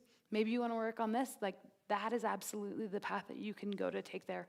Our goal is simplification here, as opposed to the current process where it's sort of throwing things out there and seeing what sticks in some ways. And so, you know, in terms of state law and electrification, that may be a path that a developer chooses. Frankly, a lot of them are already choosing that way. So that will be an option, but there will be many options that have nothing to do with electrification. Okay, yeah, you know, again, my concern is at the end of the day, the cost of housing to build, and are we giving them a menu saying you have to choose from these things, not opting out and just saying, you know, I just want to build this product this way, and I just want to make sure we marry up the two crises together and one's not superseding the other. Absolutely. Thanks, Genevieve. Councilmember Garcia. Thank you, Madam Mayor. And just like a point of process, are we supposed to be keeping up with where they're at on the slide, or do we wait till the end and then come back to all these things and talk to them about it? You can do either. I guess I'll have my more in the weeds questions now, and then I'll do higher level things at the end. So my first question is, I mean, I could speculate on this one all day, but how are the Flagstaff current parking minimums created? That's a big question. I will do my best to answer. Tiffany's going to jump up, but before she does, I'll just add that there's a long history of parking minimums across the United States that kind of got promulgated as zoning got promulgated across the US, and they're not as scientific as we might think. So, Tiffany, you probably have a better answer than that. No, that's an exceptional answer. Oftentimes, parking is also linked to transportation-related modeling as well. So that's a lot of the other places. I can tell you that some of our standards are specifically calibrated to Flagstaff, like high occupancy housing. Started out as being calibrated to Flagstaff to a degree, but then just got expanded even more. So there are times when we'll go out and do studies on developments within Flagstaff to see what is the actual parking ratio. I know our traffic engineers have been out counting parking spaces at night and occupied parking spaces just to see. So that's some of the places that it comes from. Sometimes it's just working with the developer when we have to establish a new land use, but they haven't changed much over the multitude of years that we've had zoning. Cool. And is it going to be more advantageous for us to go through and kind of claw back some of the more arbitrary numbers that we see? I just want to throw this out there because it's fun and funny. It was a bone that was thrown to me by the community.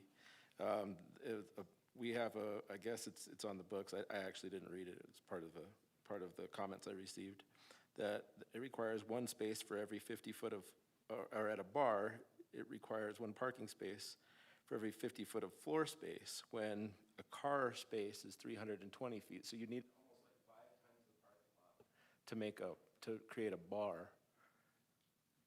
So I guess that's where when we talk about lowering parking minimums, and this is also, I guess, to kind of communicate to the community and those who are watching out there, it's not that we're anti-vehicle. It's that we want to have more livable space than we want our cars to have livable space, if that makes any sense. Sure. I'm not sure how bars have livable space, but I'll go with you wherever you want to go. on that. You know, the commercial parking standards are all based on the square footage of the building. And generally, they're based on sort of occupancy, or like cafes and bars are the same, just so you know. Like if Right. you have a coffee shop, technically the parking is the same as a bar, but a restaurant is also much higher. So yes, you know, there is some transportation-related aspect of why those are, but is it hard to claw them back? No, it's easy. It's the opposite of hard. I just mean as far as as far as staff time and, you know, and where we're at in the process. Like, at what point do we start going back and making them a little bit more realistic? Right now, that's what we're proposing to do, is we're working with a consultant to go back in. I mean, specifically, our focus has been on housing and affordable housing, which is usually one of the harder areas to have this conversation on. I'm sure if we come forward with an amendment to remove parking minimums for residential development, we'll probably get a lot more public comment and feedback than we will if we reduce the parking minimums on a movie theater.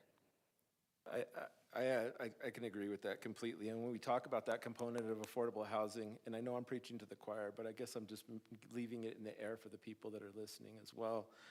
There's studies that show that depending on where you go to, there's 4 to 8 parking spaces for every human in the country. Now, that may be wrong numbers, but let's even say that there's 2 or 3. That means that a car itself lives for free. I mean, somebody pays for that parking space, but we don't, the car doesn't. The car lives for free in a space where I can't even afford to buy for myself to live. So that affordability component drives back straight to that parking component, in my opinion. So that leads to me to ask, I see lowering and parking requirements, and then also implementing maximum parking requirements, lowering them and then doing the hiring. Can we just eliminate them and let the market kind of decide while we figure out what the plan forward is? Because I'm pretty sure, I have a notion that they're still going to require parking for their customers to an extent. Sure. We can do whatever the council sees fit. We can absolutely remove minimums. I think you want to consider maximums, though. We actually already have maximums built into the code to a degree. So, you know, you don't want, I mean, if you let the market decide, you may end up with the parking lot that is, and I won't call out any particular retailer, but a parking lot that's designed for one day of the year, which eats a lot of real estate. And so, you know, maximums also do a really positive thing in the direction of which you're discussing. So would consider that. You know, we can fully eliminate the minimum requirements. That's definitely a possibility. Okay, and then lastly, I almost don't want to bring this up, but does the staff see parking management as a solution? I mean, we look to the South Side neighborhood, and it seems like we're already in kind of a little bit of a quagmire from, you know, in certain conversations, we're saying we need less parking. In other places, we're saying we don't have enough. So could management, such as downtown management of parking throughout the city, help things? So parking management is usually to deal with so there's different, so the code requires a development to park on site. Parking management deals with off-site parking, so that's parking in the right-of-way, things that are generally open to the public. So some neighborhoods and some areas in the city are more desirable places to be, and everybody wants to go there, so therefore they all want to park on the street. It's a good problem to have, really, in reality. But it can be hard for the people who live in those neighborhoods as well. And so parking management has its place, you know, in the neighborhoods that have concerns and where they may need it, and where there may be competing parking interests from different land uses in the area. So is it a cure-all for all situations? No, but is it one of the tools to manage on-street parking? Yes. Thank you for answering these questions. And I don't mean to bog down the process. I just don't know where to jump in, so I'm just going to jump in wherever I can. Sounds good. I'm sorry, Genevieve, I didn't mean to keep going. You're not done yet? Councilmember Spence? Thank you, Or Mayor. one of you's not done yet? We can hold hands.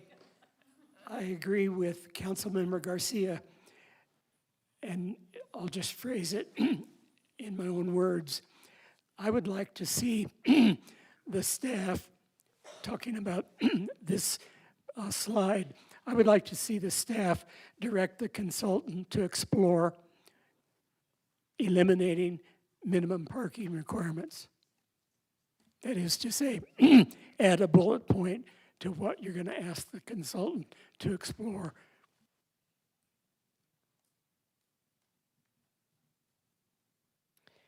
All right, I think you can proceed now.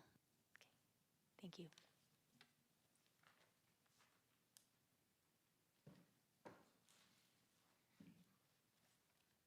Okay, everyone, we're in the home stretch here. I'm Jennifer Michelson, Housing Planning Manager. And I have the last two decision points have to do with reduced street widths and the winter parking ordinance. So we're definitely continuing coming off of our parking conversation we just had and kind of stepping now into this arena of reducing our street widths.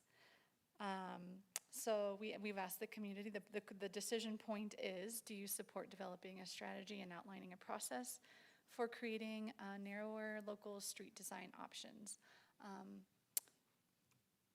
Here is a fun visual because it's so helpful to be able to interject our presentations with these concepts. Staff was very supportive of a minor reduction of the right-of-way. This is a 54-foot right-of-way. Our standard residential street right-of-way is 57, I believe. So just a 3-foot reduction gets us this. It gets us 7-foot sidewalk, which includes a gutter, 5-foot parkway. That's where the trees are. Parking on street. So see, I mean, if we want to choose to prioritize on-street parking, one side, both sides, to handle or absorb some of these reduced parking requirements, some of that parking can be accommodated on street. So this example, this illustration is showing that on-street parking with a 15-foot travel lane, which would end up requiring us to queue for two-way traffic. So you can notice there probably wouldn't be enough room for 2 cars to pass each other on a slightly reduced street. So these are conversations the community can consider when we talk about narrowing some of our residential street sections. And this 54-foot right-of-way was studied in our code concepts report that we received from the consultants whenever it was, a while back, and we've been kind of sharing it with the community. Their modeling and study of this minor 3-foot reduction showed a moderate increase in the number of residential units that could be fit into a new subdivision. So if we're spending less land on streets in a new subdivision, we might be able to make some minor advances in more lots within that development. So that's the message there. And so at the community conversation, some of the themes we heard related to reduced street widths was there was general consensus in the community for reducing residential streets. I think a lot of people really latched onto this idea that overly wide, massive, residential roads, or any road really for that matter, can feel very dangerous to pedestrians especially, as well as drivers. So reducing the size of some of these streets, making them narrower, might help with feelings of safety and safety outcomes. And of course, the upside to less land for right-of-way might get us a few more residential units in our new subdivision. So another theme was there's this acknowledgement that we need enough room to accommodate all of our right-of-way activities. The list here, we've got emergency vehicles that need plenty, access on our roads. We need to consider snowplow operations. That's the next decision point too. Snow storage was raised as a topic. You know, you've got trash and recycling services happening on everybody's residential streets. And of course, this idea that we might be more dependent on on-street parking too to meet our needs. So it's essentially acknowledgement of, yes, maybe roads could be smaller, but we still have all these needs. And so how do we, you know, let's explore how to accommodate all of these things. And then there was great acknowledgement, I believe from pros, that parkways would be really clever, like helpful, they are helpful places to store snow during snowplow operations. So the other theme was reduction in street width. Well, of course, this acknowledgement that we're talking about reducing our parking requirements and narrowing our streets and changing our winter parking ordinance. All three of these issues work in tandem and they need to be considered together. So there was acknowledgement of those interrelated dynamics that we're talking about here if we're seeking changes to all three of these topics. So the next steps related to reduced street width is, you know, if council's supportive, we would be directing the consultant to explore how, you know, smaller street widths can accommodate all of our right-of-way needs. How might we be able to reduce our standard residential street cross-section?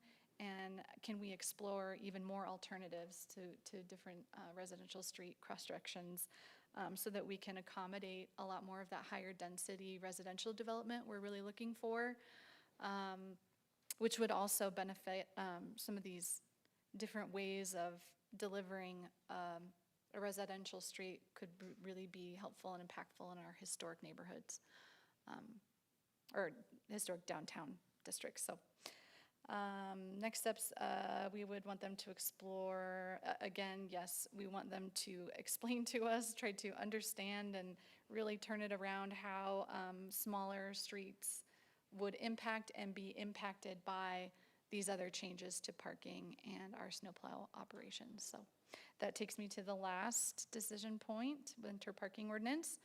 We asked the question, do you support developing a strategy and outlining a process for replacing the current winter parking ordinance? Our community conversation, this did receive a really decent, like a pretty strong positive support for this. Like, let's talk about this, let's look into some alternatives. What do those different options look like?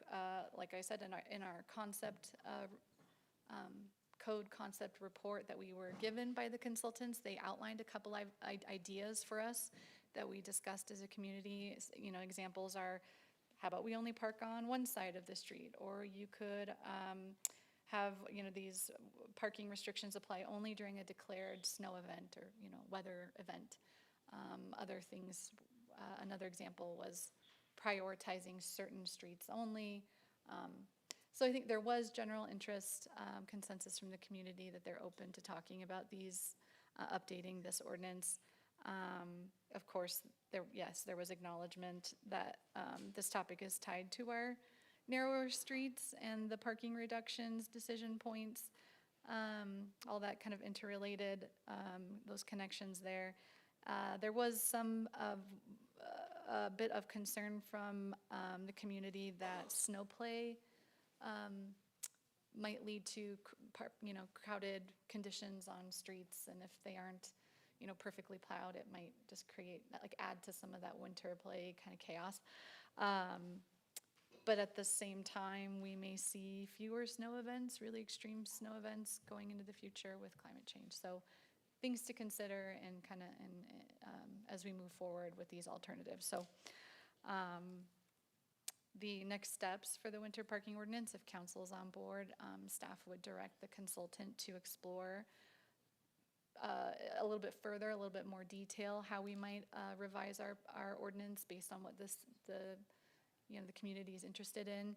I do want to announce, there was mentioned in the staff report there wasn't a whole lot of obvious consensus about not having a lot of consensus about having different rules about the winter parking ordinance in different locations in town.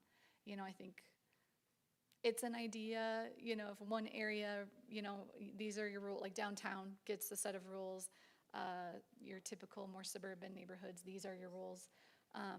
We didn't discuss that at length. There wasn't a whole lot covered there, but maybe, you know, we can get a little bit more like specific examples from the consultant when we ask them to continue to explore these alternatives to our current ordinance, while of course accommodating all of our right-of-way needs. Trash pickup, do we have adequate space for emergency operations and their equipment? Obviously snow plowing and street parking. Is that something that can be accommodated if we're changing our winter ordinance? So that concludes this. That's all of the, we just have a next step slide that I think Michelle. So was we going have to- some comments, Yeah. and I believe that they're about what you've just talked about. Great. Councilmember Garcia. Thank you, Madam Mayor.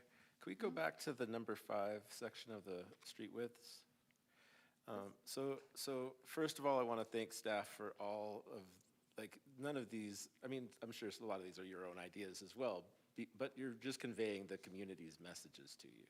So I really appreciate the fact that you did reach out to the community in such a way that you can convey these messages.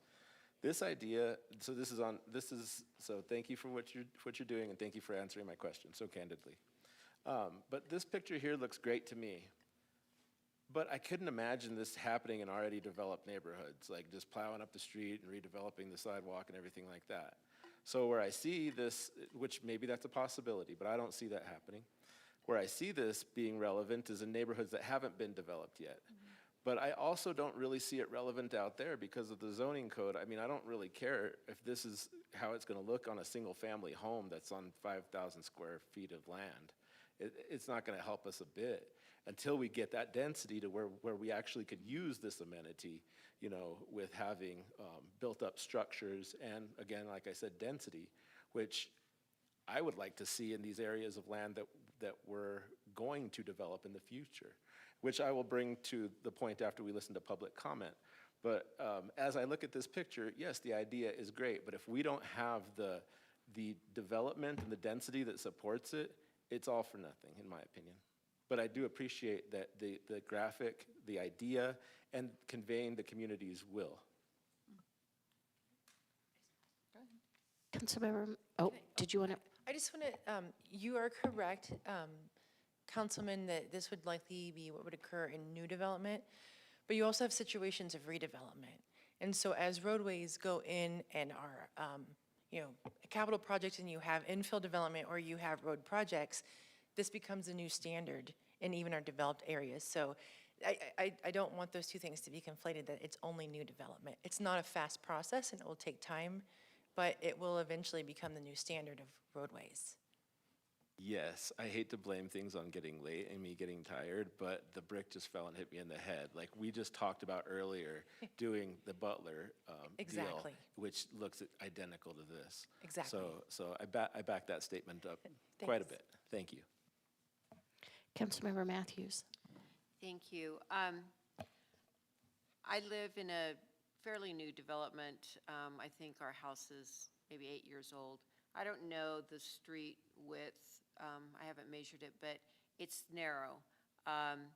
People, if someone has football, you know, and they have a couple of friends, the driveway isn't long enough to park all their cars. If people don't stagger their cars, it's almost impossible for our one car, it's not a 2-lane, to go through. And so all these ideas of the street width, parking reduction, standalone, you know, I'm for them. But I just want to make sure as we pursue these ideas that we think when we combine all of these changes, what it looks like, because there are times in the last 2 months that on my horseshoe development had an emergency vehicle needed to come down that street. it would not have made it.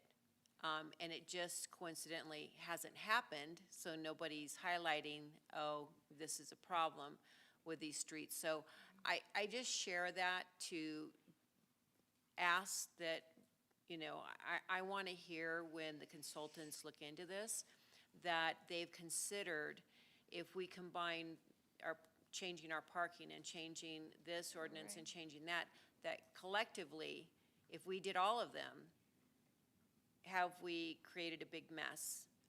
Because I already see it's a little challenging. We had a new homeowner move in and do a lot of landscape work, and so they had, you know, landscape, you know, people there, and so that has nothing to do with renting there and everybody having a car. It's, these things happen, and they're on the street, and I had to go the other way the other day because I couldn't even get through. So, and thank goodness I had another, you know, access route. So I just wanted to share that experience, so when we are looking at those things, we're not looking at them individually, and you've said that. But I'll want to feel reassured that when the consultant comes back with its recommendation, or you're presenting it, I want to hear how it was all considered and how it's not an issue, whatever is recommended, if that makes sense. It does. Thank you. Councilmember House. Thank you, Mayor. Thank you all for all of this presentation so far. This is amazing work that's been done, and I know that it's taken a lot of labor over a long period of time. I wanted to just express general appreciation for the comments that were made about the things that need to be considered in tandem and alongside each other, because I think that's so important. And moving forward in the presentation a little bit, as we were talking about the winter parking ordinance and just the questions of how that can be adapted, um, the first thing that came to mind and has come to mind throughout these conversations for me is how much we look at um, other areas that have similar types of policies, whether it's within the state or outside of the state.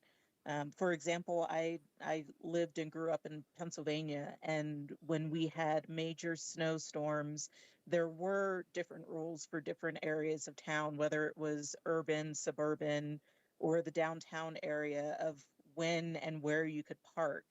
Um, and it came with many benefits. It came with many challenges. For example, a full residential street trying to park on one side isn't necessarily going to work unless some of those homes aren't occupied or are completely demolished. At the same time, it does require a lot of collaborative thinking and ensuring that our community is on the same page with whatever shifts that we're making.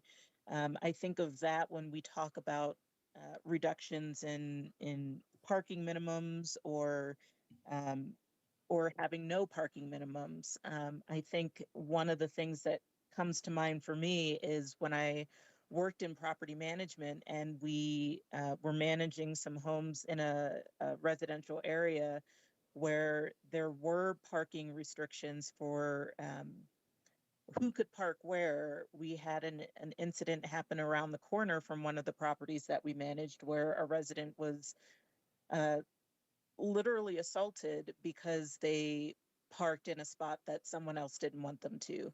And so just ensuring that we are thinking through all of the implications of any of the decisions that we're making, and ensuring that at the same time as we're making these changes, we're readying our community for the changes that we might see, that we are not just stating that we are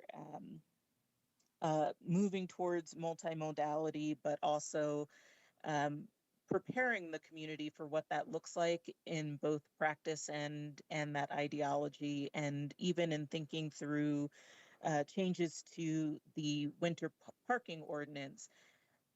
Not only thinking about that in conjunction with the other programs and policies that may have to change alongside it, but also thinking through what that change looks like at the community level, how we communicate that, how we educate the community on what those changes are looking like, and how we bring the community along with those changes rather than um, hoping that if we make the change, people will just kind of fall in line.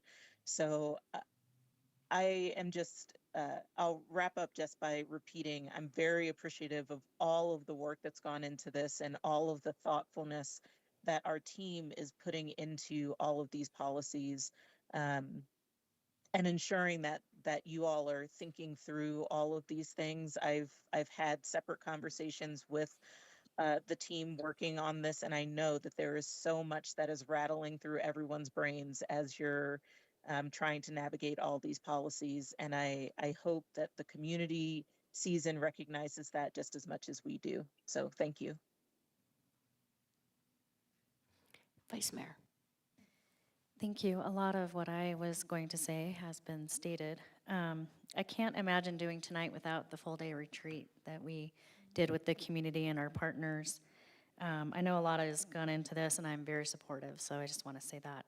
When it comes to the next steps and with the consultant, I'm hoping that we can see scenario modeling.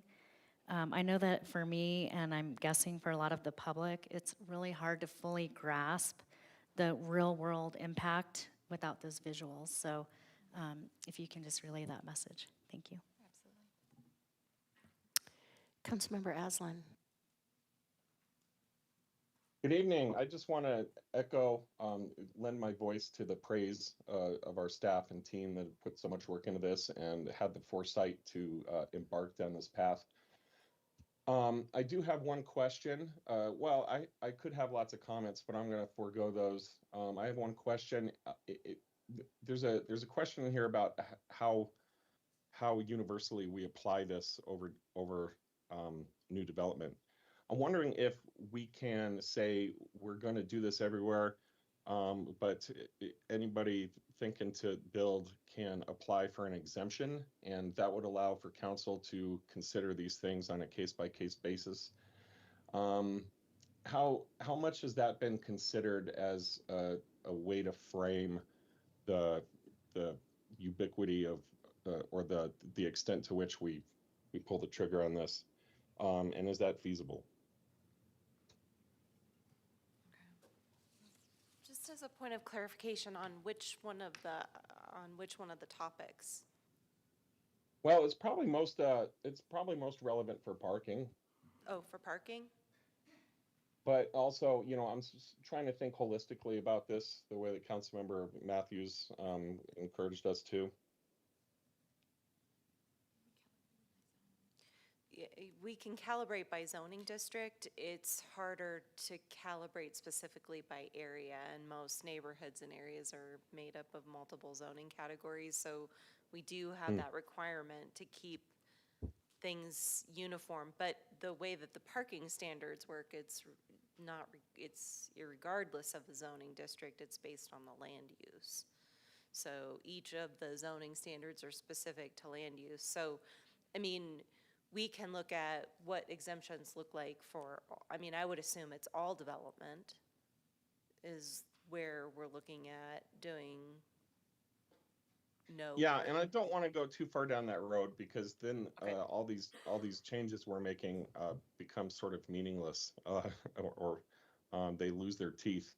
And so I'm just thinking out loud about contextually when someone wants to develop somewhere and it's very clear to everyone that the context,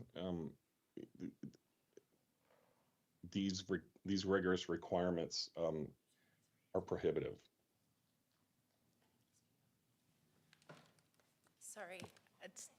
So I think if I'm hearing you correctly, it's like if there's a neighborhood that already has a known parking problem, we might not want to see that a new development in that neighborhood not provide parking. I think that's one example. Okay. It's a good way to sort of put a pin on it, pin it down. I also think just on the parking, and I don't want to steal any of the members of the public's thunder, because I have a feeling someone might mention this, that as we look at this of either reducing or eliminating parking, it's important to remember, kind of like the new street designs, it's not going to happen overnight. We're not going to wake up tomorrow morning and not have parking. So it's just this gradual as development occurs and you start to have new development come in. So it is kind of a measured and phased impact, if you will. And hopefully other improvements to our codes, like better multimodal connections and other things, will be happening at the same time that we're reducing parking, and they kind of catch up with each other. I mean, I don't want to be too idealistic, but I think that's something we can also have maybe the consultant see if they could look at, similar to your scenario modeling of kind of what is the time frame that you start to see these changes come online, and so we can understand the impacts. Is that somewhat what you're kind of hoping for? I think so. I think you understand where I'm coming from, Yes. and you're clearly have a great mindset for puzzling that out. Okay, thank you. And one last question, since I have the mic, are we going to discuss our holding zones or not? We can. We have the minds here to do so.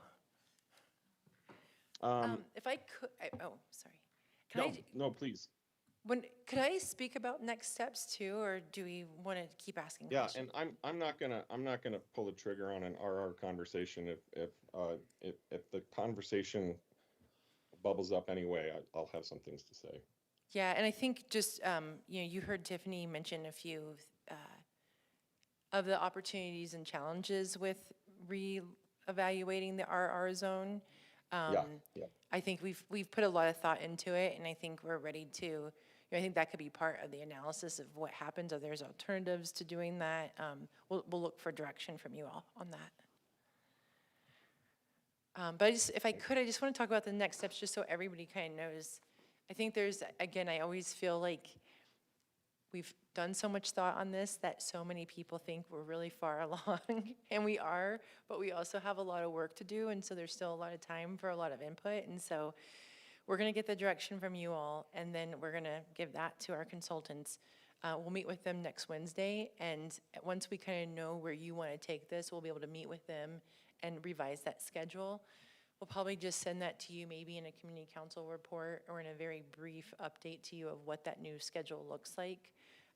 We'll research and prepare the recommendations for very specific code recommendations or code amendments. That's where you're going to see kind of the meat on the bones of this is how it can look, and probably different iterations of the direction that you tell us to go forward with. And then Tiffany gets to just roll up her sleeves and add to her work program of the preparation and adoption of the code amendments. It probably will be several at a time that we come forward with. And then, as always, I just want to remind you that doesn't mean while we're doing all of this that we're not doing other code changes. Tiffany talked about the PAD and the PUD and different tools that we're already working on. So while we're doing this on some of the higher level policy issues that do kind of need more of that balance and that kind of how does this work in tandem, other things that we can be running to make development easier to achieve our housing and climate goals will be coming forward just like we have been with those code changes. And then for next steps on tonight, we'll hear all of the public comment. We'll be taking notes as you give us direction, and then probably have a moment where we come back and regurgitate what we think we heard as direction, make sure we did get it right, and then hopefully you'll make a motion to tell us what to do. Thanks. Thank you. Thanks, staff. All right, let's take some public comment. Jill Stevenson.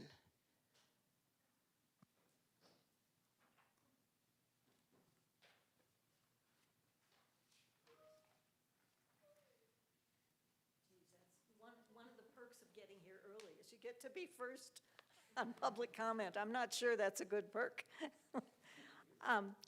Jill Stevenson. My major concern is the climate, and I'm so glad that climate action is one of the priorities that our city is focused on now. I've heard so many wonderful things tonight. It's really encouraging. And I hope that in every decision regarding any kind of developments, you do keep in mind the carbon neutrality plan. I mean, that's kind of the basis of where we can make progress towards helping our climate. I think all these ideas, increasing density, smaller, more energy efficient units, and with the increased density, having public transit available, central and commercial areas. All these ideas that you have brought up, and many of which were mentioned in the Red Oak development, is very encouraging, because I've been here many times when you have been considering a development, and very many times there was not much consideration for the carbon imprint or impact that that development was going to make. And I think that's just of vital concern. And I hope you will all remember that in any of these decisions you make. And thank you to this wonderful staff you have. They are really working hard on this, and I think doing an excellent job. Thank you for this opportunity, too. Thank you. Michelle James.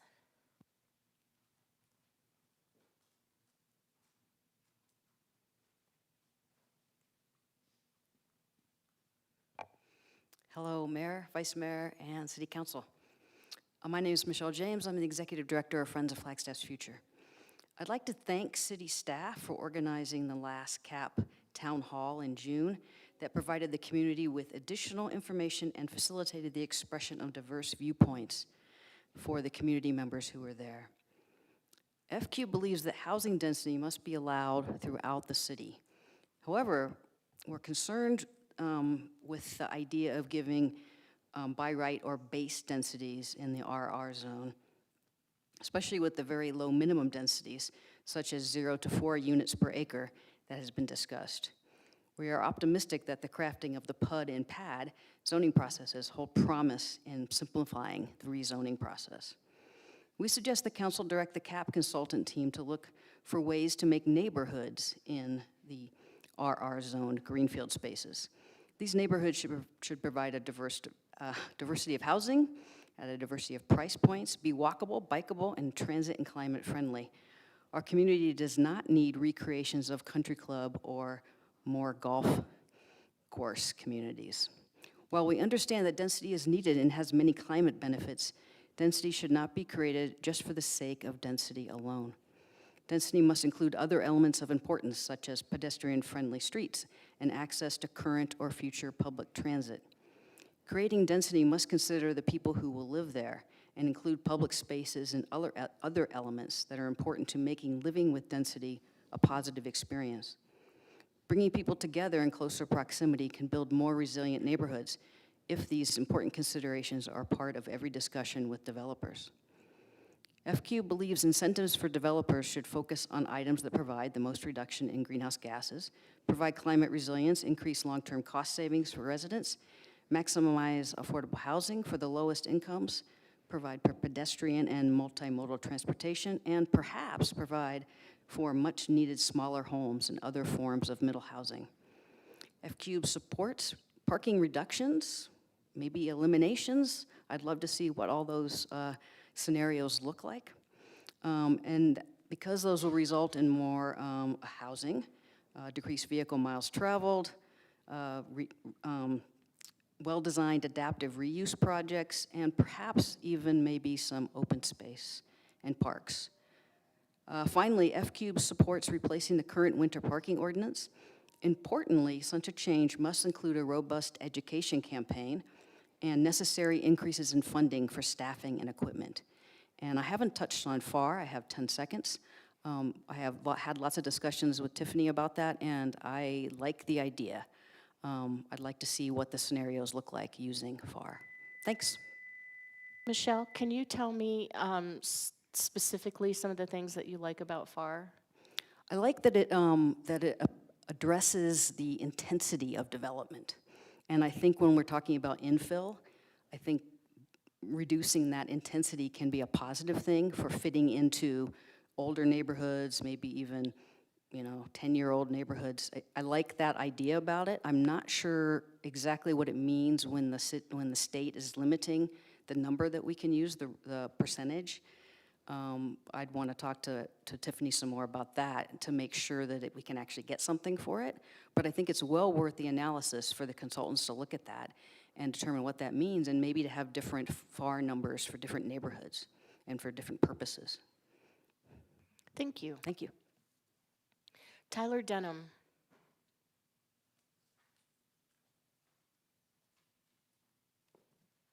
It's nice to meet you, Mr. Denham. Nice to meet you all as well, Mayor and Council. So yes, my name's Tyler, and I'm here tonight to speak on behalf of Flagstaff for Affordable Housing, a nonprofit advocating for policies to bring down housing costs. We're very pleased with the recommendations staff are bringing forward. If we follow through on the policies under discussion today, it'll make a real difference for residents over the coming decades and position Flagstaff as a leader among Arizona cities. I also have feedback to convey on the density and parking related decision points. So we suggest allowing by right a level of density that supports duplexes, triplexes, fourplexes, and townhomes. These so-called middle housing options are common in older neighborhoods like Southside, Sunnyside, and Townside, and are a big piece of Flagstaff's limited supply of naturally affordable housing. Including them in new developments ensures older neighborhoods aren't the only ones providing lower cost housing options. The level of density needed for middle housing options will also better support future public transit access. On the fourth decision point, we suggest exploring open option parking alongside active management of public parking. Simply adjusting our minimums is not fully adequate to meet our housing and climate goals. Parking minimums are often a crutch for cities that don't feel confident in actively managing public parking, and letting go of that crutch is an inevitable part of growing up. The downsides of minimums are just too severe. They inflate housing costs, kill small businesses, worsen urban heat and flooding, degrade the streetscape, and undercut walking and biking. The growing pains in this case is adjustments to operations like snow removal and code compliance, alongside the creation of parking management programs in areas of high demand. These things are difficult, but ultimately worth it to meet our housing and climate goals. And if it helps you feel more confident, open option parking is not an overnight change.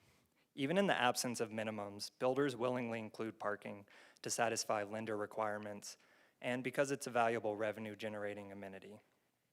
Case studies on open option parking show it takes years for parking ratios to decrease.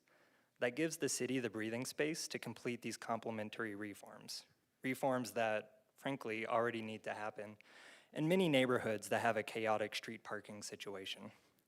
Finally, it's worth iterating that you're just directing staff to explore options. You're not committing to specific policies tonight. Exploring open option parking doesn't commit you to cutting minimums everywhere all at once. It could be cutting minimums for particular land uses or particular zoning categories. There's lots of different possibilities that you'll get to evaluate. And that's all I have time for. Thank you so much. Thank you. Alec Overman.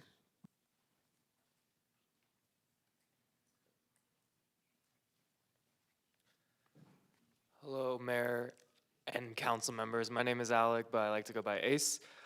So I speak today in support of the code analysis project final recommendations that we've gone over tonight and urge the council to consider adopting these zoning changes, particularly allowing single-family home conversion to duplexes or triplexes by right and repealing parking mandates for housing. Single-family housing zoning has been a major contributor to the nation's and Flagstaff's affordable housing and storage crisis. Allowing single-family home conversions to duplexes or triplexes has been a solution for many American cities to the housing crisis by reviving middle housing, which has been missing in many neighborhoods across the nation for multiple decades. Such a policy here in Flagstaff will diversify neighborhoods and promote sustainable density.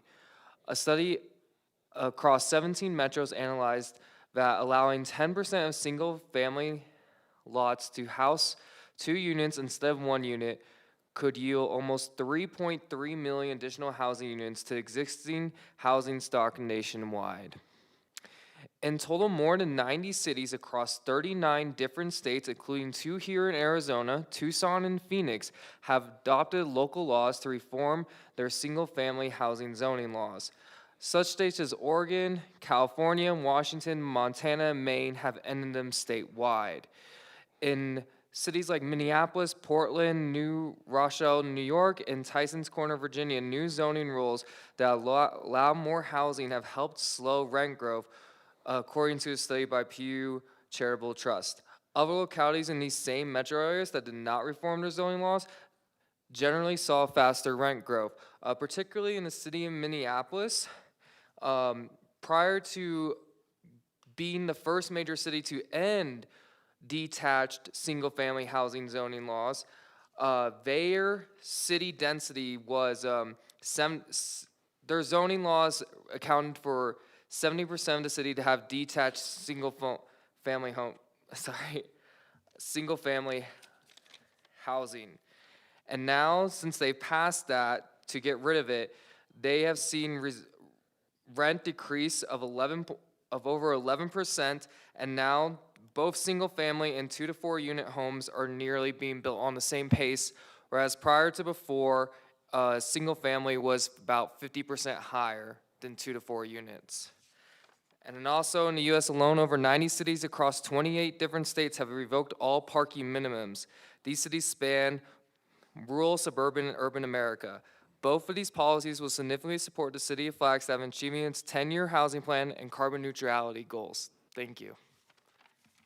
Thank you. Zach Skelton.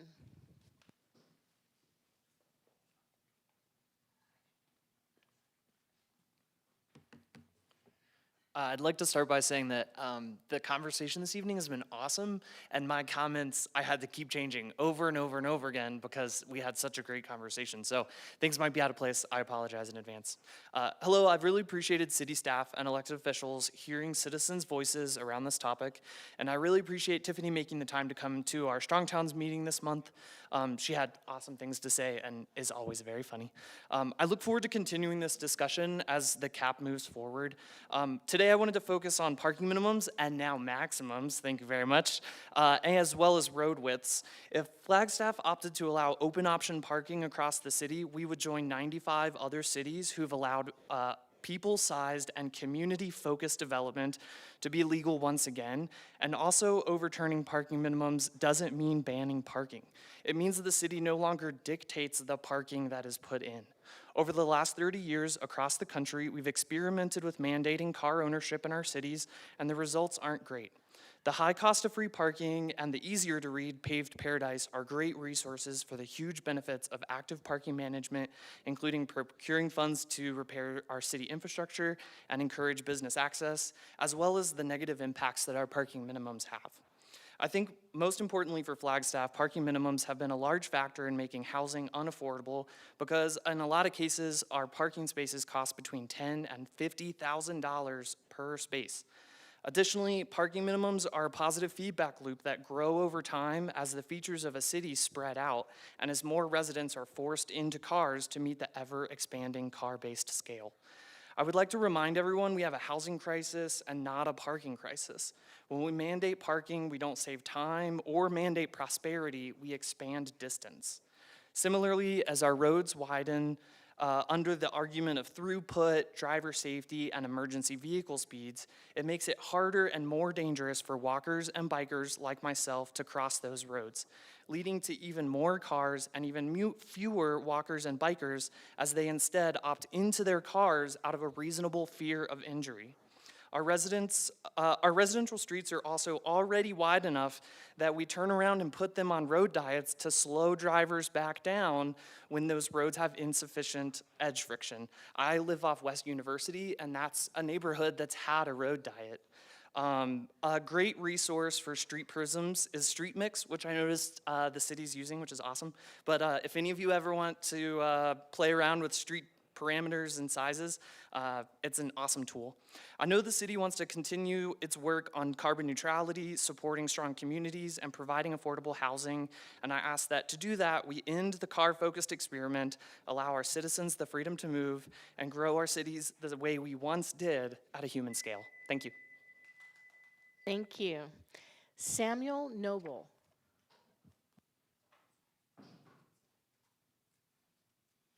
Evening, Mayor, Council. My name is Sam Noble. I live in Sunnyside. I love living there due to its density. Because of that density, the high quality of life that it affords. Everything I need is within a short walk or bike ride.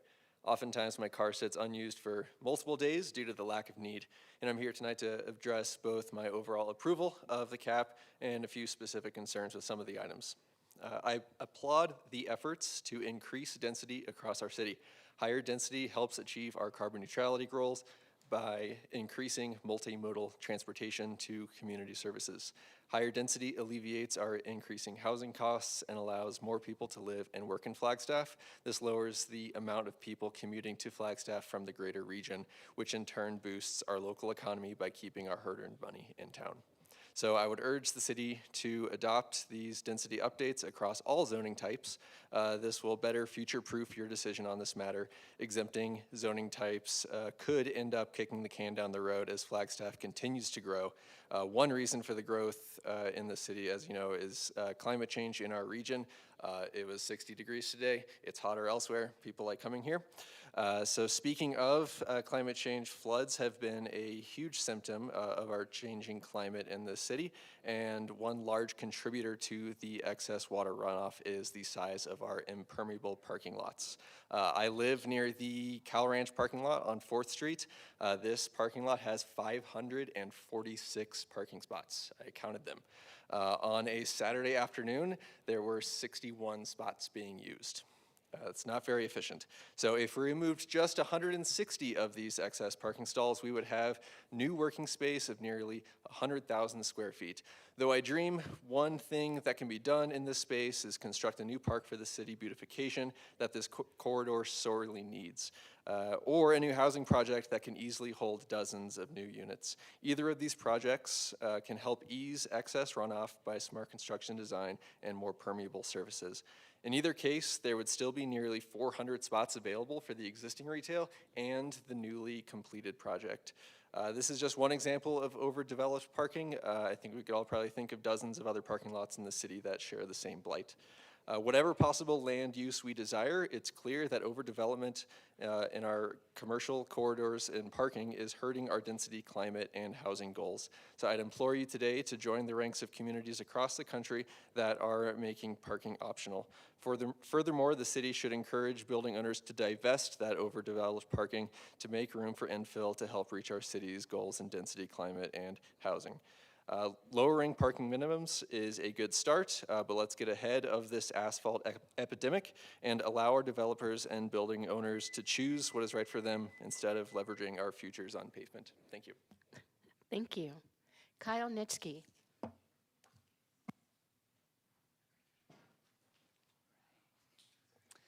Good evening, Mayor, Vice Mayor, and Council. My name is Kyle Nitschke, and I'm the Co-Executive Director of the Arizona Students Association. Here today to advocate mostly around parking. I think a lot of the really good stuff has been said. So I'll reiterate that eliminating our parking minimums will not eliminate parking. And I think bigger picture, we kind of spoke to at the beginning of this. This is really an opportunity for us. I don't think we'll see a big code analysis project again for a while. And so the housing crisis and the climate action plan are like our guiding documents, but this is really our opportunity to have an impact. And I really see eliminating parking minimums as really the perfect intersection between making housing more affordable and pushing our city to be more climate friendly by promoting busing and biking. And so a couple quick examples. One, I just moved to University West, and I have 2 parking spaces for my apartment, one that I do not need. And I'm like walking and stuff, and so I don't know, that's a point. And then my old place that I lived, I think something interesting around parking minimums and housing affordability is that we had 4 people living in the house, and that's why we had like 4 or 5 cars, and that's why there were extra cars in the street. And more affordable housing means like one of those kids can move out, and then they don't and so that's another thing I wanted to bring up. And then on the winter parking ordinance stuff, I lived on a street before I recently moved that it's just not really enforced. Or, you know, they put some tags out at the beginning of the thing to let us know what's going on. And my advocacy around the winter parking ordinance is that it should really only be enforced during big winter events, because that's parking space that we're paying for, all that street parking. And so, you know, I want people to be able to plow the streets and stuff, but a lot of the times it's fine to park there. And so may as well not cut it out for 6, 7 months of the year. That's everything I gotta say. Thanks so much, appreciate your time. Thank you. All right, so that is all the public comment that we have. And before we get into you going through each point and asking us to tell you which direction, I just wanted to say a couple of things. First of all, thank you to everyone who has studied this so closely and taken the time to not only come out tonight, but previous sessions. It's so wonderful to sit here and talk about these things with you, and I agree with all of you who said that this can be, this can really change the face of the community and the quality of life for people in the community. I love to preemptively discuss ways to solve problems rather than being here talking about trying to fix some of the problems. The road diet was brought up. We spend a lot of time, a lot of staff time, and a lot of money on traffic calming. So if we can get this right without having to go back through and try to re-engineer a road to get people to slow down and so forth, I'm all for that.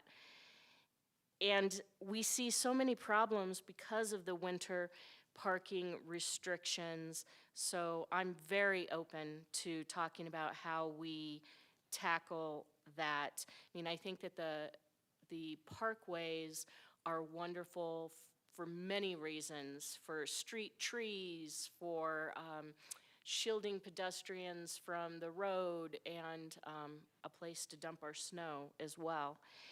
And in terms of the sustainability, a question was asked on one of the slides, and I too, as several others have said, would like to see some sort of a menu that tells us, you know, that balances out what gets us the biggest climate bang for our buck and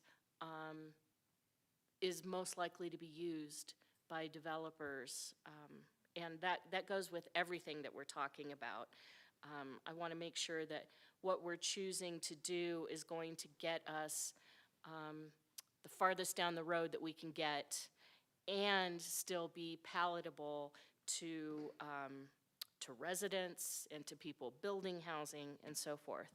So I think we're ready to go through and say what's up.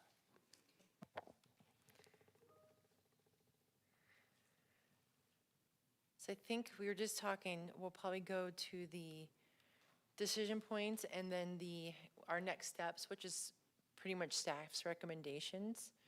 So on the density, the recommendation is that we examine the base density increases for all the zoning districts, excluding the RN, model the benefits of increasing the density within the RR, and then kind of the pros and cons of that, and maybe there's some other options to that. Focus the highest density project in areas that are supported by transit and other multimodal facilities.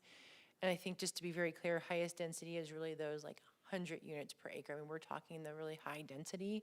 And then I guess so on that, is this good direction or any comments? Okay, I see a lot of Yes, thumbs up. there were thumbs up in the room.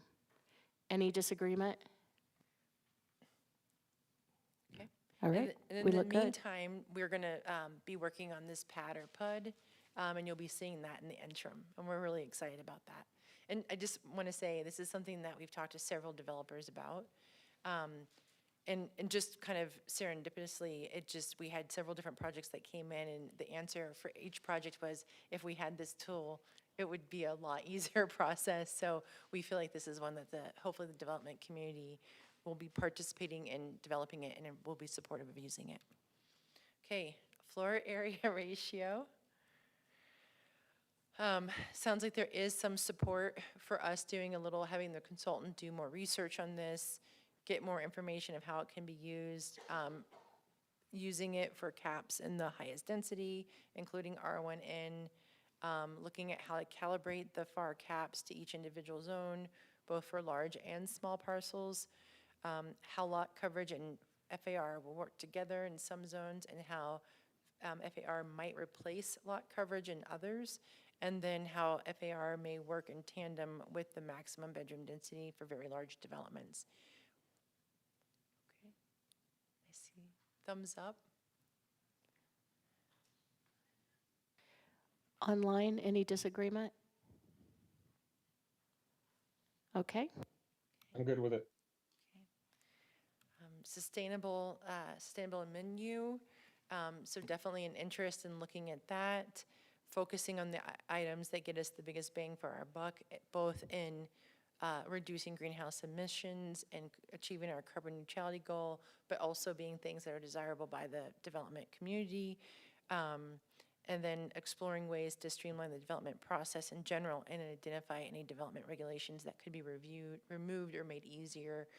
A lot of what we heard at the community conversation is that they don't want to see more of, but they are open to like a menu like this, as long as we can also demonstrate what we're getting rid of and where we're streamlining. Okay. Online, any? All right. I see a little thumbs up.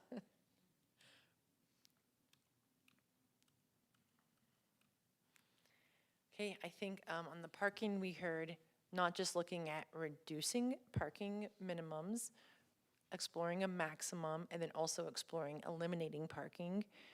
Definitely, we heard a lot about the open option from the community, and we'd like to include that. I think, sounds like that kind of gets to maybe what Councilman Aslan was talking about with an exemption. So that would be part of what we would add to this recommendation, is to look at that.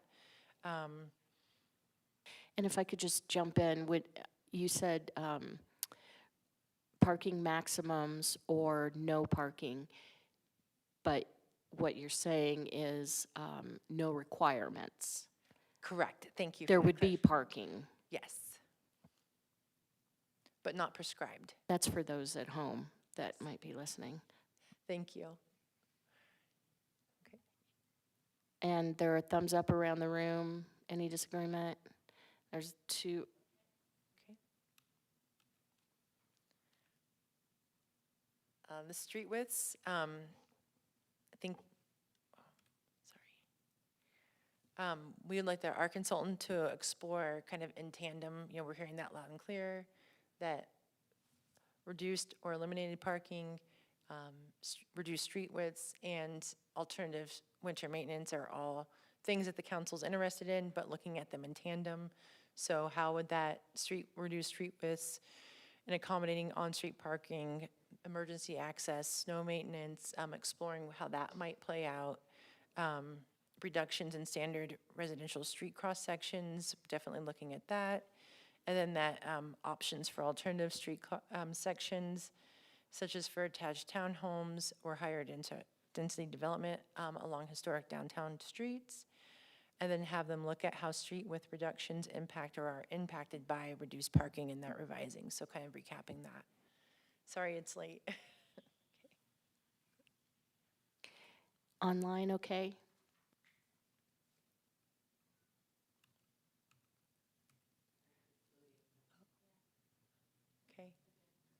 Okay. And last but not least, the winter parking ordinance. And so kind of that same theme, having our consultants look at that as part of the reduced parking, eliminated parking, reduced street widths, looking at different options. We heard from the one community member about, really looking at snow maintenance during high events and not just during a certain period of time. I don't see Scott Overton on, but that is definitely something that we've talked about with him, and he has been gracious to entertain that. And I think there's ways that we can start to predict when storms are going to come, so that's probably something we could really talk about in that, of different ways to do that with predictability modeling, and then how revising the ordinance impacts, again, that reduced parking. So I think we got our direction there. Awesome. Great. Okay. Thank you very much, council, for sticking with us. Mayor, this- if I may, Michelle, before you go away, Yeah. I'm really good with a lot of this. Can you go back to the first decision point slide for me real fast?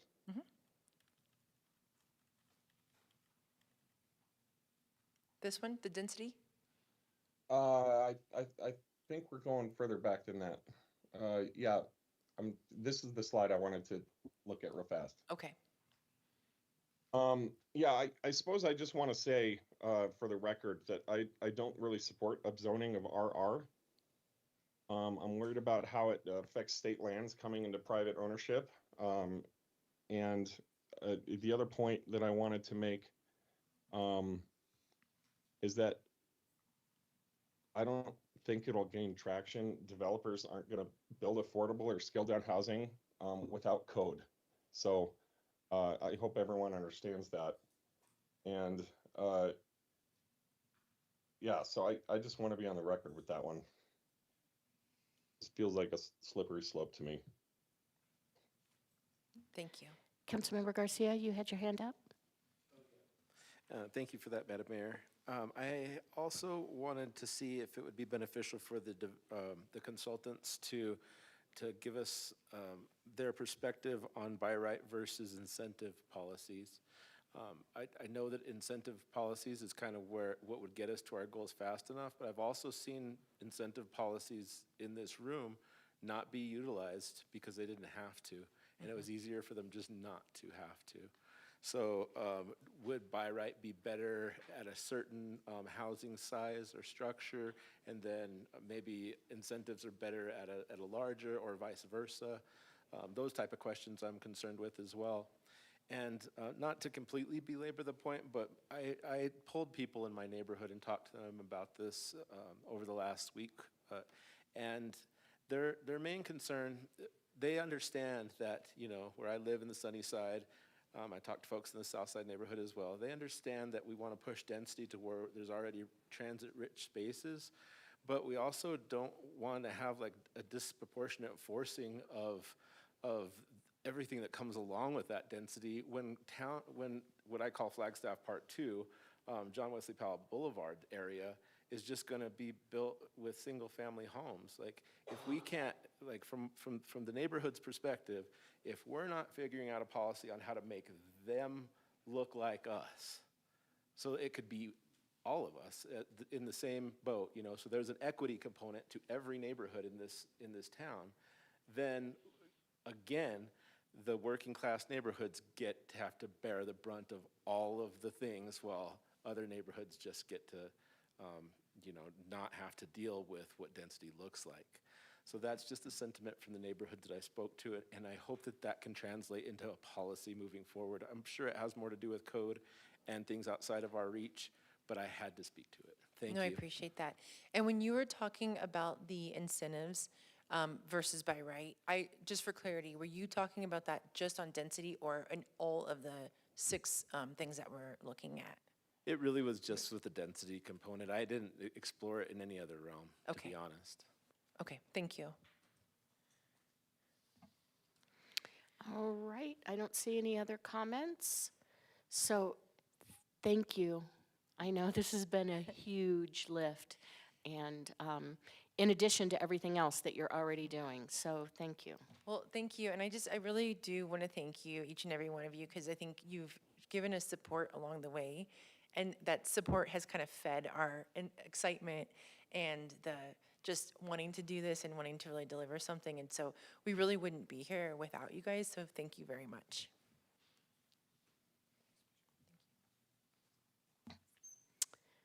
All right, we're moving on to open call to the public, and I don't have any cards. Oh, there is a card?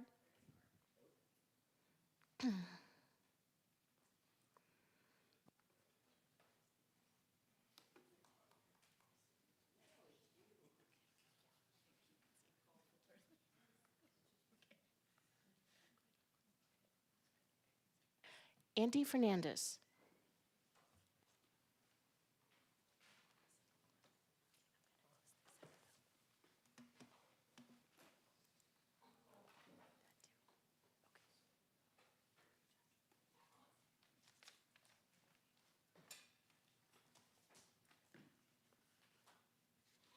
Yes, okay, Andy Fernandez. I'm a native son, born and raised here in Flagstaff all my life. Now, first of all, this is asinine, the idiocy that we keep on talking about affordable housing, when the city of Flagstaff is the one that, and then all their cronies with Habitat for Humanity and HUD, so-called non-for-profits, just like Flagstaff Medical, but yet the surgeons over there back in 1999 were making $400,000 plus. That's not-for-profit? That's a lie. And all these people and all these all over the United States are making these excuses to manipulate the cost of housing to benefit their own pockets. And that's appalling.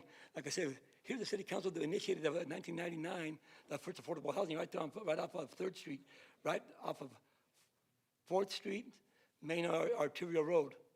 The houses there were anywhere from 41 to 47,000 average. All of a sudden, the Habitat for Humanity, HUD, and all these organizations with the city of Flagstaff, and you, Mrs. Daggett, with the Friends of Flagstaff Future, manipulated the scenario, and there's a so-called live affordable housing. These houses in 6.5 years went from $43,000 to $47,000 to $385,000 to $450,000. That's appalling. It's a scenario that you guys have manipulated for your own gain. Now the scenario with Billy Trimble, I had to stipulate my condolences. He's a retired Flagstaff police officer who passed away. And he was a very nice person, decent person. Now with that said, my main issue here is addressing the issue that is transpiring right now, and that's with the Democrats who have no gumption to facilitate anything. They're lackadaisical. They sit manipulating, thinking of certain scenarios, but they don't move forward and do anything. We have a scenario here. We have genocide that's transpiring in the Gaza Strip, where hundreds of thousands of people are dying, babies, children, mothers, elderly. Now we have a scenario where the United Nations, there's 5 voting members. We have Article 6 that could facilitate a scenario of expulsion. This is an area of expulsion of a country who are manipulating certain scenarios, and the ICC did stipulate that Israel is doing so. Now, since 1948, the aggressor has been 9 times actual Israel attacking the Palestinians. Now you have a scenario where we always talk about, Afghanistan, ISIS, all these other scenarios that are man-made terrorism because the United States went in and gave these people money under excuses that were also being manipulated by the bureaucrats in the United States. So we have a situation here where Israel and the new Babylon here in the United States manipulating scenarios for their own benefit are the imperialists that are taking advantage of and murdering people. And they need the UN needs to facilitate Article 6 that will expel the United States from voting those 5 scenarios where they voted for no medication. Thank you, Mr. Fernandez. 5 different voting scenarios that the United States voted against, that all these other countries, 147, are opposed, and that's what they're calling for the expulsion scenario to facilitate. Thank you. Your time is up. Amendment to. So we're moving on to item number 17, which is informational items to, from mayor, council, and staff, and future agenda item requests. This time I will start with Councilmember Spence. I have nothing this evening. Thank you. Councilmember House. Thank you, Mayor. I just wanted to share, I don't think this necessarily rises to the level of a fair, but I recently was able to participate in a neighborhood walk in the Sunnyside neighborhood, and we were walking along the area by Killip Elementary School, and it was noted by some family members in the community that there are very few crosswalks or safe crossing areas in the area around that school or throughout Councilmember parts of that House. neighborhood. Councilmember House, would Yes. you hold on one moment? I'm sorry. Can we please take any conversations outside? Thank you. Please go ahead. Thank you. So I'd like to just see what we can do to talk about that area and what we can do to perhaps expand safe crossing areas throughout that part of Sunnyside. And staff, did you get the area that she's talking about? Okay. Was there anything else? That's all. Thank you so much, Mayor. Thank you. Vice Mayor? Thank you. I also have something that I don't believe is a fair item, but, so I've been hearing, and I'm sure we all have, the concerns from residents about the change in the bulky trash pickup schedule. And given the public interest, I would like to request a review to ensure that we have this issue come to council for a discussion. And it doesn't need to be today or tomorrow, but I'm asking for it to be done sooner than later. Thank you. Councilmember Aslan? I'll hold off for tonight, Mayor. Councilmember Garcia? Thank you, Madam Mayor. I'm going to skip till next week. I'm a little tired. Councilmember Matthews? Thank you, Mayor. I do have a fair item, and I've had this discussion with Michelle McNulty and other community members, developers, and other stakeholders. We're getting close to what I'm going to propose, but I clarified it with Michelle. Some of the changes we're making in last cap and what's being recommended will get us close, but not over the finish line. So my fair item is to request that we start, that we do rezoning process, not to be tied with site or concept plans. We're one of the few cities that, as we heard from the developer tonight, spent millions of dollars providing site plans on something that he may or may not get approved at the end of the day. And it makes it a longer process and very costly for developers and discourages developers sometimes from coming forward if they need a rezoning, because they go years and not know if after all that money spent that they're going to get it approved. So I'd like to have a discussion and investigation or research from our planning and zoning to see if that's feasible and if we can move that forward. Thank you. And city manager? Nothing up there? All right, I have nothing, so we're adjourned.